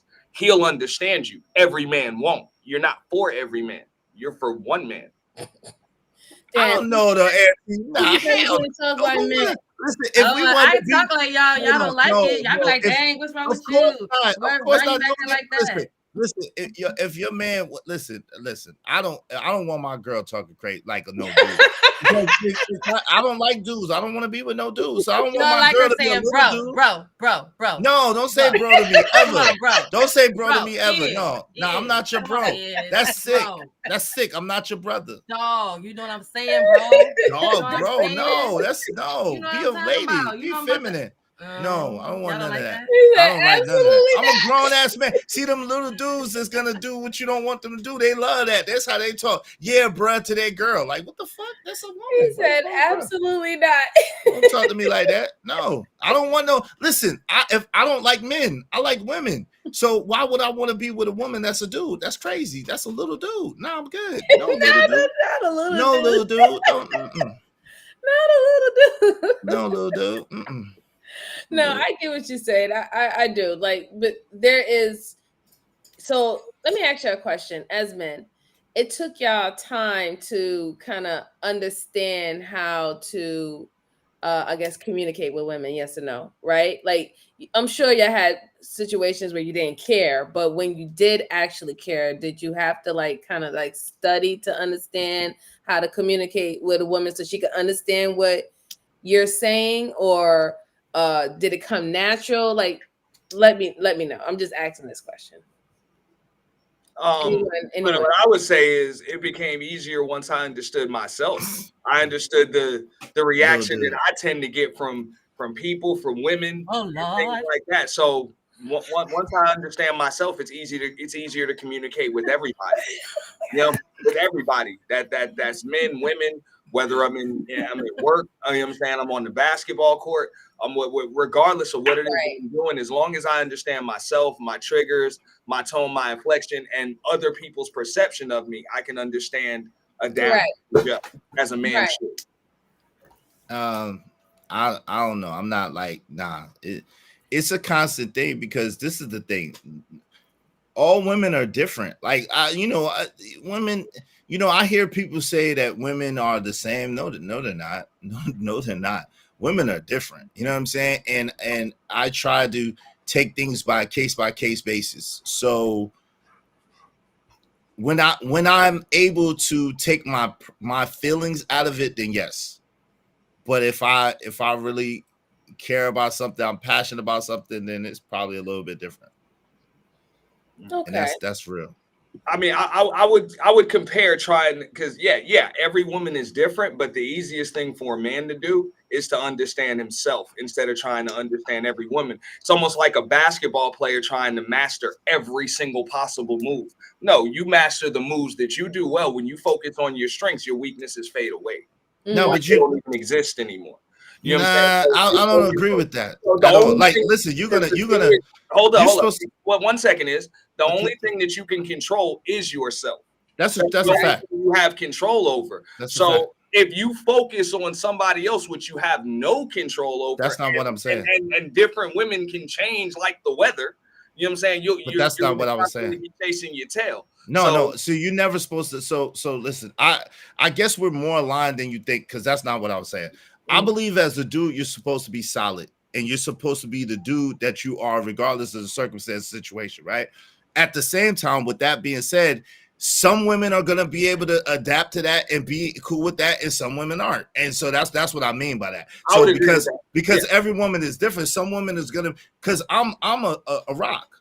You know what I'm saying? I'm not gonna move. I can't be maneuvered. I can't be moved. So I'm gonna be myself, because I know myself, and that's what I was saying in the beginning. At the same time, what happens is some women can deal with that and some women can't. And that's what I mean by that. Every woman is different. Okay. No, Okay. I would agree with that. And like just like you said, every woman's different, and different women are they're gonna react to you different ways. As men, I would just say, hey, you gotta have your own tolerance threshold. Like you gotta know what it is. You have your standards. You gotta have your standards. Some things you're willing to budge on, some things you're willing to compromise on, some things. Well, concessions. I don't like compromise. I never make a compromise. Well, the root word is concede, which is kind of like submission. You know it's not the same thing. A concession, again, a concession a concession is not moving off your standard. When you compromise, that's moving off your standard. When you make a concession, you're not moving off your standard. You're just making an allowance for it. So you're you trying to make a mutually beneficial deal. Right. All relationships are supposed to be, whether it's family, whether it's work, whether it's intimate, whatever. All relationships should be mutually beneficial, or else it's not worth it for anybody to be in them. Right. Like that just kind of is what it is. So no, I would agree with that. I would agree with that. So question.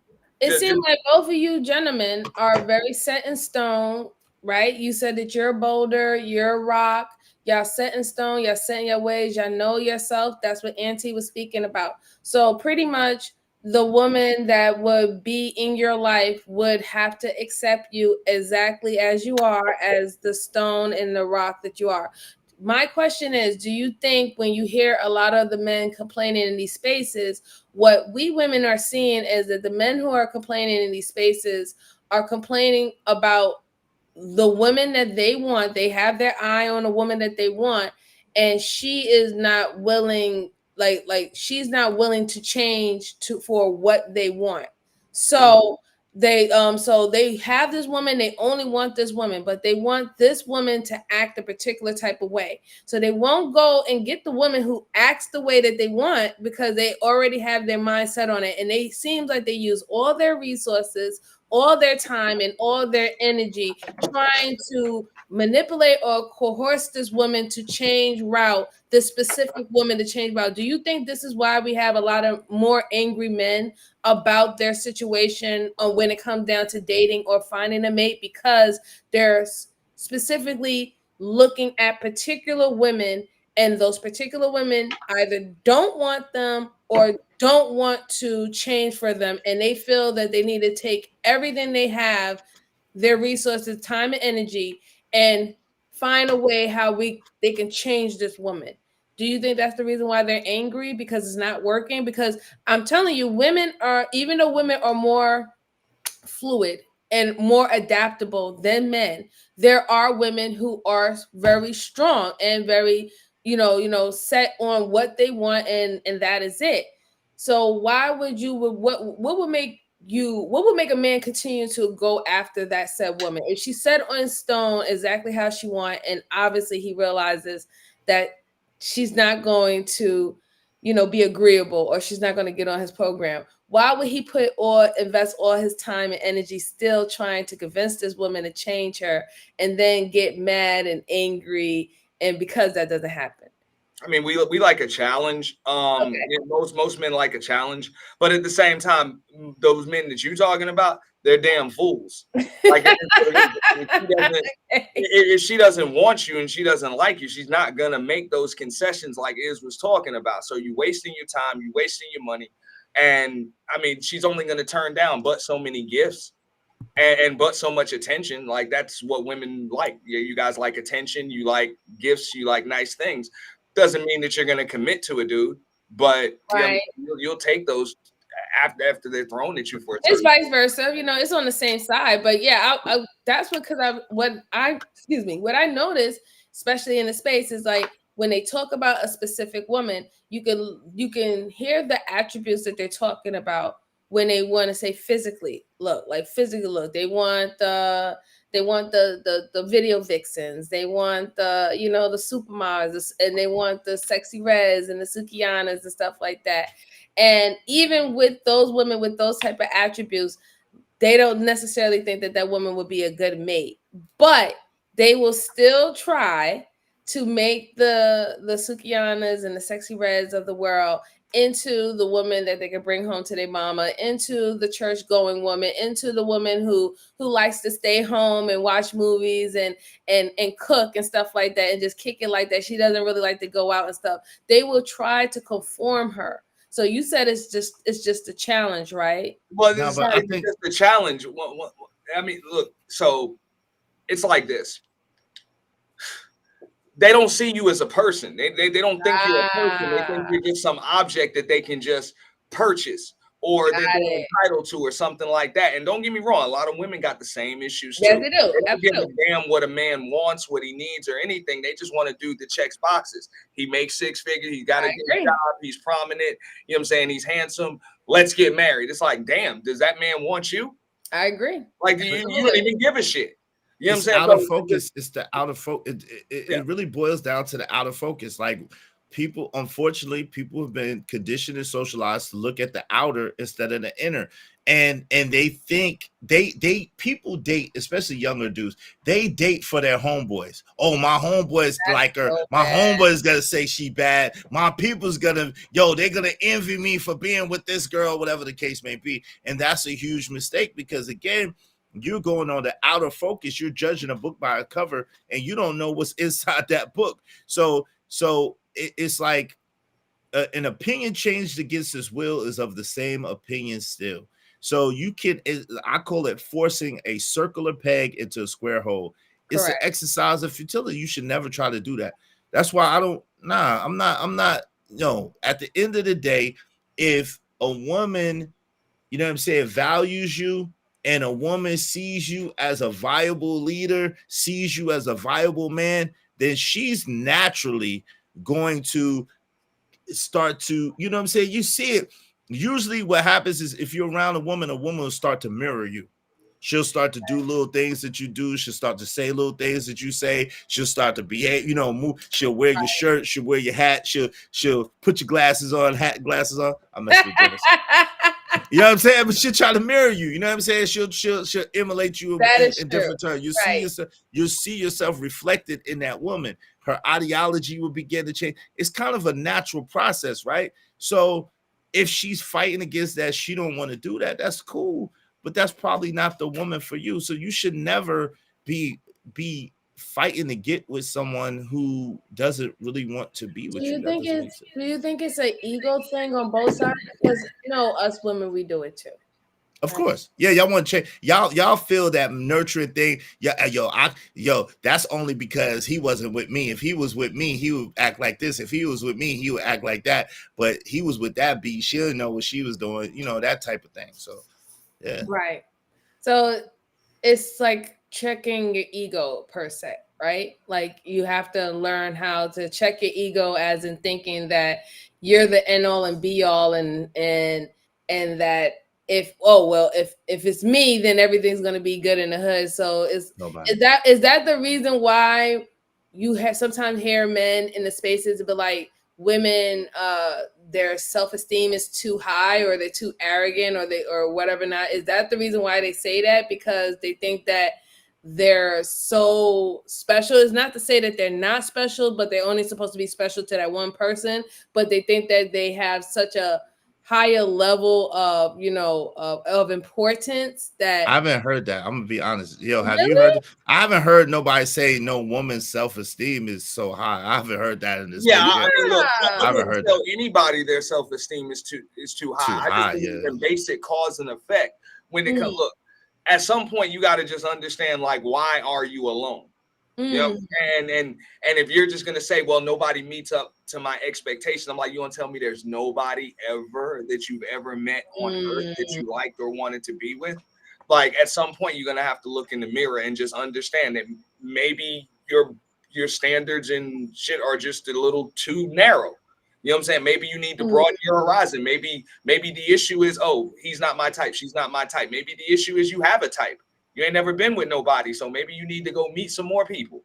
But usually those are preferences. Never even met your type. Like a lot of people just don't have they don't have an open mind, and then they don't want to accept accountability for, like, yo, maybe I'm turning some people off. Like I get that. Like my personality can rub some people the wrong way. I can be real fucking rough. You know what I'm saying? So there's a certain type of woman that can be with me. Every woman can't do it. But listen, Auntie, the thing is though, a lot of times we say standards, but we're really talking about preferences. And that's a really important distinction to understand the difference between a preference and a standard. So if you say I like dudes that's 6'1", 6'2", 3, 4, 5, that's a preference. That's not a standard. Correct. If you say I like darker skinned men, that's a preference. That's not a standard. If you say I like men who have this, that, 6-pack, those are preferences. Those are not standards. Correct. Standards would be I like a man who is a hardworking man. That's a standard. A man that is a family man. That's a standard. A man that has high moral fortitude and believes in God, is a God-fearing man. Those are standards. You see what I'm saying? Yeah. So a lot of people confuse their preferences with their standard that they have, and I think that's a big mistake too. So do you think that is a problem with a lot of women that's dating today, that the things that are on their list are more preferences than standards? Yes, and again, nowadays it seems like women are so outwardly focused. What they want is a relationship, but what they're positioning themselves for is to just be a jump off. Mm-hmm. Let's just be honest. What they want is a relationship and a lasting, you know what I'm saying, intimate partnership, right? Intimate companionship, for lack of partnership. I don't like that, but companionship. But what they operate like is they want to be a jump off. So let me ask you a question. What are the signs of a woman trying to be a jump off or getting themselves into a jump off situation? Because maybe I know that some women, they'd be doing too much and they be out there, whatever not. But there is a lot of women who don't even know that they're being lined up in that way. So I'm asking you to give a little secrets for our female audience, like what things that they need to look out for so they won't be positioned or set up to be in that scenario. Right. Hold on real quick. Auntie, hold on real quick, brother. I was the one that said it. Give me 1 second real quick. So the thing is this.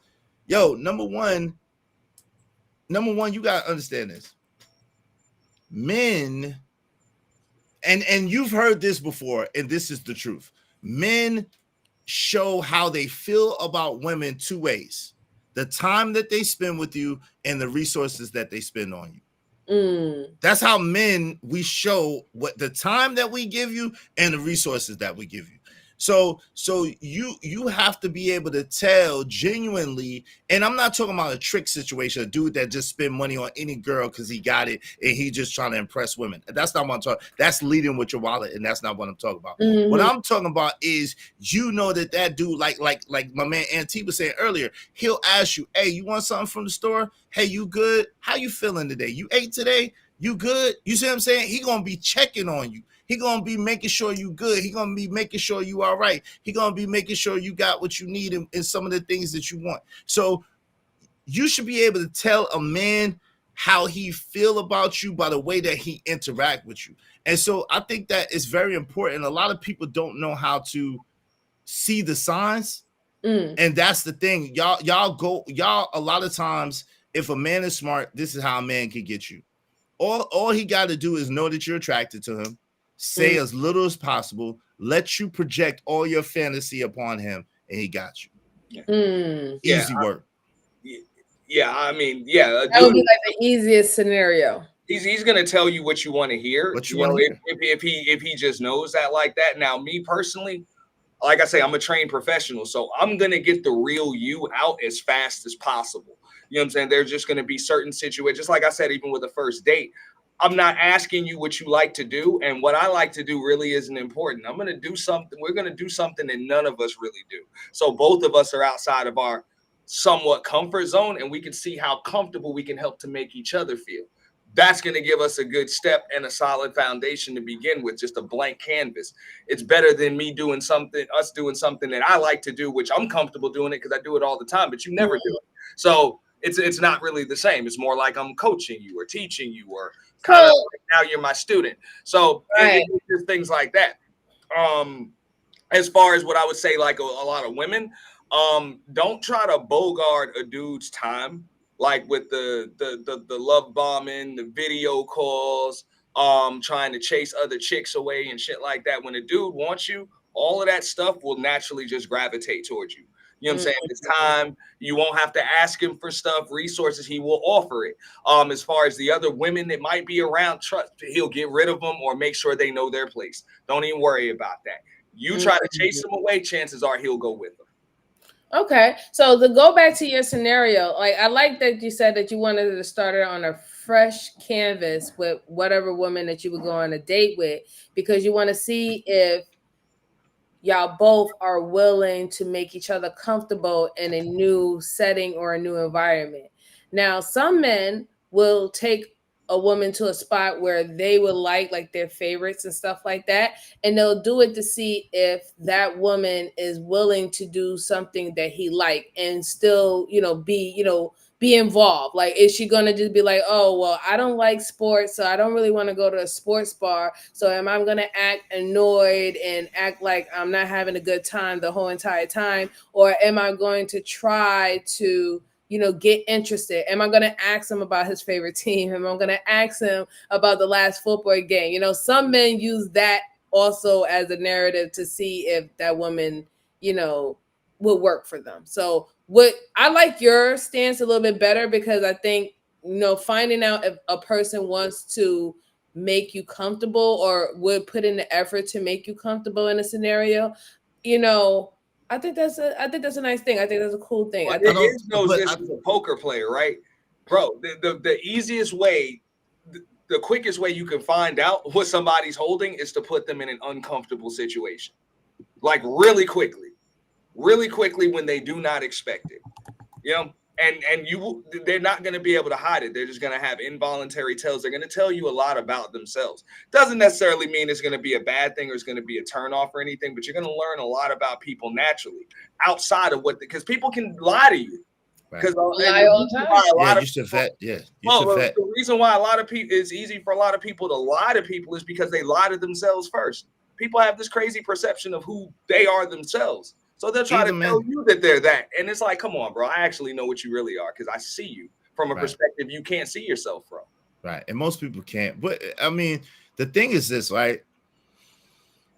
I think that too many times people, instead of being themselves, people try to be who they think the other person wants or who the other person needs. And I think that that's a mistake, especially from women off the top. Like, before, what I'm saying, a while ago, I was dating and I met a young lady and she lied to me about her favorite team because it was my favorite team. She lied to me about a bunch of stuff, what I'm saying, because she wanted me. And so she was telling me the things that she knew that I was into so I would like her. And it was like, yo, like that when I found that out, I'm like, damn, you didn't have to lie to kick it. Like, it'd have been better if you just was honest and just said what you liked and you gave me a chance. Like, a dude like me is gonna be resentful if you try to take my options away. Don't lie to me, because I'm not gonna lie to you. Don't pretend with me. Just be yourself. If I like you, I like you. If I don't, I don't. And it's okay. Like, either way, it's okay. You didn't lose anything. Because I'm not going to try to take nothing from you. So you're good. Well, like, I think, in a way, she probably thought that if she really did like you, then it would have been a loss regardless, right? Because what some people experience, and I had covered this before, there's love and there's limerence, right? And some people have their mind set on a person and they create their own sense of reality about this person, who they are and what their situation is going to be if they're together. And they get in that bubble and they get stuck in that bubble by putting that woman or man on that pedestal about how everything's going to be perfect and everything's going to be sunshine and stuff like that. So even just the thought of losing you because she really wanted you and she already has set you up so high in her mind that you're like, hey, we just trying to figure each other out. If we don't work, I'm not taking nothing from you. You could just go about your business. But for her not even getting into the doorway or be able to put that heel into that doorway is already a loss, right? But that's a mistake. I think, and that's great how you broke that down. That's a mistake though that a lot of women and men make. Like you shouldn't listen. Again, you can't judge a book by its cover. If you don't know the person, you haven't given yourself a chance to know this person, to know if they are even worthy of your time, if they're even worthy of your energy, if they're even worthy of what you have to offer. You're setting yourself up at the end of the day for heartbreak. You're setting yourself up at the end of the day for disappointment. And I think that's part of the problem. We put expectations on people that and this happens on YouTube. This is gospel. This happens on YouTube, even with men to men. People put expectations on you without getting to know you. How you expect some stuff on me and I don't even know you and you don't even know me? You shouldn't have a daggone expectation of me. You should get to know me and say, oh, yo, I like being around is a channel, or no, I don't really like is a channel, and go your own way. But you should not project what you got going on a person that you don't even know. And that's part of the problem. We project our expectations on people, on strangers. And then we get upset with them when they don't live up to the expectation that we had of them in our own mind. Limerence. Ridiculous. That's exactly what it is. It's limerence, right? Because limerence we even show limerence to our favorite celebrities, right? Our favorite celebrities and actors. We will literally paint our picture that because we like how this actor acts in a movie, that we automatically assume that this person is a good individual, that he take care of his family, that he's a great person. We don't know that person from a hole in a wall, but we will paint in our mind because we like how they perform on a basketball court, how they perform on a screen or anything, that this person has to be a good person because I like what he does. And it is sad because yes, we really do it. And I do believe that us as women, we do it too much, right? We really do it too much. But what I don't know, like what, as you gentlemen ask, what would you think will help women to alleviate that, right? Like alleviate getting to the point where they're starting to create certain scenarios in their head about an individual, not knowing them at all, but just off of the fact of how they feel for them, the bubbles that they feel for them. What would be some good steps for them to calm that down, right? Until they actually get more information to know that they can be a little bit more clear about their feelings. Okay, so sometimes, like, this is a problem that a lot of intelligent people are going to face over the course of their lives, because that's the way intelligent people solve problems, with more information. But when you're talking about relationships, it's more of a chemistry thing than a geometry thing. So you think more information is going to solve things when it can kind of just overcomplicate things. Yeah, and you start instead of trying to figure things out and solve it like it's a math problem or an equation, just understand that some problems can't be solved; they can only be simplified. That's it. So just try to understand and see things for what it is, because it's extremely controlling. Just like what Iz was saying earlier. Don't try, like when you lie to me and try to control my perception of a situation, it comes off as just what it is. You being a controlling person. And now I'm turned off. It's not even, and they're like, oh, well, I lied. It wasn't that big of a deal. Yes, it was, because you tried to control my perception. Right. And I'm assuming a woman would feel the same way. So it's like, it'll just tell me the truth. Let me come up with what the hell I come up with. Right. Yeah? And then she's like, oh, well, you might have left me. I was like, yeah, I might have. But that doesn't give you the right to hold the truth from me. You know what some real solutions is? And this is gonna be easier said than done. But this is really, if you really want to have a real good relationship, if you really want to be with a good man, involve your father if you have a relationship with your father, and or a brother that you trust in every step of the interaction at first. In every step of the interaction at first. If you're looking for a spouse, you know what I'm saying? If you're looking for a spouse, involve your father or your brother in every interaction and let the dude know, like, introduce the dude. You know what I'm saying? Casual.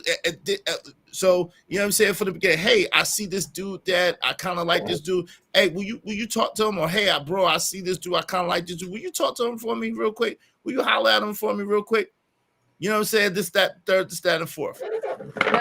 Because usually men that are attached to you that ain't have no kind of, you know, sexual interaction with you, they'll be able to tell you, hey, this is a solid dude, or nah, this dude ain't that solid.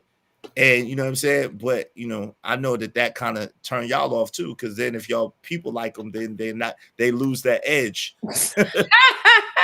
Not even. They lose that edge. You know what I'm saying? They ain't a bad one. Stop mirroring me, girl. Oh Lord. Look. See, can't help herself. Stop mirroring me, girl. I like the way Iz used the poker game as an analogy earlier. Like, that's the truth. If you pay attention to what went on these last 3 streets of betting, just pay attention. Just see what's there. It's a game of incomplete information. Yeah, the cards are face down, but the person's hand will just appear in your brain. So y'all enjoy poker? It either makes sense or it doesn't. That's it. You'll see what's there. You won't see what you want to see. This is the easiest way to go broke and lose. And the same rules apply in life, is by seeing what you want to see, perceiving what you want to perceive, and just ignoring what's actually right there. It's actually right there. Yep. Okay. And sometimes you got fold. Sometimes you got fold, even if a good poker player is one that's gonna fold because it's the right thing to do, even if you have a good hand. Sometimes you have a good hand, but it's the right thing. All the information is telling you, yo, your hand don't beat the other person's hand. It's good, but it ain't the winning hand. It's good, but it ain't winning. And sometimes that's how some people bluff you. But if you want to be successful over a long period of time, you got to be able to put that hand down. You got to be able to lay that hand down because it's the right move to make. That's the truth. You know what I'm saying? If 90% of the time I'm beat here, that's it. I could be wrong right now. I'm right too often to stay in. You know? I'm just right too often to not trust my instincts. Okay. So I take that advice with the getting of the men folk in your family involved and going back to that route, right? What else kind of tips would you be able to give the ladies out here, right? Because like I said, when it comes down to that limerence, that's all a mental thing, right? It's a mental thing where they get all the I think this person is wonderful because I have that feelings for him, and then you just start creating this we're gonna have a whole white wedding and a picket fence and all this stuff like that. Some women tend to still do that. I'm not saying all women do it. I'm saying women still tend to do that. What type of advice would you give women when it gets to that point where they see themselves starting to create narratives and things in their mind without even getting any form of information about that person to start even thinking that way? What tips would you give a woman to help calm that type of urge down so they can start thinking logically and not on the emotional aspect? I don't think you can, but this is why I say don't give him no box. If you don't give him no box until he shows himself worthy. Like, you know what I'm saying? Like you gotta value yourself. Like I don't think, and sometimes you might get, you might have to go get that shower head and do what you gotta do. You might have to get your toy, or you might have to use your fingers, whatever you gotta do. Sometimes you might have to get that off by yourself. Like, imagine him and just get it off by yourself and then go about your day. But the best thing to do is not give him no box until you absolutely sure.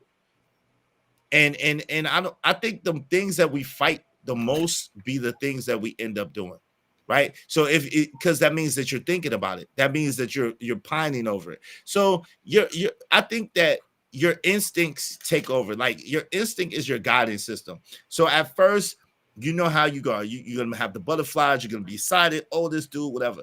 But as time goes on and you begin to converse with the person, you begin to interact with the person, you begin to let some time go by. You're vetting the person. You're not doing anything intimate. Y'all not talking intimate. Y'all just getting to know each other. The more you'll be able to see that person for who they are and what they are. And then if y'all align and that person is actually doing what it takes and you're doing what it takes for him, and y'all are starting to get together, then it start to, move in a direction. Do what you want to do. Y'all grown. But I just think that if you take your time, I think it's about taking the time and don't be in a rush. Do you think women are rushed too much? Absolutely, especially now, especially the fact that y'all think there's a wall. Yes. Well, Yes. look. I mean, look. I would say this much. If you want something, go get it. Go get it. Don't wait for it to come to you. As far as information and all of that stuff, if you need more information, go get it. Don't wait, because somebody else will. So as far as, you know what I'm saying, giving up the box and stuff like that, you got, again, I'll preach knowledge itself, just like I would for dudes. If you know you're the type of woman that will lose her shit if you let somebody up in you and then they step off or they're not what they claim to be, then yeah, you need to withhold it. Most women are, though. Most You're women, right. Hey, that's on them. They make their decisions. I ain't trying most to. women are. That's what the advice was. You go up in and they liable to lose their damn mind. They don't know what to do. Because of the connection, the attachment to some of them, sex. whatever, that shit just is what it is. Their love It's like, some of them are like, look, man, we was just kicking it, whatever. We did it a few times, but hey, this ain't the dude for me. I'm moving on. If you're that type of woman, then hey, you can do what makes you physically feel good. But if you're gonna get emotionally invested in anybody like that it's like, hey, he better marry me because y'all done did it once or twice. Yo, you might want more information before you do it once or twice. But this is the thing, though, Auntie. The thing is, I don't think real dudes don't care how fast you do it if y'all are into each other. At the same time, I just would say it's best to be sure, because the more men that y'all gotta realize this, and a lot of people don't understand this. I believe this. There's actually absolutely a such thing as a soul tie, and absolutely a such thing as memory, so to speak. Muscle memory,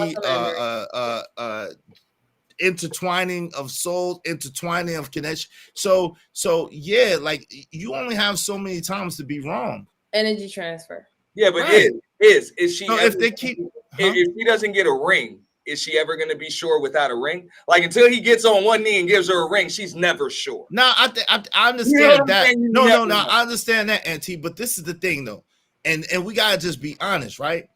The more a woman exposes herself to different dudes, especially if that dude is not worthy, that woman is gonna take on that dude's energy. She just is. She's gonna take on a piece of that man's spirit. He's going inside of her. But we gotta keep it a buck. We gotta keep it a bean, right? We all like what we like. We all want what we want, right? But we just gotta be honest, right? So as a woman, that's one of the main things that you need to protect, because it's not just about protecting the box like the box is just on a pedestal. It's not.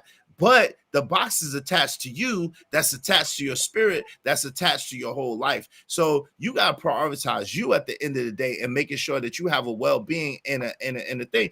That's how a lot of these women is losing their mind, because they be with so many different dudes that be with so many different women that have so many different things going on, and they taking on all of this energy and all of these spirits and all of this stuff, and it's driving them out their god doggone mind. Y'all wasn't meant to do all that. That's why society done lied to you. I preach knowledge of self rather than knowledge from random motherfuckers on the internet, because most of us on the internet don't know what the fuck we're talking about. We're just some people with a damn opinion. So if you know yourself, then you should know how far you can go. Well, but that's what I'm saying. That you want to preach knowledge of self. At the same time, she asked what some things you could do, and I'm just telling the background of it. You know what I'm saying? The background of it is, don't give yourself away if that's not, you know what I'm saying? Especially in hopes of making somebody do something. A lot of times women give themselves away in hopes of a mother doing something for them, or in hopes of he's gonna see me, oh, he's gonna want me, oh, he's gonna be with me, oh, this is gonna keep him, and that's not necessarily the truth. But that's also lack of knowledge of self. If you don't realize that you're the type of person that tends to want things that don't necessarily want you back, you get gullible, you make decisions too quick and shit like that, but yet you still continue to make decisions too quick, you're probably not ready for a relationship right now. You need to learn a little more about yourself first. I mean, you're absolutely right, Auntie. At the same time, let's be real. How many people really have the patience, the intestinal fortitude, and the discipline it takes to really get to know themselves? And I would argue less than 10% of the people. So the thing is, in the meantime, in between time, you have to have some practical steps in order to even get there. Like, it's like a conversation I was having with Zero. Shout out to Zero. Zero is at a place where he don't even live here. So a lot of the things that he's talking about, he's already well past what we're dealing with. But you can't tell if you're well past what people are dealing with. You can't tell people on the level that you're at already because they're not even there. They can't even fathom that. You got to tell them on the level where they're at to be able to get to where you're at. Right. Hey, I would agree wholeheartedly. Most people don't have that knowledge of self. That's why most relationships fail. Yeah, I mean, and not only do they fail and end, but they fail and end badly. That's true. Yeah. That's true. That's true. And so ultimately, knowledge of self has to be a priority. Mm-hmm. In the meantime, in between time, right? Yes, absolutely. But in the meantime, between time, you know, people ain't gonna stop looking. People ain't gonna stop feeling. People ain't gonna stop. You know what I'm saying? So you have to have some things that's gonna help you to be able to. I think that's gonna be hard for the, you know, the adults, right? Because like I was talking about how people are really set in their ways, right? So even if they know that a lot of situations that they did, they probably made mistakes, they'll still be I guess what you would say hard-headed or stubborn, and they will still approach the same situation the same way. So I would guess, you know, I love your advice. Your advice would be more for the open-minded or the coachable, like you was talking about before.